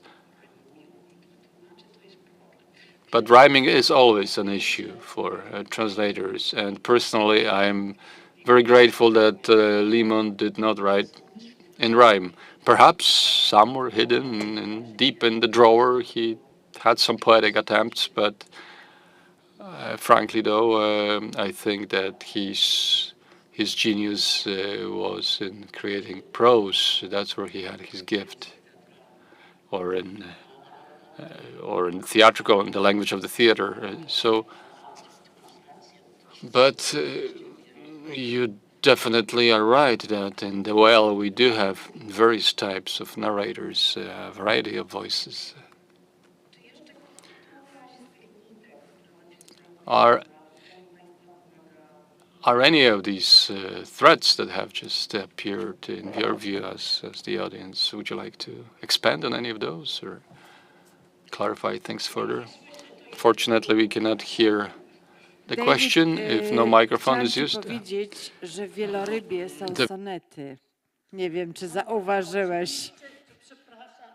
I wanted to tell you that in the Well we have sonnets. Actually, there are some rhymed elements. Okay, I'm at your disposal. Perhaps we should say that these sonnets are waiting for you, but these are the English sonnets. They're somewhat special, let's put it this way. Thank you. Yes, I have forgotten. Ja bym chciał Professor Fabiszek, I'd like to refer to what has been mentioned when you were talking about the formative quality of prose of Jerzy Limon. But I think this performative quality also appears in his last two non-fiction books. I'm talking about Shakespeare Uncensored and Shakespeare, Seven Deadly Sins. I had the pleasure to experience that during the book tour, book promotion in Poznań, when Mrs. Daniela Popławska, actress of the Nowy Theatre in Poznań, agreed to read some fragments from these books, and this text sounded wonderful. It was a very theatrical text, definitely would play out well on scene, on stage. So yes, I do remember that moment when the author, the narrator, takes this dramatic turn, at first proving for a very long time, there is no trauma without sin, but then saying that no, this book is not going to be in praise of sin, and this has to be said, of course, in a somewhat different tone. Professor Kopczyński. Dziękuję bardzo. Thank you. Działa. Chciałbym bardzo podziękować I'd like profesorowi to Malcolmowi za thank you, zwrócenie uwagi Professor na Malcolm, poczucie humoru for Jerzego Limona. pointing our attention to the sense of humor that Professor Limon had, because I was pondering that myself. I was thinking whether Limon had an English sense of humor, and I promised myself to ask an Englishman, or a Scots in this case, I suppose, whether he did have an English sense of humor, first and foremost, and if not, if his sense of humor was different, then how would you characterize it? humor Well, Limona. how do you, what's your reception of Limon's humor? And is it translatable, in fact? Because I don't think we have quite said it quite clearly whether it's actually translatable into English. Thank you for this question. I am not quite sure where I should start. Even if translation is difficult, we nevertheless have to meet the challenge and give it our best. And of course, humor, jokes are notoriously difficult. But there are certain, elements of double meaning, calambers, where it's very difficult to move it from Polish into English aptly, but it can be done, or at least can be attempted. And I must say, that,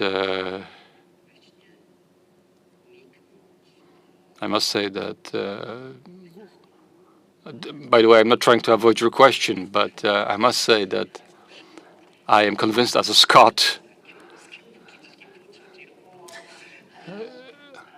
I'm not convinced if there is such a thing as an English sense of humor. So, and frankly, as an English speaker, native English speaker, I do understand Polish jokes very well. So, I just don't know. It's almost impossible for me to say. To me, humor is not just a minefield, a scientific minefield, but it's pretty much a cemetery, more than a minefield. And even Freud, if you have to, explain clearly what this joke means in German, then translate it, and in English, then the battle is lost already. It's just hopeless. So I just never gone deeply into that. But people laugh when he speaks, regardless of whether it's in English or Polish, or they did laugh. So in my view, there are certain elements, at least in every European language, which are common, and I think this element of humor is universal to some degree. So once again, I'm not quite convinced if there is such a thing as an English sense of humor in purely English sense of humor. Frankly, I do not see it, and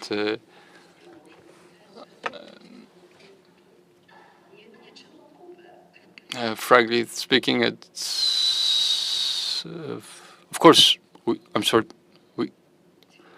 Unfortunately, we can't hear the question. I suppose it's a further comment on the English sense of humor. I suppose we can continue discussion during break. So great timing for that conclusion, because yes, indeed, I would like our panelists to refer to what has happened during this conversation today. So perhaps a few words of conclusion, of summary, perhaps in the same order as we have listened to you. Anya, who's there? Thank you very much. Thank you for all your input, for your presentations. I've learned a lot of things which I'll try to transform into certain notes that I can work with. Translation is looking for the author, but also an attempt to express oneself. So the way I've portrayed it, imagined it, I thought of them as translations which are looking for theater or looking for literature, which are going into a certain interesting arrangement of literature. On one hand, they close and the other they open up, for example, going into this whole area of internet. So, but first and foremost, Shakespeare is always a great pleasure for translators to work with. The pleasure of working with his work is immense. Thank you very much. Short summary.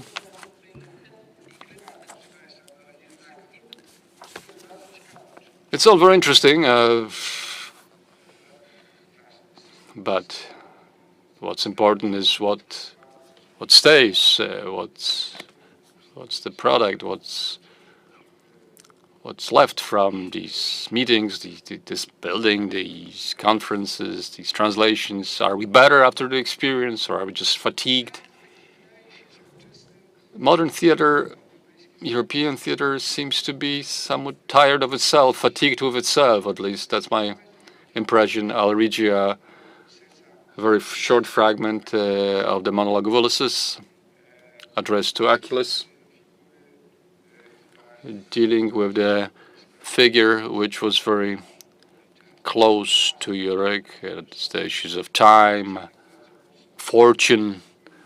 These are the concepts clearly present in the Elizabethan rhetoric. And Ulysses mentions here forgetfulness, the price of forgetfulness, which we would like to avoid. After all, this is why we engage the culture, theater, science, why we build theaters, why we translate plays. Ulysses says, time wears a smile on its back, and in it the price of forgetfulness, which is a monster, a child of ingratitude. It will only give us a crumble of time, a moment which will be devoured as quickly as any act that we have done, which will be forgotten as quickly as it appears. Being stubborn and is question of honor, and being passive is of rusted armor, which laughs at former glory. Therefore, we have to carry on, since the honor travels on a narrow path, and there is only place for one on this path. Do not stray from this path, because weak ambition sires a lot of sons who travel ahead of you. Thank you. Wonderful.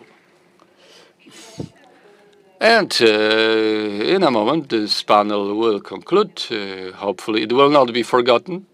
David, if you could put your 2 cents worth so it's not forgotten. Just a short summary, please. Okay, you're very strict. We've known each other for years, so I can allow myself this remark. Limon is a good writer. Period.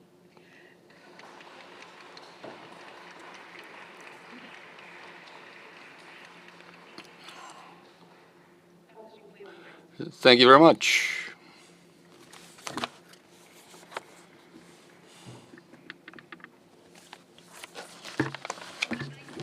Ladies and gentlemen, we invite you for an hour's break, after which we'll start the next panel.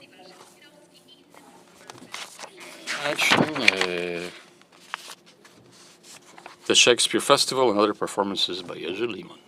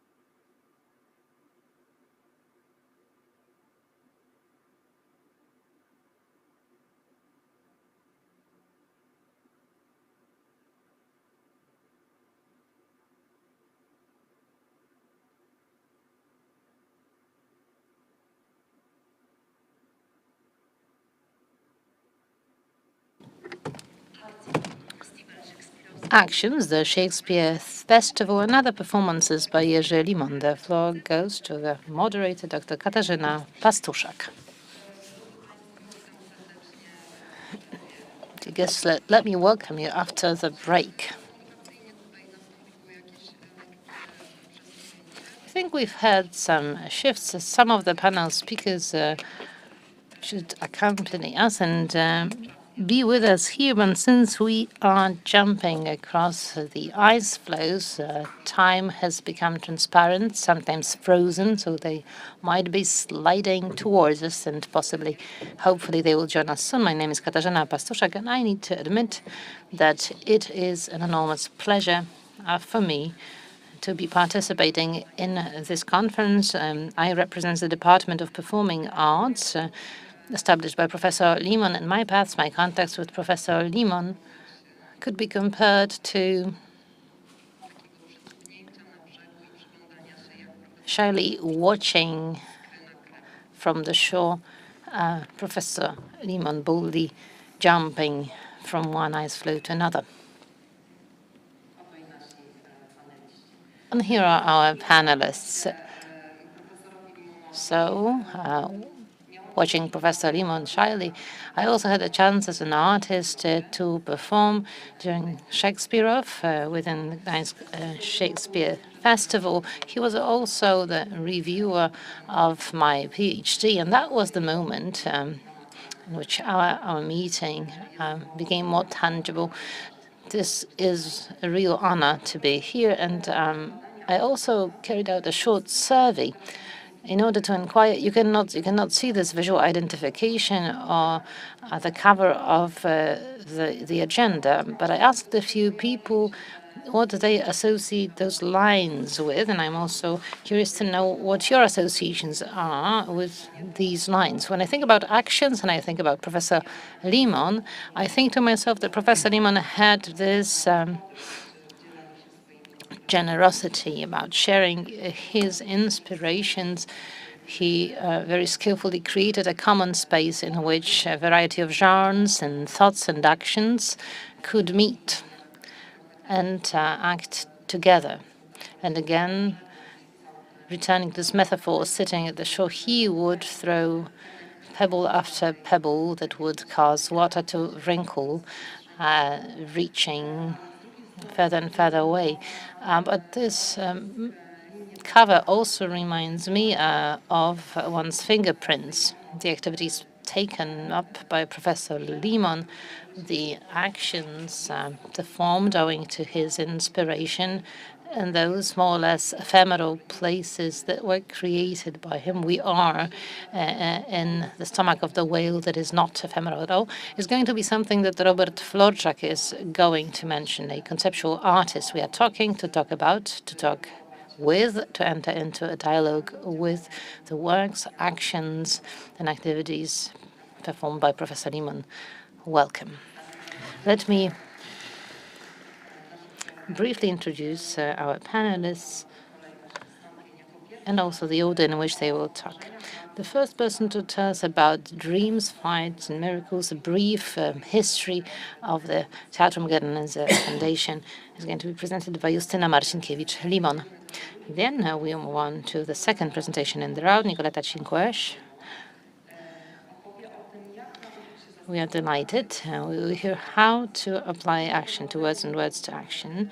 And then after this introduction, we will have the pleasure of listening to Dr. Jawor Grdew, who will tell us about his perception of Professor Limon as a scholar and curator in one person.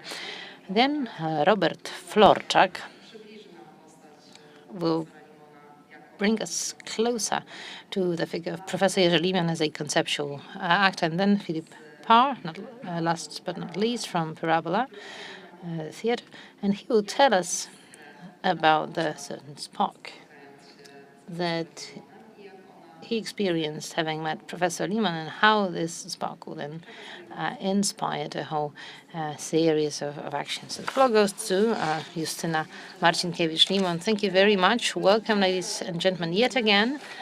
Our last panel is entitled Actions. And I thought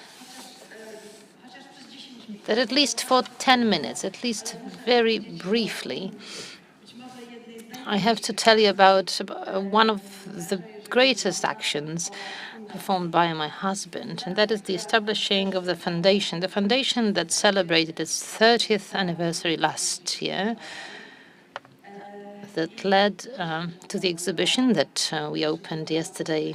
I think that it was a mega action, as one would say today, the one that determined, dominated the last 30 years of our lives. But before I start, I would like to welcome Adzik Zawistowski, who from the very beginning has been present. Adzik.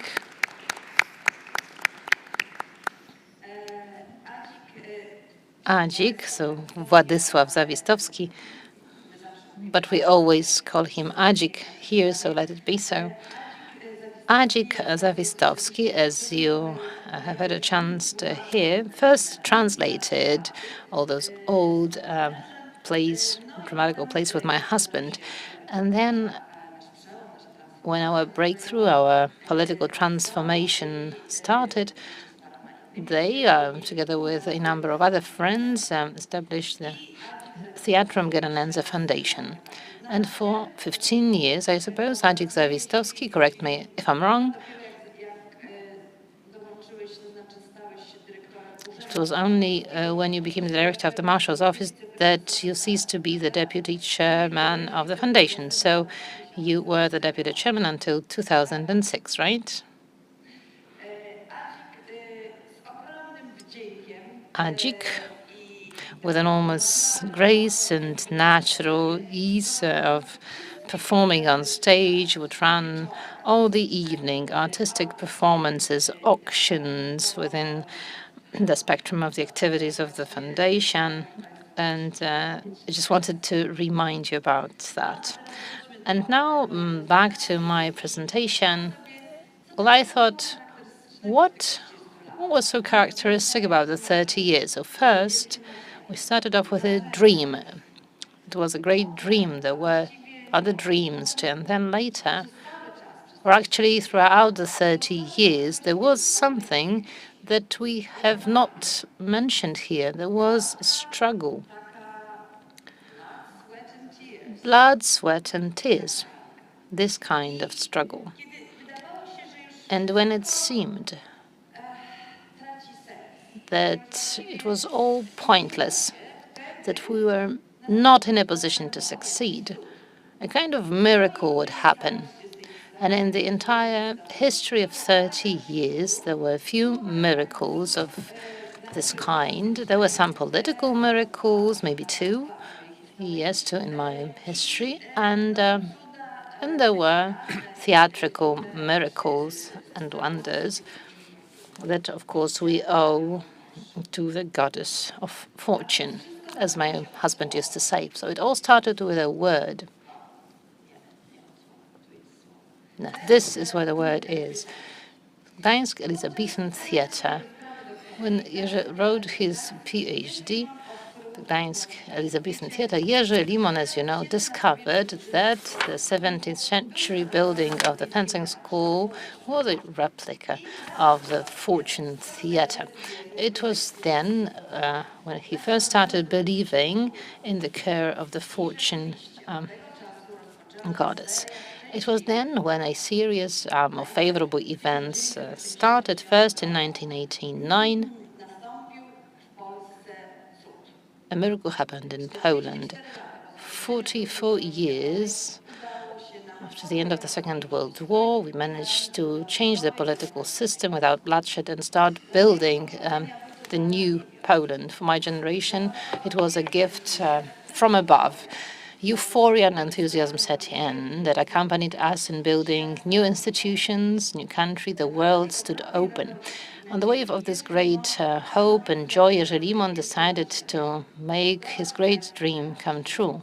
Built an Elizabethan theatre in Gdańsk with a few friends. He established a foundation whose motto was, "The theatre is the space of miracles." Apart from the beautiful idea, the foundation had nothing, literally nothing. Money, experience, headquarters, nothing. We started from nothing. We had miracles, great imagination, and a gift for its chairman, Professor Limon, of winning over and attracting people. The idea was called madness from the very beginning. Jerzy Limon, Władysław Zawistowski, and Andrzej Żerowski were looked at with scorn. They constituted the first management board of the foundation. Right at the beginning of the foundation, as you surely know, Jerzy Limon came up with another unusual idea. He wrote a letter to Prince Charles asking him to become the patron of the foundation. After a few months, the first miracle in the life of the foundation happened because the prince answered to the letter of a man he didn't really know, and he answered that he would find it an honor to be a patron to the foundation that had such a glorious goal to it.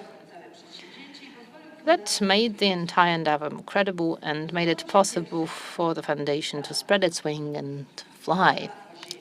First struggle for the allotment, trying to win the public and politicians to the idea and then to raise funds. Getting the rights to the lot was about most important. Without having the rights to the ground or the territory, you cannot possibly think about building anything. The period of 9 years of promotions, events, meetings, promoting of the project through cultural, educational, and scientific actions started. The actions were taken here domestically, but also abroad, in Brussels, London, among other places. And then another miracle happened. I skipped the slide with Prince Charles, who in the meantime paid a visit to Gdansk in 1993. And here we can see him signing probably a book in Arthur's court. But back to the allotment, the foundation was very lucky that the ground on which the fencing school used to stand was not developed. Nothing was built there, though it was a parking lot of the office that protects the government, whose headquarters is right next door. One might think that it was a lucky occurrence, but then it turned out that the office has no intention of whatsoever to give away the allotment, turning it into a theatre. They even believed that the theatre might pose a risk to the security of the state. So it was called a protective state of the state, and negotiations took years with this being said. Also, the Jewish community entered the dispute because right next door, before the the Second World War, a huge synagogue used to be located. As if it was not enough, another association joined in, the so-called Gdansk Defenders, and then they started protesting against the idea of the erection of a theatre. Likely enough, all the consecutive mayors of the city supported the idea, and after 9 years of struggle, the foundation finally was granted the right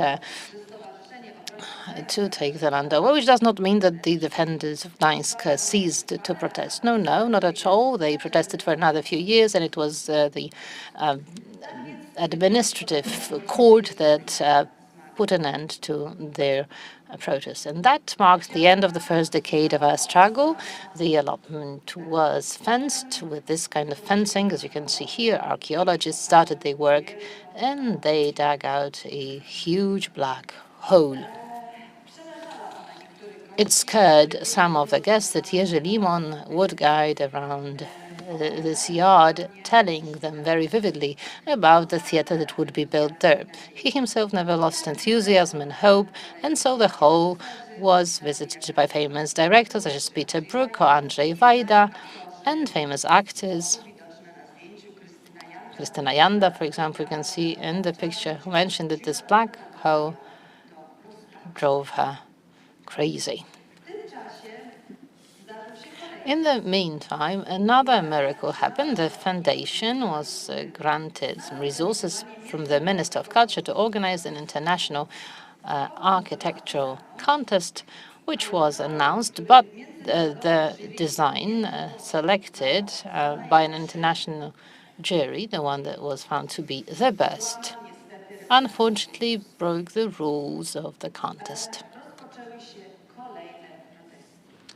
That opened another round of protests, and the foundation had to take up another struggle to be able to simply purchase the project independently. This design was eventually bought, but again, it required the consent of the Public Procurement Office.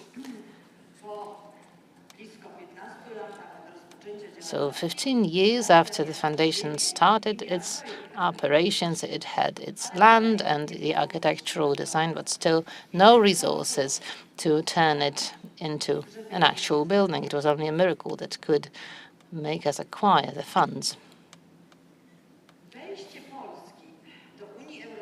Poland's accession to the European Union was yet another miracle, and it was decisive for the future of the foundation and the theatre. It opened up an opportunity to apply for EU funds. In 2008, foundation, together with the city of Gdansk and the self-governance of the Pomeranian Voivodeship, established an institute of culture called Gdansk Shakespeare Theatre. And this new institution of culture, Gdansk Shakespeare Theatre, won a competition announced by the Ministry of Culture for the financing fund, for the financing of the investment from EU funds. The victory in the competition was yet another proof of how favorable fortune was. And as I said before, Jerzy Limon never doubted this force. It was celebrated with an incredible Shakespeare happening entitled The Actors Have Come, directed by Andrzej Wajda. 100 Polish top actors recited Shakespeare in Gdańsk. The entrances to the building, that's one of them, Andrzej Seweryn at the entrance to the Author's Court. In 2011, stage 3 started, the final one, so the construction. The theatre, in its style, organized a wonderful artistic happening to celebrate the opening of the construction. It was the dance of bulldozers, the triumph of fire, bodies and machines, directed by Robert Florczak. Nobody would have thought that a construction and bureaucratic horror was only beginning. This is one of the lovely swans. We are still cherishing this beautiful moment of the triumph of art at the construction site, and in a moment the construction would be launched. The logbook of Jerzy Limon says, and here I selected 2 quotations for you.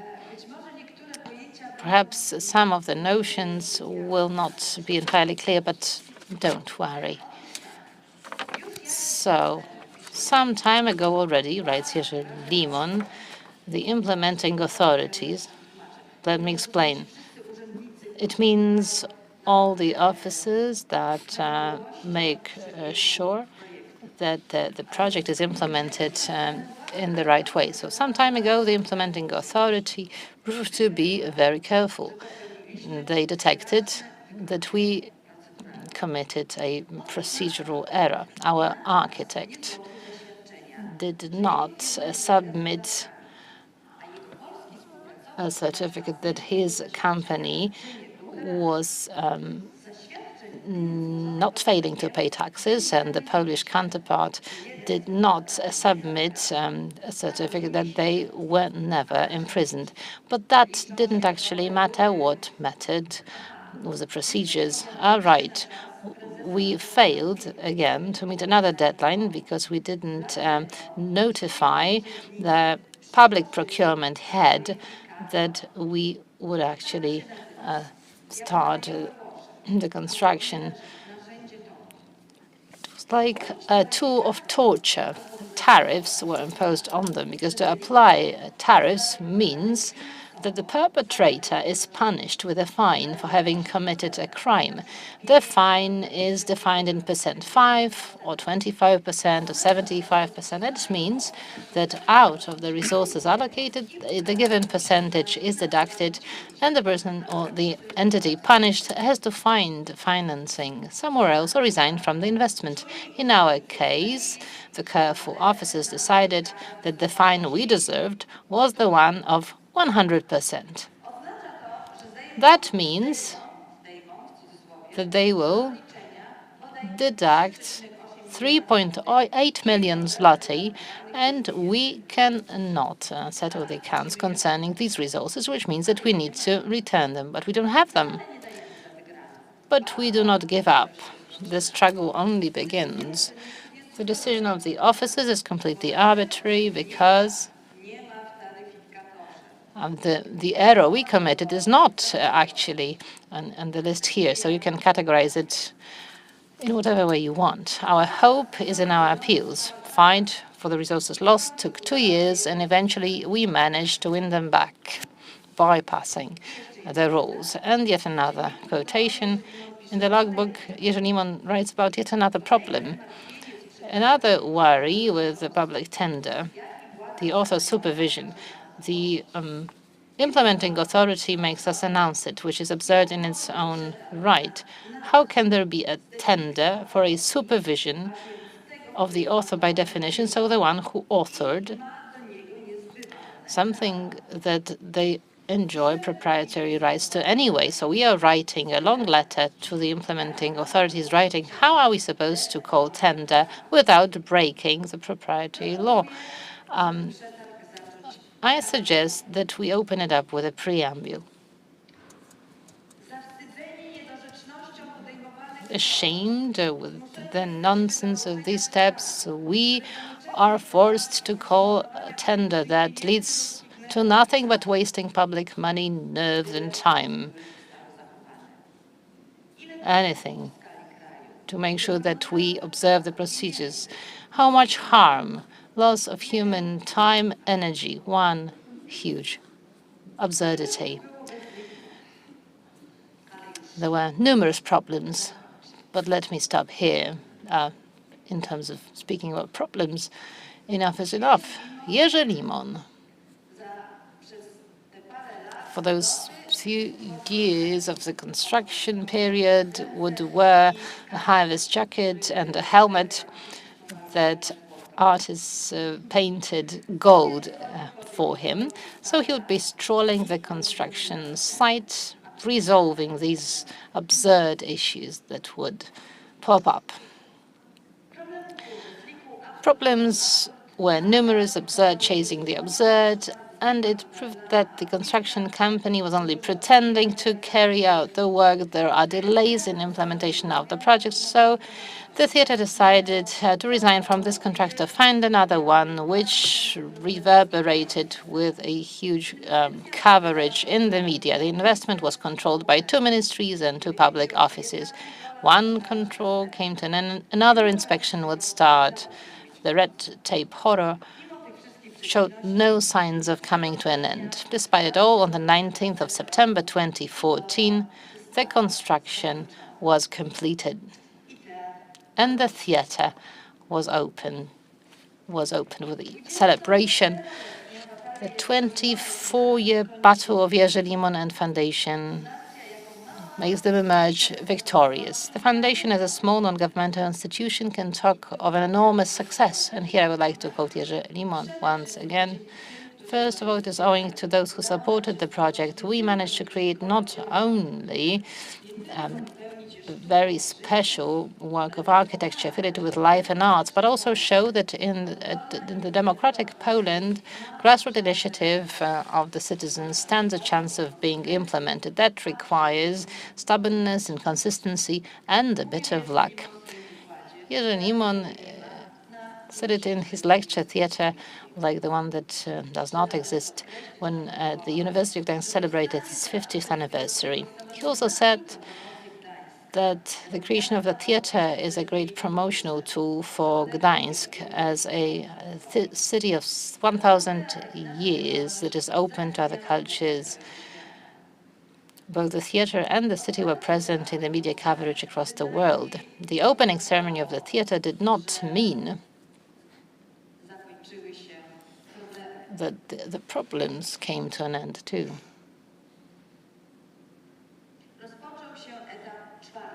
Stage 4 in the life of the foundation started. Continuation of our cooperation, the cooperation of the foundation with Gdansk Shakespeare Theatre and supporting the theatre, applying for funds for artistic and educational activities, implementing common projects. The foundation, together with Gdansk Shakespeare Theatre, organizes every year International Shakespeare Festival. For all these years, it have also implemented the Theatres of the World project, as well as educational projects. We are constantly in a struggle for winning funds and sponsors. Summing up the 30-year history of the Teatrum Gdanense Foundation, we can see its clear impact on the development of the city and its citizens. Owing to the initiative established by Jerzy Limon with his Teatrum Gdanense, we see the restoration of the interest in Elizabethan theatre. Non-such theatre was a lecture within which he summed it up. The lecture was delivered by Jerzy Limon in 2019. The theatre, inscribed into the walls of medieval times and our times, keeps on reminding us about the connection of the past with the present, and about the fact that in the times of the glory of the city, theatrical groups would come here, staging in different languages, representing the diversity of the changing moods. It is this diversity that we would like to restore, because it is in it that you'll find the diversity and wonderful qualities of art that teach us the world around us. The foundation initiated International Shakespeare Festival, and Gdańsk found its way to the festival map of Europe. Artistic events were attracted to the city, and the countries from both hemispheres could present themselves here. The audience in Gdańsk were in a position to see the performances directed by renowned directors from all over the world, thus being educated. New generations come to appreciate the outcome of the theatre and foundation's activities which promote the city domestically and abroad. In 2001, amidst the pandemic, on the 3rd of March, the creator and director of Gdansk Shakespeare Theatre passed away. What we should remember is that the theatre is the guardian of the memory. This is what he said when he commemorated Professor Gierstr in the royal castle in Warsaw. The words were repeated in 2020. The theatre is not just history, not just the space for showing arts. It is also a treasure chest of language and memory. 400 years ago, English actors asking the highest council for their consent to perform would write the words to be remembered. Nothing can be more faithful about showing the passage of time and the fate of people than tragedies and comedies, making it possible for us to see our reflections in the crooked mirror. Our play is going to last, admired and loved by educated people also today, living and present in our habits and words as long as the world should live for. And even though in today we have a lot of pretending, turning everything into something banal, undermining traditions and values, the voice of art is often stifled, neglected, not really audible.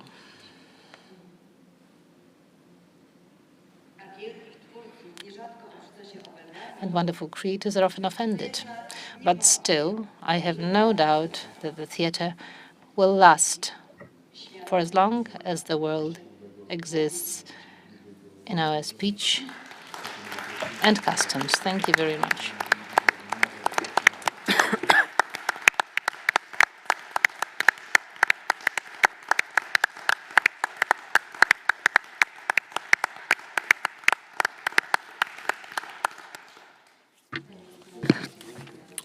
Justina, thank you very much for this presentation. At this point, I'd like to advise Professor Latachinkwaj, who is going to meet with us virtually.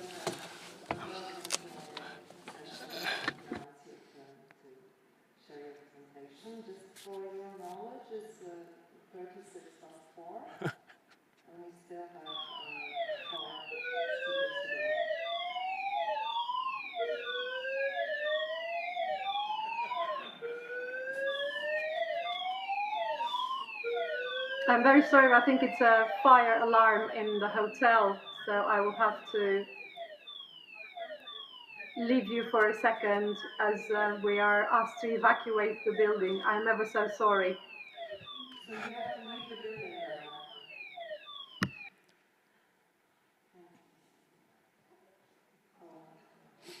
Yeah.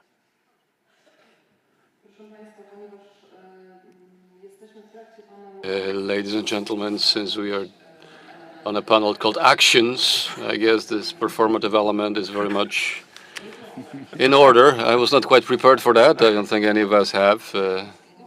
By the way, it was not any sort of masquerade. By the way, it was not staged. So perhaps Yavor Gardev can tell us about Jerzy Limon as dual embodiment of academic expertise and curating agency. This was unexpected. Anyway, let's get back to Professor Jerzy Limon. I will try to approach this theme from another angle, which is actually important for me. I'm not an academic yet. I'm a stage director. And I met Jerzy Limon because of his interest in a performance of mine, performance that was produced in 2012 at the National Theatre in Sofia, Bulgaria. Every time I start working on a play, I build some kind of hidden narratives that are for the secondary characters or the characters that have just service functions in the play. This is because I'm really against characters that are doing some service things on stage, or they're just present there in a functional manner. And this is very important for me because I think that every person present on stage should be in their own story, should be the main character of their own tragedy, should be there for a good reason. This is why I built such narratives for the secondary characters in Hamlet, in order to organize them and to give them good reason to be on stage, without really hoping that all these narratives are going to be read and even understood or even noticed by the audience. So, in order to give you an example, I had this idea that Hamlet, Horatio, Fortinbras, and the English ambassador are part of a cohort in Wittenberg, and they were in the same university brotherhood. But everyone else didn't know about it, so just the four actors and the costume designer. These characters had their coats on stage with little insignia patches signifying that they belong to some kind of community or something like that. But it was hardly noticeable thing. And all this was connected to the general idea that they are the new political generation, so to say, of Europe that has to do with Reformation of Martin Luther.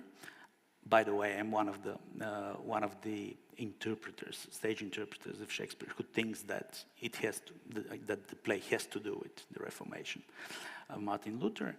And I built some narratives that they were actually acting, but they were not really meant for the audience to be understood. They were just made for the actors to be there and to have their own agenda all the time, and not to be present on stage without doing something in the performative, in the performative meaning of the word, not doing some stage physical action, but having their own agenda and working in order to establish some kind of connections.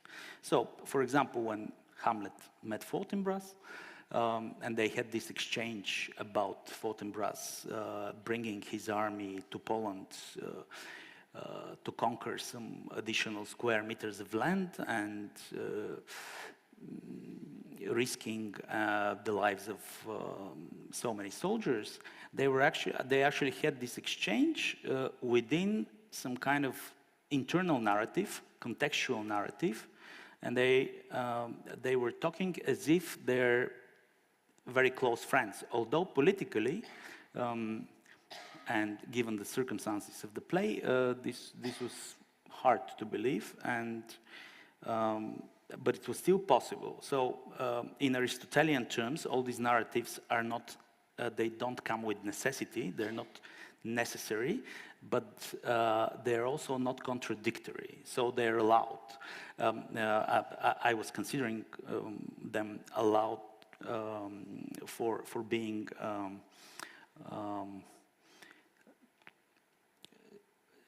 used. Then there's the English ambassador at the end. He was also wearing such a coat.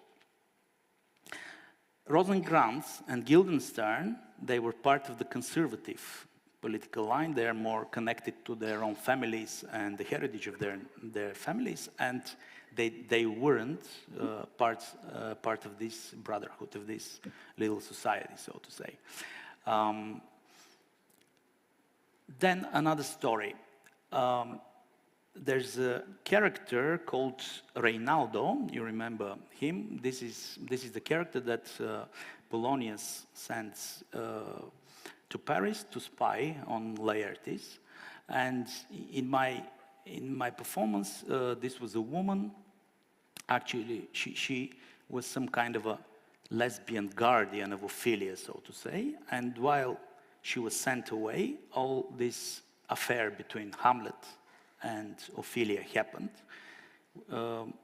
during her absence. So she was motivated to be there on stage with some other reasons than the usual reasons for this character, for this, again, functional character of Shakespeare. And there's another story about Osric, who is quite often the character to fall victim of the strikes out of the director.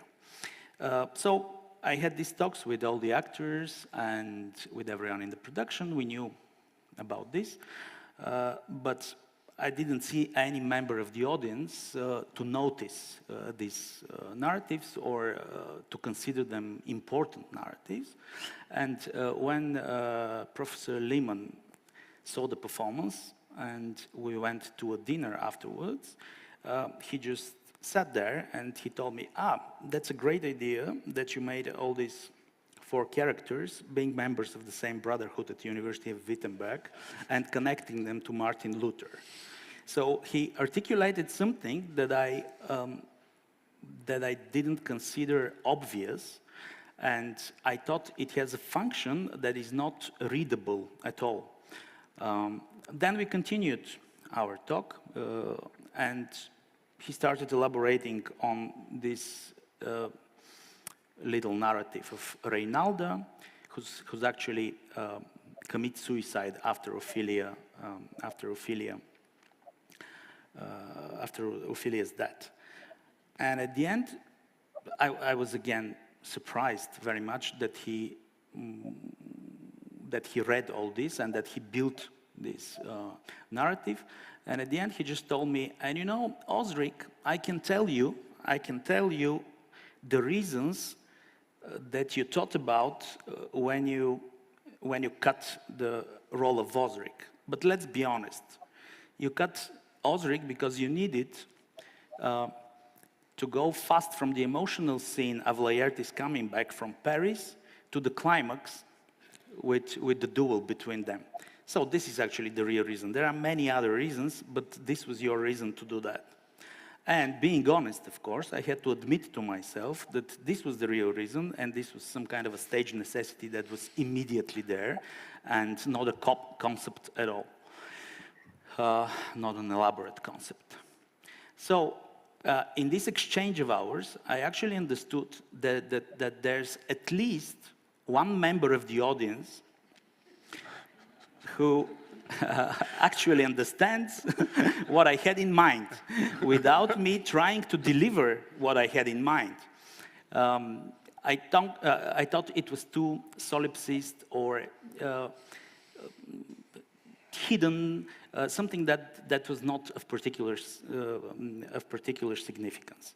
But when he articulated this, I actually understood how important it was to have such a spectator who really understands everything and can actually tell you what you had in mind as if it was the most obvious thing in the world. He was kind of swimming against the possible disseminations of the meanings that always come with any stage interpretation, to swim through the narrow hole and to come to the only possible meaning, which for me was kind of strange because I'm not that much of an essentialist. We discussed these days this issue, and this is why I was so interested to discuss this issue, because it was so easy for him to come to something that is concise and that has categoric quality about it. It's not something that might be like this, might be like that, or this is an interpretation that may mean this or that. He was quite clear. This means this, and this was what I had in mind. So then, for the first time, I thought, okay, probably there is such a solid, stable meaning there that is meant by the author, that was the intention of the author. And since then, I paid quite a lot of attention to what presumably the author had in mind. So I have more respect to that, because I myself am of the generation and from the intellectual trend of people who actually believe in the performative quality of the language, but also in dissemination and the impossible idea of bringing everything together and make the world coherent, namely to produce logocentric metaphysics after the dissemination of the meaning. But Jerzy Limon did this, and it was as easy as pie. And this was the moment I actually started respecting him a lot, because it was suddenly delivered to me, revealed to me, that there are people who are capable of understanding, of interpreting in a very intelligent and in the same time categoric hermeneutical way. He just showed me this. So after this exchange of ours, I actually had a very, very fruitful working process with him, and I'm really grateful to him because he was the person to bring this performance of Hamlet to this theater, and we were really happy to participate in the opening festival when the building was inaugurated, so to say, and for the first time to open the roof during a performance, during the monologue of Claudius. And actually we had this bad luck that during the rehearsals we couldn't do that because this roof has special protection if the wind is over 30 kilometers or 60 kilometers per hour. As far as I remember, it just stops. And during the rehearsals, we couldn't do that because the wind was faster. And during the performance, I just received the call from the roof, from a technician from the roof, and he asked me, do we open the roof? And I said yes, and during the monologue, the soliloquy, the prayer soliloquy of Claudius, an event happened that we all remembered, and that was really important for us because there was some kind of touch of metaphysics here against all my skepticism. So I think that this kind of persons are, this kind of individuals, they embody something I actually dream about. A person that has the quality of a Renaissance person, not a person of his own department, of his own academic field, but a person that can produce out of his own life something that has holistic integrity to it, so to say. A person that is not just not enough expert in this area and not enough expert in this area, but combining the areas, but the perfect expert in this particular area and also the perfect expert in curating theater and making festivals, because he had a perfect taste and he was really an expert in almost every contemporary interpretation of Shakespeare's plays. He knew all about them, and he knew all the directors who did these interpretations. He knew the companies, he knew many of the actors, and he was really interested in that and really an expert. So combining these two fields is something that I myself would happily do if I could. And this oscillating that was mentioned these days between two opposite things that can be hardly combined, and the very attempt of achieving a synthesis between things that seem to be not synthesizable, so to say, was the thing that I really admired and I respected the most in the figure of Professor Jerzy Limon. And this is why I'm really grateful to him, and I'm really honored to participate in this conference. There is a short video there that's less than a minute, just an intermediate, so to say, that I would like to remind us about 8 years ago, about 2014. Would you please go with the video?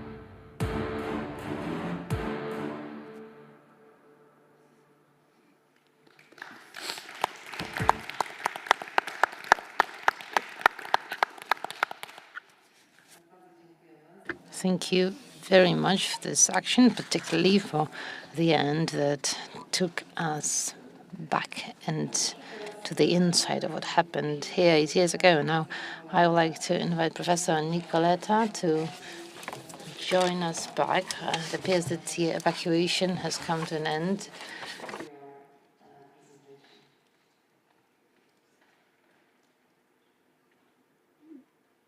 Good afternoon. I'm saying hello from the Krajowa Shakespeare Festival, which is the only reason that has made me not be able to join you in Gdansk and in the theatre. Thank you very much for bearing with me. Apologies for the melodrama. Everybody's safe in the hotel, but this is how everybody from the 5th floor onwards found out where the staircase is. So whether that was intentional or not, I do not know. I am delighted to be able to join this panel on one of the lessons I feel that Professor Jerzy Limon has taught many people like me. And as you can see from the first slide of my short cameo, I'd like to talk about learning to suit the action to the word and the word to the action. Of course, I'm taking my cue from Hamlet's advice to the players, but I would like to do that in order to celebrate Professor Jerzy Limon's commitment to live by the Danish prince's advice, as much in his words and actions, as we've heard from many participants in your conference over the last 2 days, as in inspiring other people to do so. That Professor Jerzy Limon was a man of many talents, wise words, and transformative actions is incontestable, as all the other participants have amply commented, and no doubt members in this panel will do.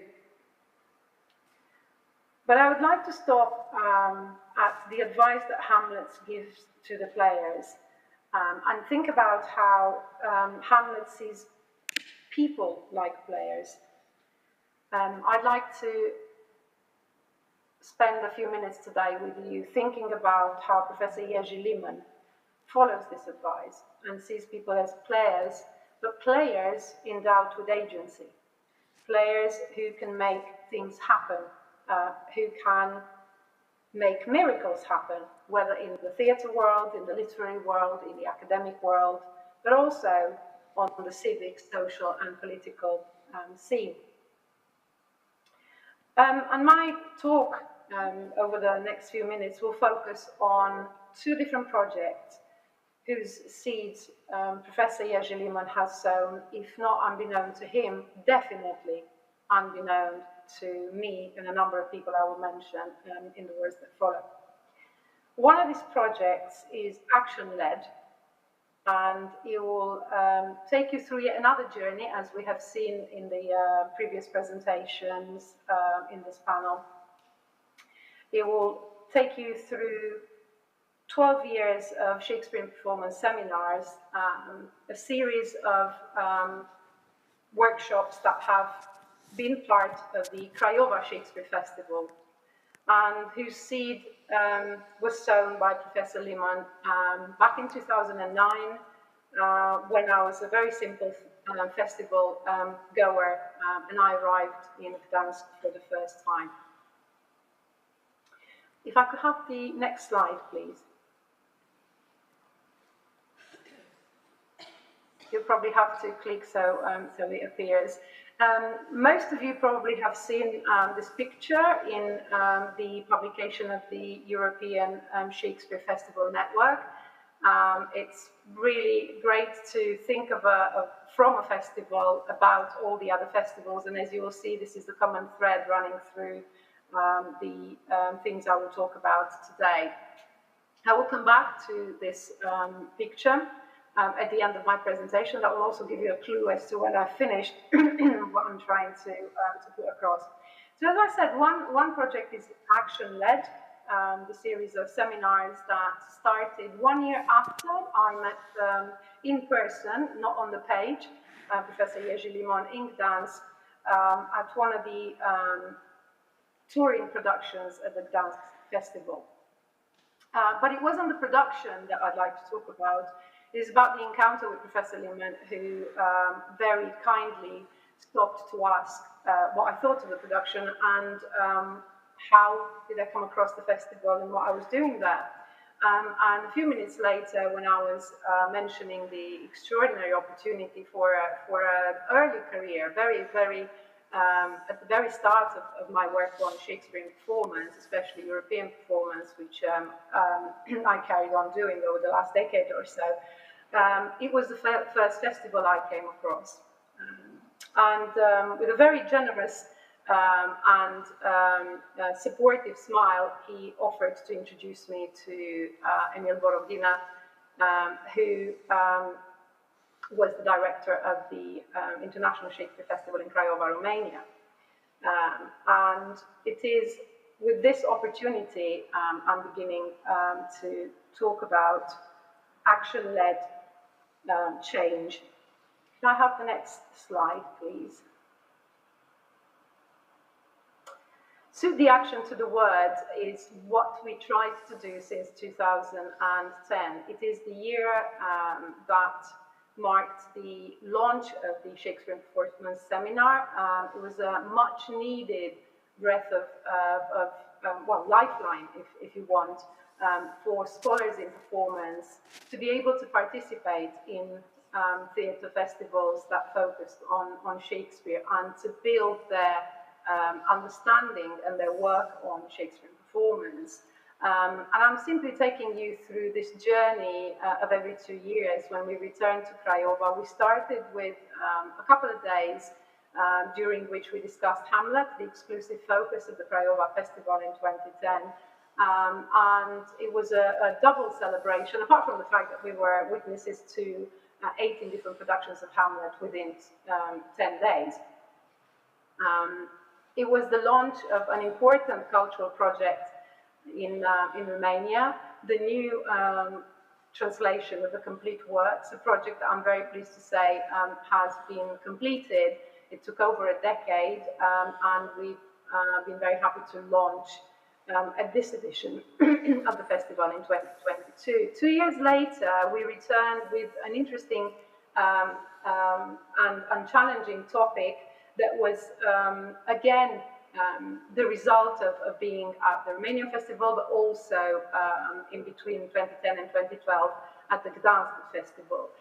It was very timely to discuss places and spaces where Shakespeare is being performed. And as I said, the experience of festivaling in Gdansk and Romania were the impetus to bring academics and practitioners, translators, and creatives to discuss what are the places and spaces where Shakespeare is being performed in Europe, what are the challenges of those spaces, what do they help us do. In the birthday year of Shakespeare 2014, we met again with a much longer series of workshops over 5 days, when in tune with the theme of the Craiova edition of the festival, we talked about every man's Shakespeare, and indeed everyone's Shakespeare, as diversity and inclusivity were very much at the forefront of our discussions. For the following celebration and the input Professor Limon has had to generate a topic such as the European Directors of Shakespeare was crucial. It is through his work with the Gdansk Festival and by this stage 6 years of work with the European Shakespeare Festival Network that have brought to the attention of theatre goers and theatre historians and reviewers like me important directors of various generations, of different conceptual fashions, of known and new kids on the block, if you want, huge casts and one-person shows in various spaces, made the focus of our discussion. 2 years later, and building on what by then were 4 different encounters, the Shakespeare Performance Seminar grew both in diversity and also in numbers. We met in 2018 with a completely different task, and once again, this is a clear direction that became clear to us only much later, that we are coming to the theatre, we're coming to festivals to view and review productions of Shakespeare and ways in which Shakespeare happens for us and with us and around us. And we took upon ourselves, when I say we, I mean 41 participants, took upon ourselves the task of seeing all the productions in the festival, of viewing them collectively, of thinking ahead of watching the productions, of planning our different positioning in relation to the productions, and discussing, anatomizing a term we borrowed from Professor Limon and the practice at the Gdansk Festival, to think collaboratively about reviewing Shakespeare. And 1 year later, the fruit of our labor across 14 days of participating in the festival and seeing 18 different productions, we were in the position to write collectively and publish collectively in the journal Cahiers Elisabethan 18 reviews of 18 different shows, and bring a contribution not just to the archiving of festivals, but also to reviewing as another form of Shakespeare work, another form of performance criticism, if you want. As in many places around the globe, 2020 for this particular series of workshops and seminars has been slightly problematic, and we were not quite mute audiences to the shows that were presented in Festivaling from Home, Crayova's format for running the festival in April 2020. But our input was lower key, if you want. This brings me to absolutely a point in the present. It brings me to the year 2022 and to where I am now, about to go to the last 24 hours of the Craiova Shakespeare Festival.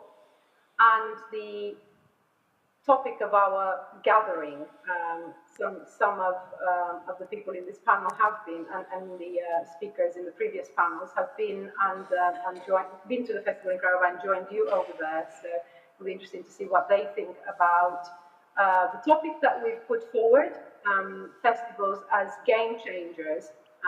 And this is also the point at which I'd like to move on to the next slide, which will take you to the other part of my presentation. We started on the 20th of May and worked over 5 days on festivals as game changers. And our main task was to look at Shakespeare festivals and their socio-cultural agency, to draw insights into Shakespeare festivaling as a European cultural phenomenon. Might sound quite wordy at this stage, but I'll do my best to explain in the next few minutes.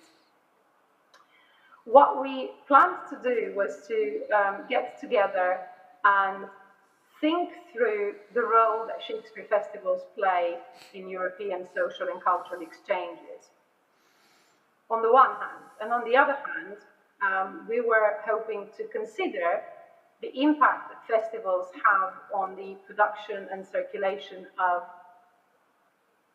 stage Shakespeare, on performance criticism, on translations of Shakespeare's work, and last but not least on teaching and higher education curriculum design. We focus precisely on the idea of festival Shakespeare phenomenon in Europe, And our seminars and workshops between the 20th and the 25th of May explore the dynamic role that Shakespeare and his work played and continue to play in intercultural celebration, mobility, and mediation. Three different directions that are particularly poignant at this point in time, at this point in the history of continental Europe, but also for the world. From the aftermath of the Second World War and up to now, festivals have deployed Shakespeare as a model of inclusive theatre to provide alternative answers to Europe's multifaceted crisis. This, for a number of us, has become a longer-term project, so I'd like to move on to the next slide to talk a little bit about suiting the word to the action. It is years of festivals, and it is years of being in the presence of Professor Jerzy Limon's actions, if you want, some of which were discussed so far, that has led to literally mapping out a new field of research. And I'd like to talk a little bit about Shakespeare and European Festival stages, a project that three people, Professor Florence Matt from University Paul Valéry in Montpellier, France, and Professor Paul Prescott at the University of California, Merced in the United States, and myself, have been frequent festival goers. We've been avid spectators of Shakespeare and fans of festivals. Our gift to Professor Jerzy Limon is this book that tries to map the history of Shakespeare on European festival stages, as well as the experience, the transformations, the actions that come out of such festivals. The book is dedicated to the work and the memory of Professor Jerzy Limon, founder of the Gdansk Shakespeare Festival and the Prince of European Shakespeare Festival stages. If we can move on to the next slide, it will give you a taster of what our project has been trying to do.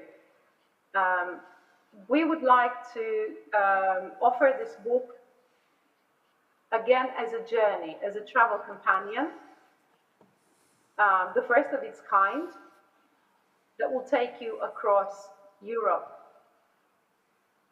And it will offer you an introduction to 11 different festivals, many festival stages that have illuminated the works of William Shakespeare over the last 70 years.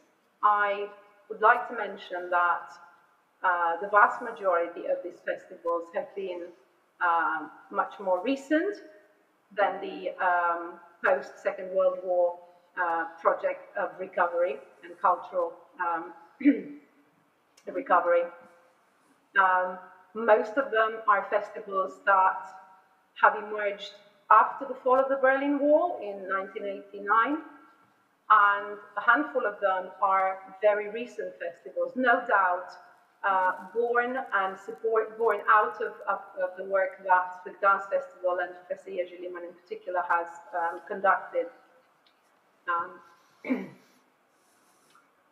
But apart from traveling across the length and breadth of the European continent, with this book you will hear the works of Shakespeare spoken in many tongues and in languages from far beyond the continent's borders.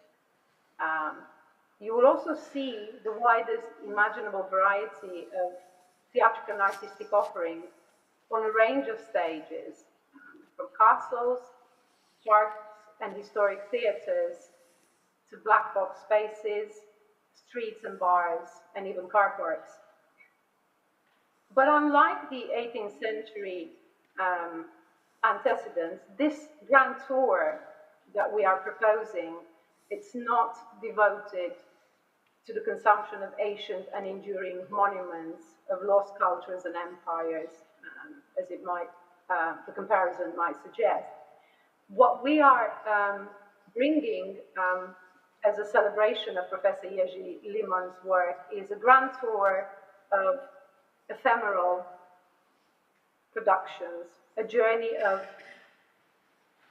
fashions, a journey to experience trends and innovations in theatre making, all of which are mediated through the lingua franca of live Shakespeare performance.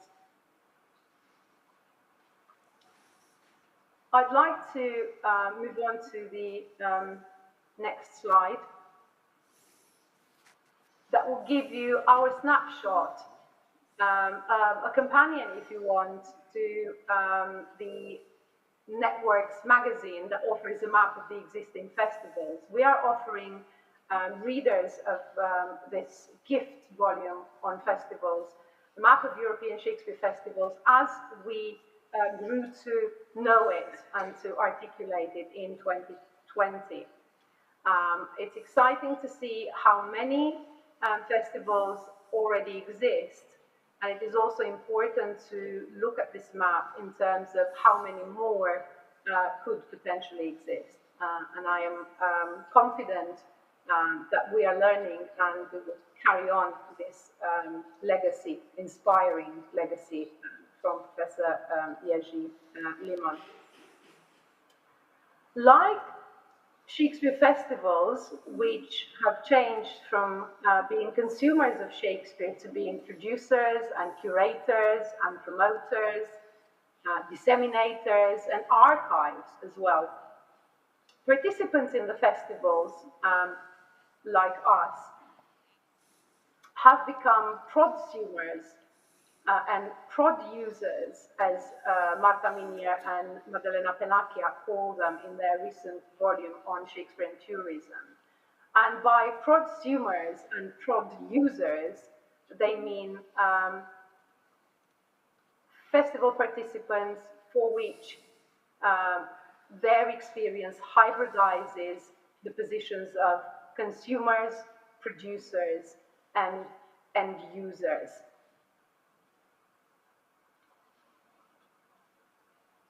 Shakespeare festivals continue to be cultural and social game changers.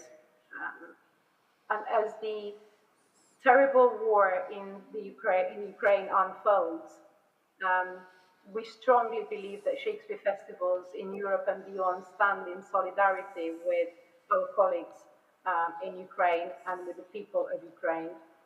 Also with Russian people who are being repressed for taking a stance against this war, with artists and people of culture, and to all the people displaced and affected by its horrors. As Professor Jerzy Limon helped us learn, will no doubt continue to work and has an important task in healing. I'd like to move to the final slide and leave you with a close-up of the initial picture that appears in the brochure of the European Shakespeare Festival Network. While everybody present in this picture is looking at the camera, at what is in front of them, I couldn't help but notice that Professor Jerzy Limon is looking beyond that. And it is this gaze that is very obvious in this picture that embodies everything that Professor Jerzy Limon has been for these two projects that I have mentioned and for all the other inspirational actions that are coming out as we speak. As with the seeds that he had sown unbeknown to us, I strongly believe that whatever Professor Jerzy Limon sees in this picture is something we are yet to discover. Thank you very much.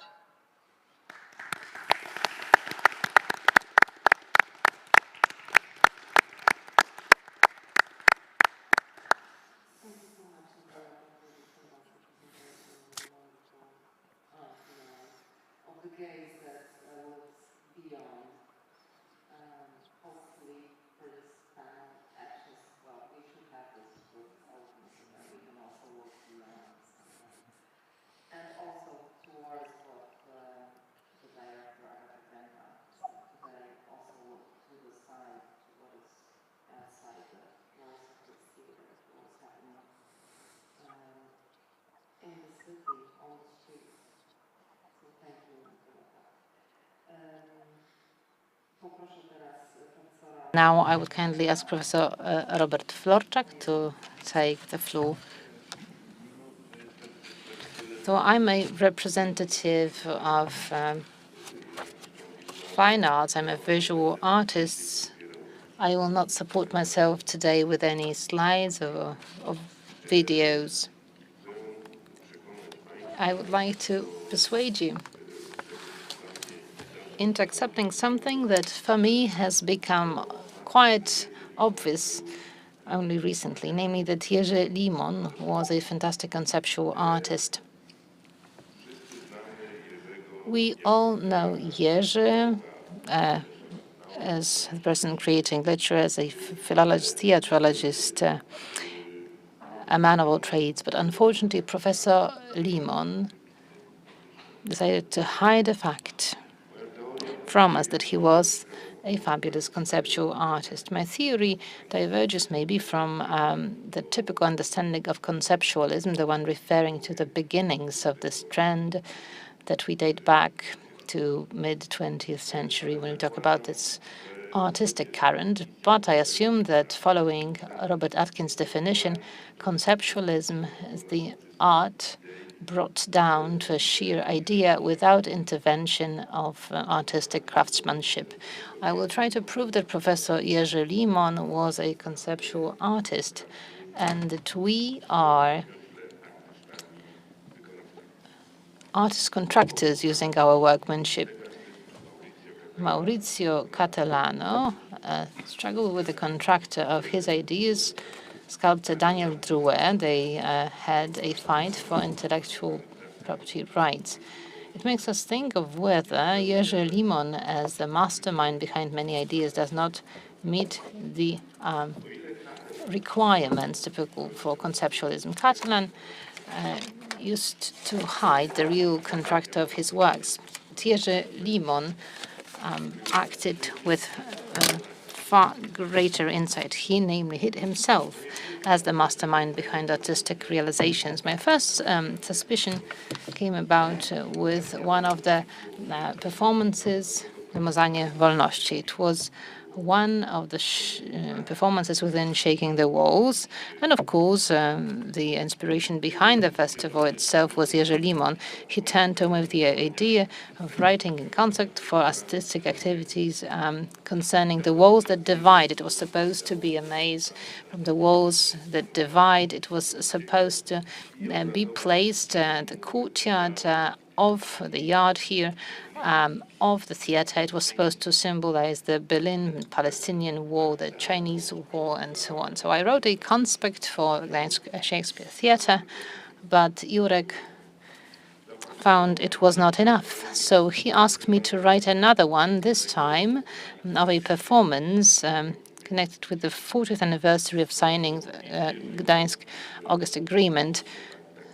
So the individuals stuck to the wall of the totalitarian regime, they get detached from it to be freed and as to use the freedom as the liberated masses. So we wrote it, we sent it to the Sling Foundation as the Sling Foundation project to the context of the foundation of the city of Gdańsk. Joy, we won the grant. When Limon understood that I wanted to use a projection, he thought it nice to include the falling of the wall in the final scene. I corrected the script, not really suspicious of anything, and I started working. My first suspicion came when I suggested that we place Jerzy on the poster as the author of the concept. And then he told me, come on, nobody really needs it, right? It was back then that I I should have known that he was very utilitarian, but blinded with our friendship, I ignored it. But Jerzy Limon knew human nature rather well, and he knew that artists very quickly accept somebody else's idea as their own. I know because many a time with my wife, who is also an artist, that we spend many hours trying to decide whose idea a given idea was. Knowing human nature, Limon would just drop his ideas so that the other artists could benefit from them as those cuckoo's eggs. And they would take them and take care of them. The first time I was taken in 1994 at Shakespeare Parades together with Michał Juszczakiewicz, we thought that we were directing and creating parades. As Jerzy Limon, who knew Renaissance traditions related with English actors coming to Gdańsk during St. Dominic's Fair, described it. We should create this parade entrance to the city. He told us about the place and date as well as the itinerary, so the long street and then we should have planned the major acts in front of the author's court. So happy as kids, we actually followed his directions, and it is obvious that when the cornerstone is mounted, very often it is accompanied by artistic performance. So what does Limon do? He persuades a renowned, world-famous director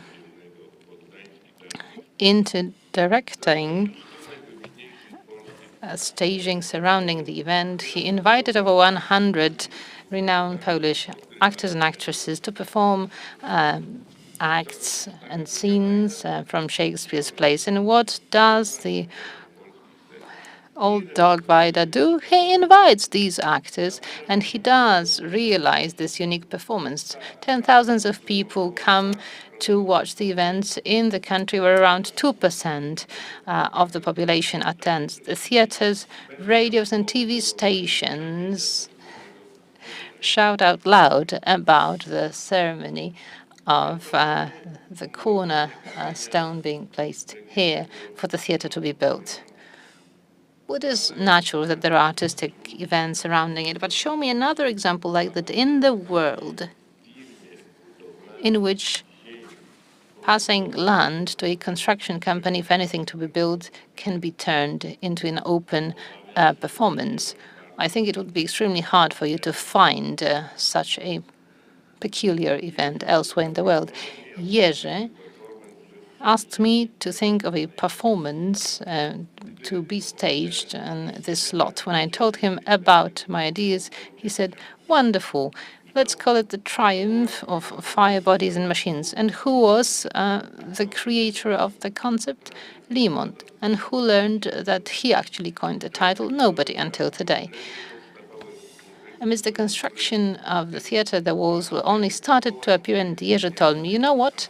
I would like to call the first symposium of Polish Hamlets. I would like them to stage at the steps in front of the buildings of the Długa Street. Wouldn't you like to direct a performance on the wall so that the theater can act still amidst the construction efforts?" So I'm thinking about a show, Transjown Hamlet, and he entitles the entire event calling it the Hamlet of Two Times. So the plethora of Polish Hamlets to come, 9 of which stage in my transgender Hamlet, on the 4 stages placed in an amphitheater at the walls that are being erected. So the walls are the screens at which you can see all the protagonists, the dialogues that Hamlet's life enter into a dialogue with. So you've got simultaneously staging walls with over 1,500 people passing by watching them. So the first meeting of Hamlets again brought together 10,000s of people. And what Limon at one go suggests to Andrzej Wajda and me 2 conceptual cuckoo's eggs, and we gladly keep on caring for them. In order to persuade you into accepting my argumentation, I will share another example of an event that accompanied the celebration of 400th anniversary of Shakespeare's death. This event was celebrated all around the world, so everybody stood the same chance to actually stand out. London, Paris, Berlin, New York, even Moscow. Although it could be slightly ashamed of the degenerated Renaissance figure. So he, Limon, invites the Kokore Theatre to have 400 mourners staging a huge masquerade. Goes through Gdansk, only to end here at the Gdansk Shakespeare Theatre. A fabulous concept, costs very low. The news gets to the media in the entire world. They say an outstanding, unique performance. Do you think that Limon, as the author of the idea, popped up anywhere? No, of course not. He still would hide that he authored concepts with a stroke of genius. Why? In order to offer unconscious artists further artistic concepts. One of the last one was the cuckoo's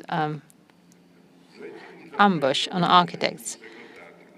He asked them to build the smallest theater in the world. They were supposed to design it. It was supposed to fit into a concept that would resemble a space on which you exhibit posters and advertisements, enough to stage monograms, visual concepts. The first location for this miniature theater was supposed to be the Długa Street, the Long Street, in the old town, the main town. He would ask me to consult it with architects. We would sit, and this brilliant idea was discussed. Unfortunately, the unexpected death of Professor Limon put an end to this idea. I need to admit that I miss very much the artistic cuckoo's eggs. Regardless of whom he would offer these eggs, I miss very much an outstanding artist and conceptualist, Jerzy Limon. Thank you very much.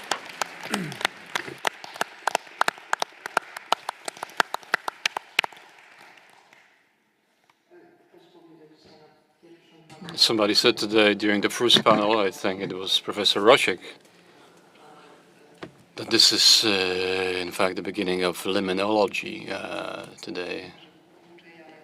So I think this cuckoo's egg might become modus operandi metaphor of Professor Limon as a conceptual artist. Thank you very much. We are right on time. It's 5:34 p.m.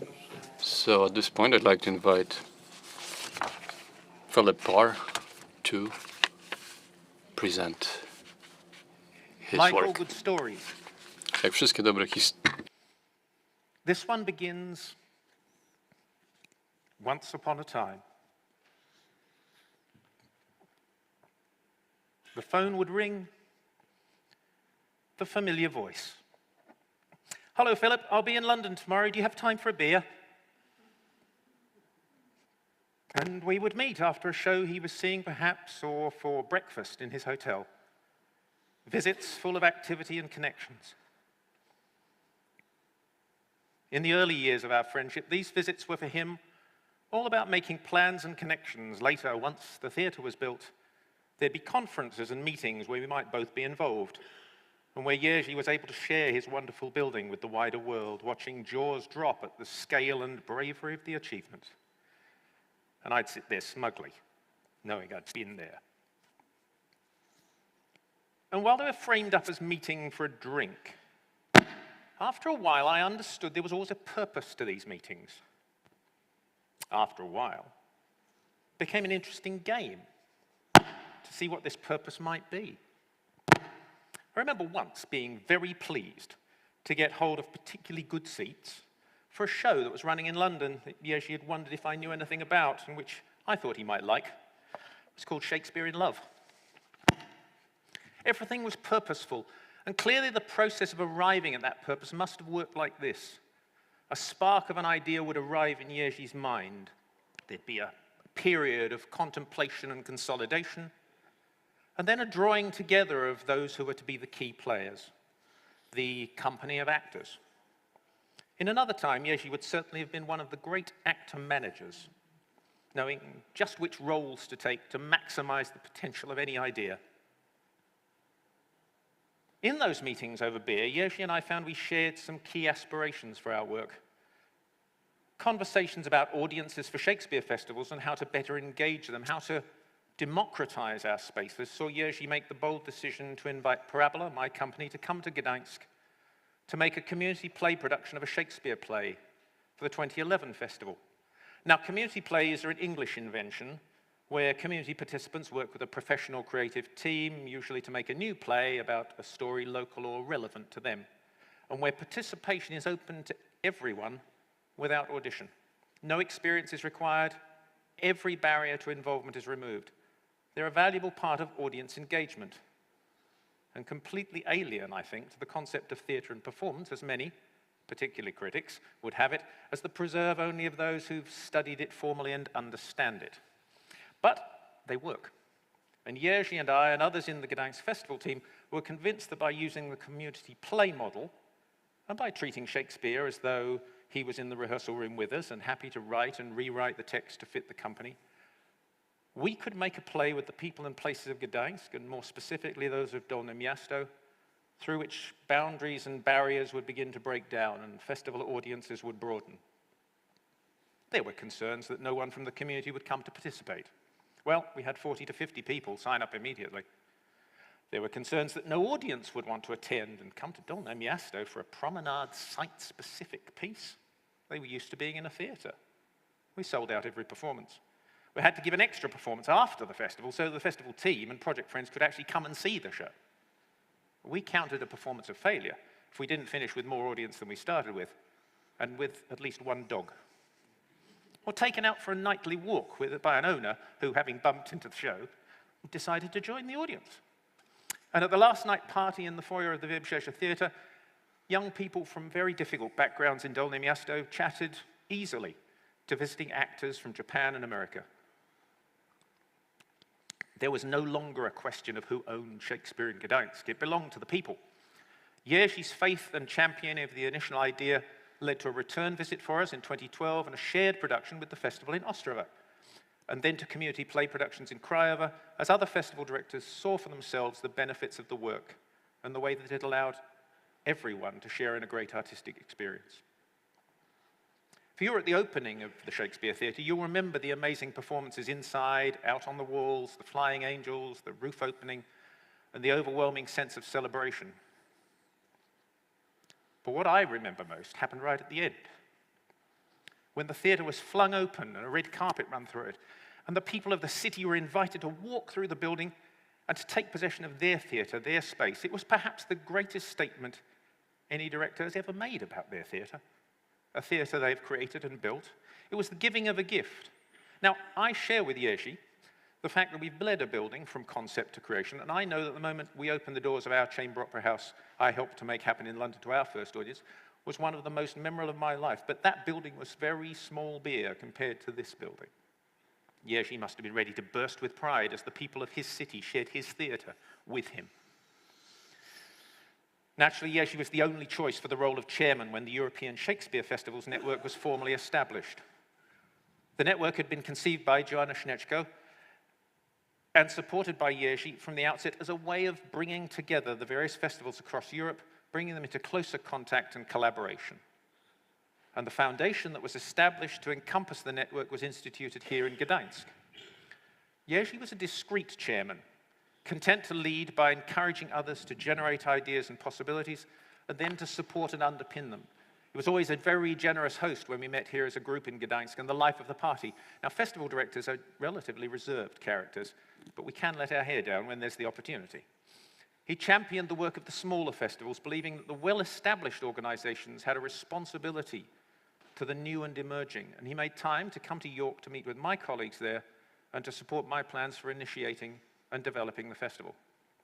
The network has strengthened and grown and has become a valuable organization for members and artists. Largely due to Jerzy's spirit and leadership, we think of ourselves as friends, as well as working colleagues. We're never competitors, which was always the ethos he espoused. And we're delighted that Justina has joined the council of the SFN Foundation for the sense of continuity that this brings. The excitement generated by this theatre and the presence of a festival network has meant, I think, that there's a much greater visibility of European Shakespeare on world stages. The network has also been at the forefront of building the partners for collaborative projects of all kinds in programming, performance, education, and management. This collaboration has led to Shakespeare, that's S-H-A-K-E-S-P-H-E-R-E, a worldwide call from the network for a small, innovative production which is touring across member festivals this year. Shakespeare. Jerzy, it seemed, loved a pun, a play on words, and so our collaborative projects nearly always had an implicit or explicit Shakespearean reference. Sometimes he would run these by me to see if they worked as well in English as he hoped. And I'm glad to see the punning tradition remains in the title of the current project here in Gdansk, Treasure Iceland. Which comes first, the words or the music? That's a question often asked of composer librettist teams. In one of his plays, Tom Stoppard, through the voice of a character, famously answers the question, which comes first, the words or the music, with the contract. With these collaborative projects, which are both an opportunity to make work where the sum is greater than the parts and, let's be honest, an essential way for all of us to access additional resource, what has to come first is the idea, and Jerzy was a genius at identifying and encapsulating the idea. I don't think I can do better than quote some of his words for Shaking the Walls, our most recent and enormously powerful project.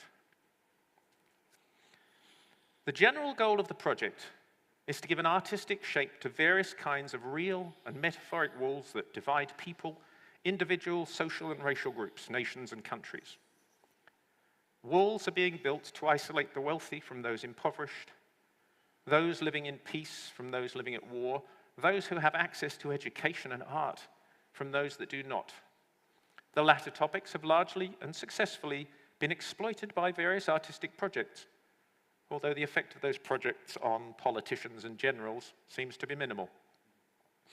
Our project aims to exploit specifically the metaphor of the wall of indifference, which perhaps is the most blurred and undefined boundary separating humans in today's world, both as individuals and social or ethnic groups.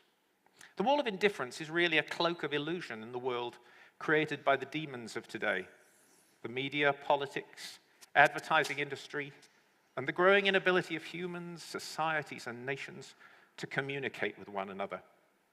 The complexity of today's world is covered by a growing simplification and banality in today's culture, being a text message culture, a culture that is blindfolded by the illusion that what lies behind is an extension of here, and that the future is the extension of now. It is a material wall that surrounds our newly built theatre in the city of Gdansk. The wall stands across the street from a medieval wall that encircled the old Gdansk. Symbolically, it guards and protects what we consider most important, theatre and art. Thanks to the wall, our theatre may also be seen as a symbolic model of a city, with the theatre at its centre. From the outside, it is not possible to decipher what lies hidden behind the walls. Very few people would guess that they are facing a theatre. This becomes the origin of the metaphor we want to create in our various artistic forms of expression, a juxtaposition of what seems and what is. Echoing Hamlet's own words, "I know not seems, madam."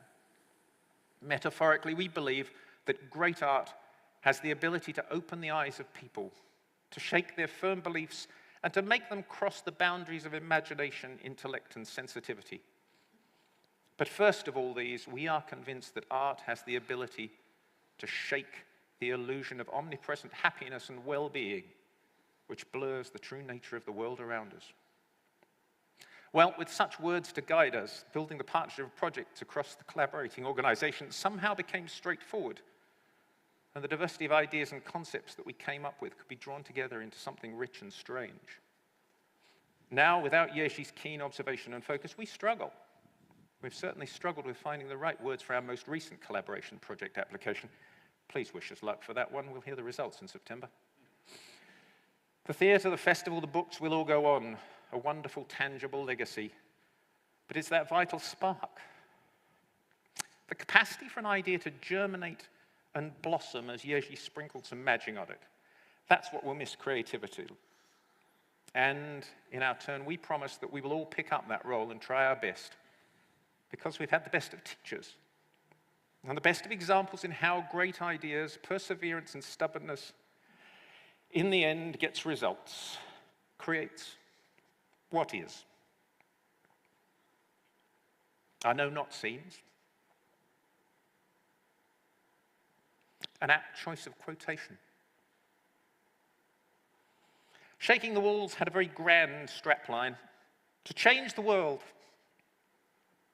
It's been an honor to be here to celebrate Jerzy with everyone, a man who changed the world.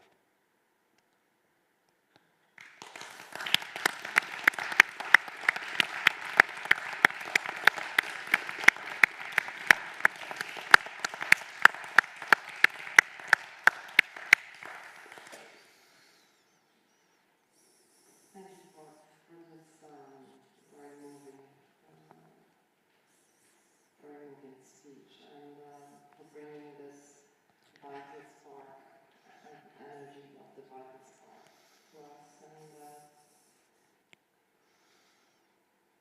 in the morning, I believe it was again Professor Authorship who said that who compared Professor Limon to constantly moving quicksilver, which can penetrate various places and alter them and transform them. It seems that the panel devoted to actions is a panel in which we experience how meeting Professor Limon changed our lives and how strong the impact is and how powerful the circles that come from his actions are and how they reverberate in us, in the space around us, and as you said, and as Nicola mentioned in the map, how it's transformed into networks of connections. It's, thank you.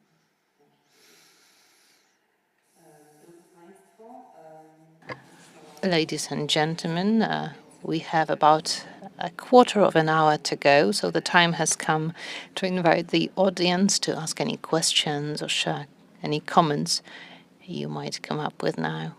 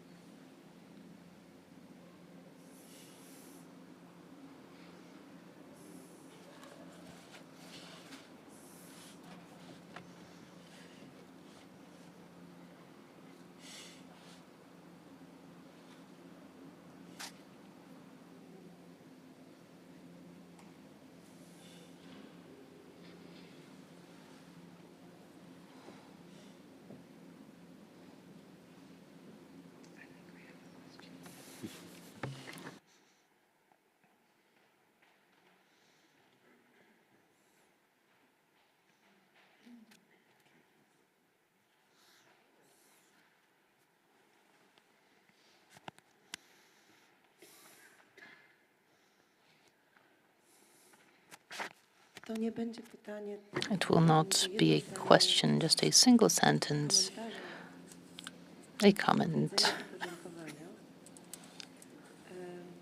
To just say something and jump at this opportunity of expressing gratitude. I thought to myself how wonderful it is that this reflection on something that started to evoke from our meetings, the concept of limonology. Well, on the one hand, I like it, and on the other, I think it's so academic.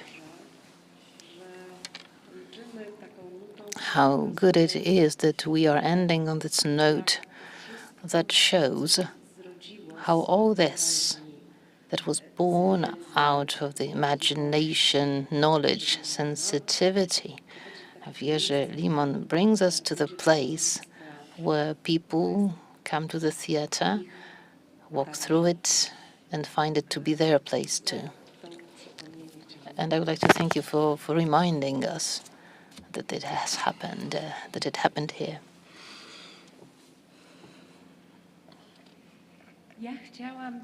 I would like to remind you, when Robert mentioned all these wonderful ideas by Jurek, I wanted to remind you that it was Jurek's ideas for Pudzianowski, the strongest man in the world back then, a Pole, would open the roof, pulling the rope. Certainly you know how it came about.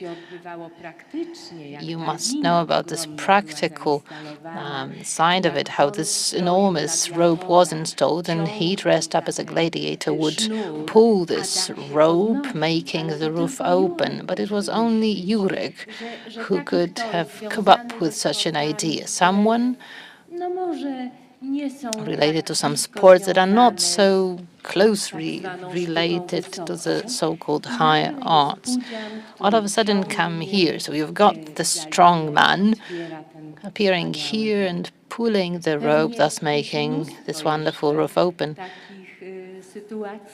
Probably there are many more exceptional ideas by Jurek, but when you said it, it has shown in me that it happened. Yeah, he was aware of the fact that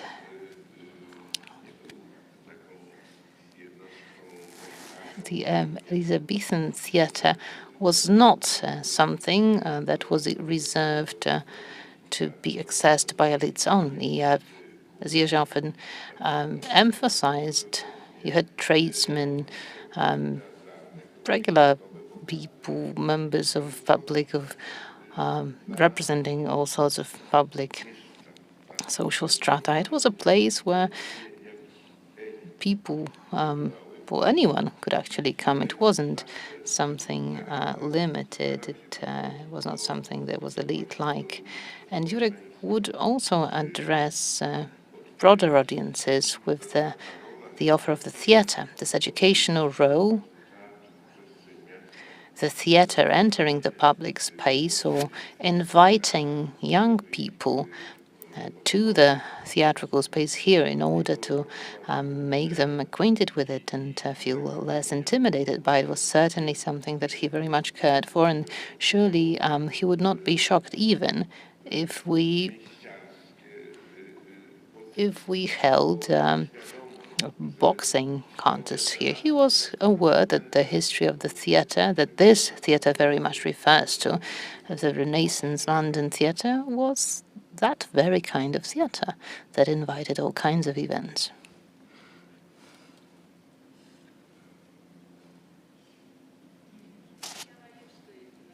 If I may,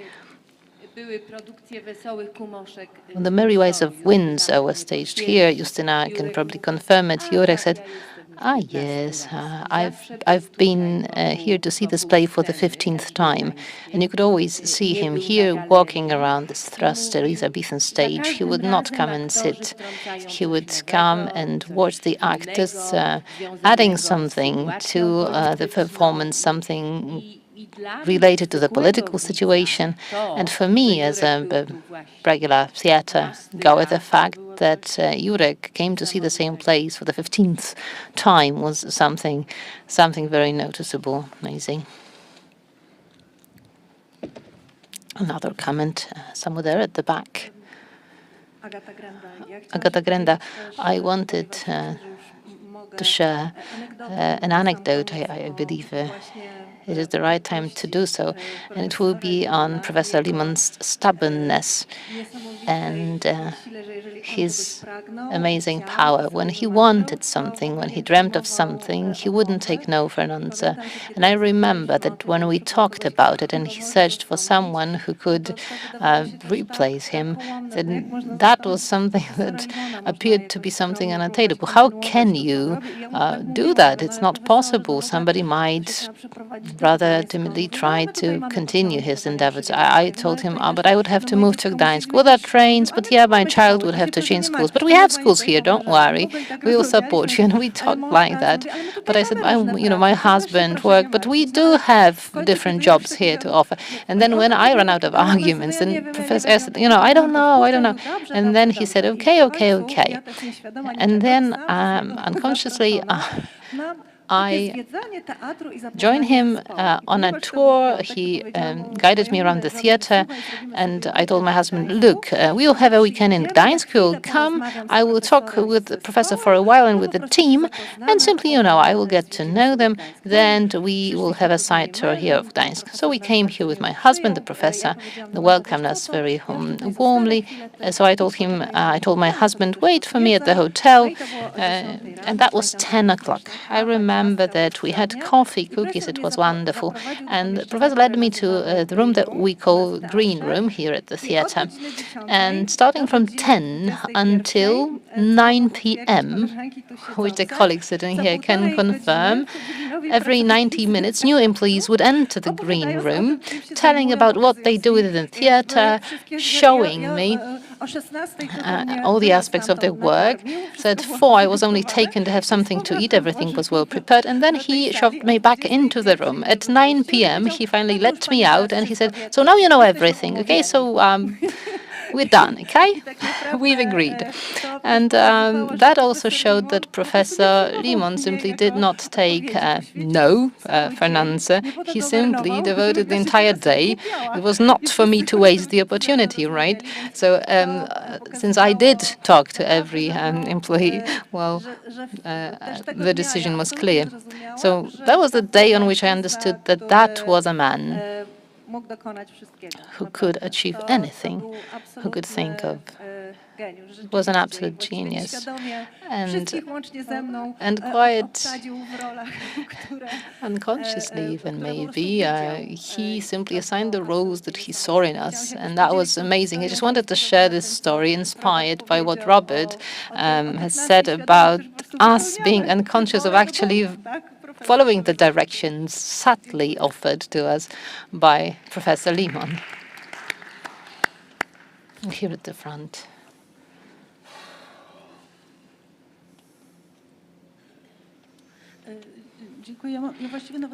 Thank you. I don't even have a question as much as a comment, but the one adding to an anecdote about the power of impact of Professor Limon through theatre onto people who not necessarily go to the theatre. Of course, Pujan is a great example here, the strongman, because maybe theatre, maybe he heard the word for the first time back then, and then he surely fell in love with it. I would like to thank you for the presentations today. I think that the organizers had a very good idea of actually offering this panel on action as the last one, because the action of course, was very much something that characterized Professor, and it was really moving. But if you remember the Merry Eyes of Windsor being staged here, and for the first time, maybe it was also it also happened before, but for me it was the first occasion on which people who gathered here around the Elizabethan stage, they were encouraged to be here in order to come and gather around the stage. They were offered beer or wine. So those who buy the cheapest tickets, £5, that was before the pandemic, were allowed to come to the theatre, even bringing beer in. And I think I was very happy to notice that this practice was introduced here. And we had this additional pleasure during the break with my husband when we were observing a very shy audience, when they weren't sure whether this offer was true. Really? So I do not need to abandon, my beer or wine here. I can actually take it inside to the theatre interior. And that was one of many actions, thousands of actions of bringing theatre closer to people. This is not something that is just for the selected ones. That was the driving force of the English culture. You would find theatrical performances in any village, some kind of tableaux, other forms of theatre every week. What you said about the smallest theatre in the world, you have this vision of English province. Those who cannot get to London can still appreciate something that is a performance in their place, because theatre was to be seen everywhere. And he encouraged people to recognize themselves as theatre goers. You do not need to go to the hairdresser, dress up, and so on, but you can simply come and become part of the theatre. So it's just in addition to the Pujan thread, the strongman opening the roof. Thank you very much.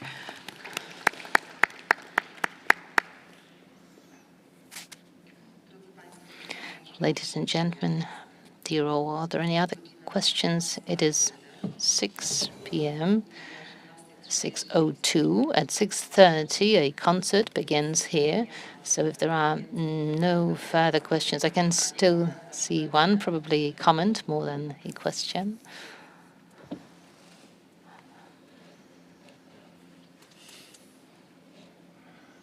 I just felt it necessary to mention the theatre in the window that Professor created with his visionary mind when the theatre was allocated offices.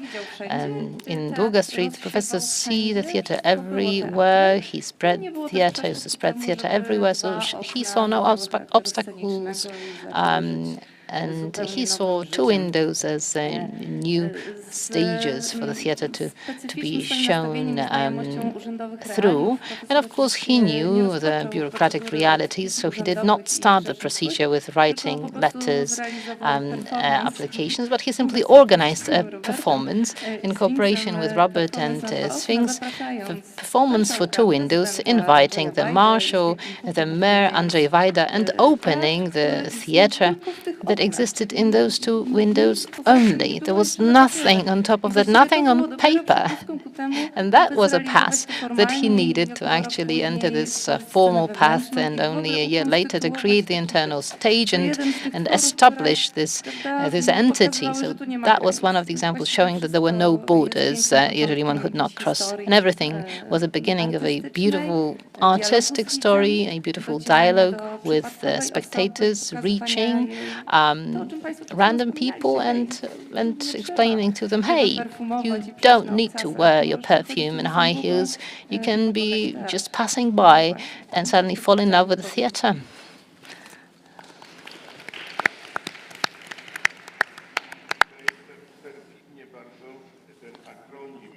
And this acronym, a theatre in the window, it is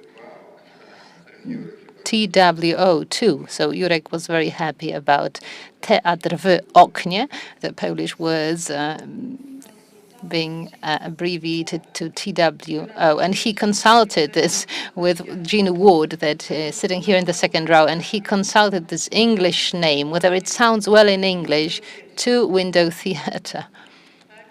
Right? And you said it sounded okay, and so it stayed this way.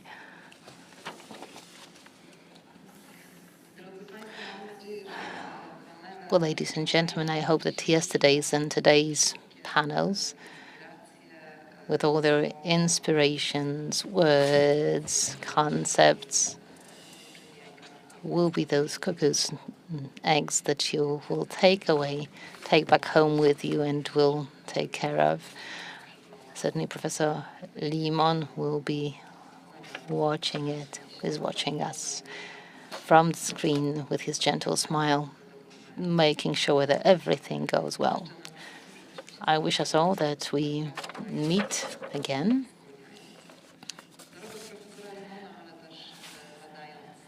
For further insights into the legacy of Professor Limon, but also exploring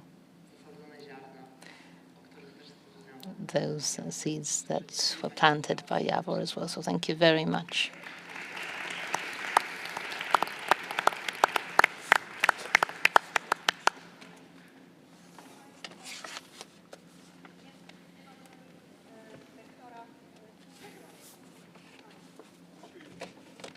Microphone, please.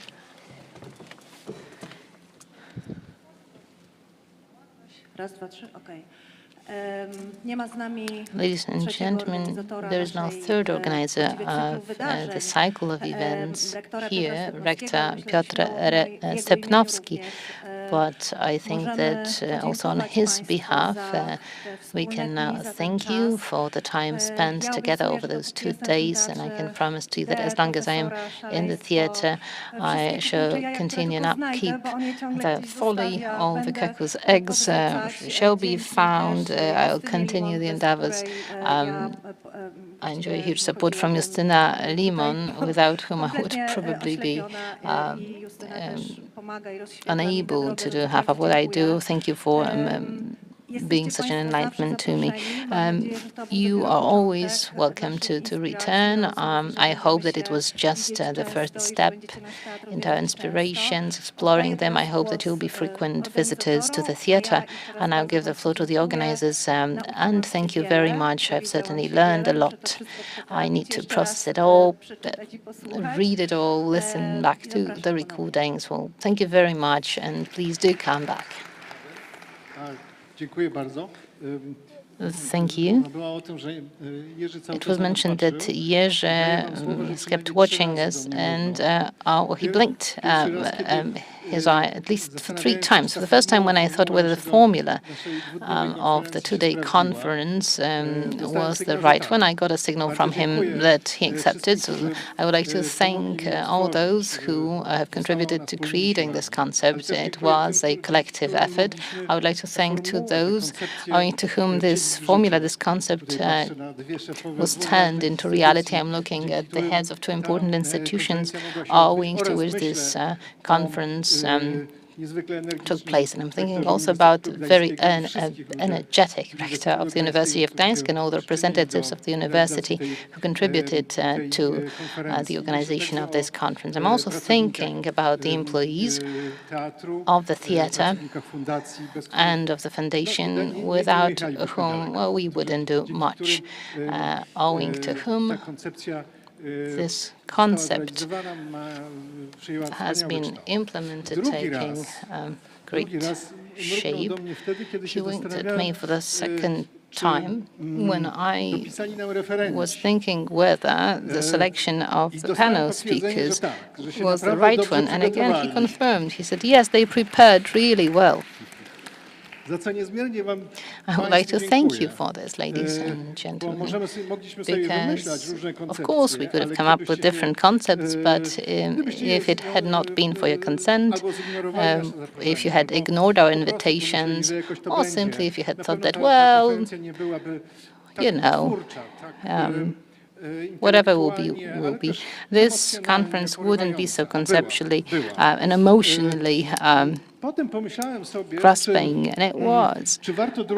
Then I thought, does it make sense to print all these texts that were prepared? Then Limon was slightly hesitant because he whispered to me that they might refuse to come again once you print their texts. But then he decided, yes, print those. So we will ask you to send the contents of your presentations. Of course, you can edit them, make them longer if you wish, and they will be printed. It was promised to us by the rector of the University of Gdansk. I think he will be back with us at the concert, that he would contribute to the publication that will be published in 2 languages of the conference. So I certainly hope it is only the beginning.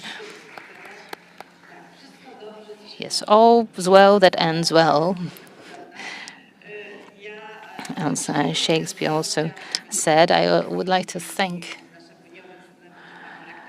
Mr. Rector, who was with us for most of the day. I would like to thank Agata, Jacek, and all the employees. I'm looking here at Marta, who is sitting there. And not only Marta, all the employees who prepared this conference. A huge round of applause for them.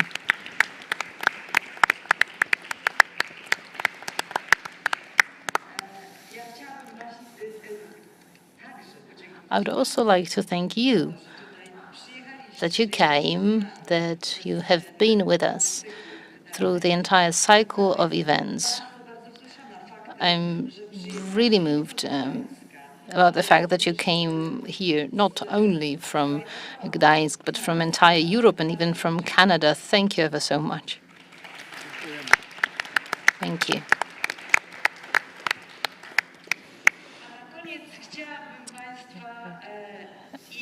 And now I would like to invite you and the organizers and co-organizers to create, and it is not my idea, but unfortunately I cannot remember the name of the woman who invited us to create the lemonade. I actually like it more than limonology. So if you could contribute to the creation of lemonade, please contribute. When we collect your ideas, it will turn into an inspiration and power to keep on making up the lemonade. Now I know that the employees know me. When something goes wrong and everybody quarrels, or when there is a brainstorming session, I said, okay, we got the lemons, we can turn them into lemonade. So now I will be saying instead that we're making a lemonade, not a lemonade. Thank you very much, and please join us at the concert. The concert was prepared especially for you, especially for this occasion. It will last for an hour, and I think it's going to be amazing. Please feel invited. The concert will start at 6:30. It will be entitled Music for a While, Baroque music in combination with contemporary sounds of electronics and improvised music. The areas from that epoch hits at the classical music market. Music for a While, composed by Henry Purser, or Cleopatra's part from Julius Caesar's by George Friedrich Heine. For you here, Magdalena Gruszczyńska, soprano, Ireneusz Wojtczak, saxophone, clarinet, electronics, Tomasz Ziętek, trumpet, electronics, Mikołaj Wojtczak, guitar, texts, and David Malcolm reciting. Thank you very much.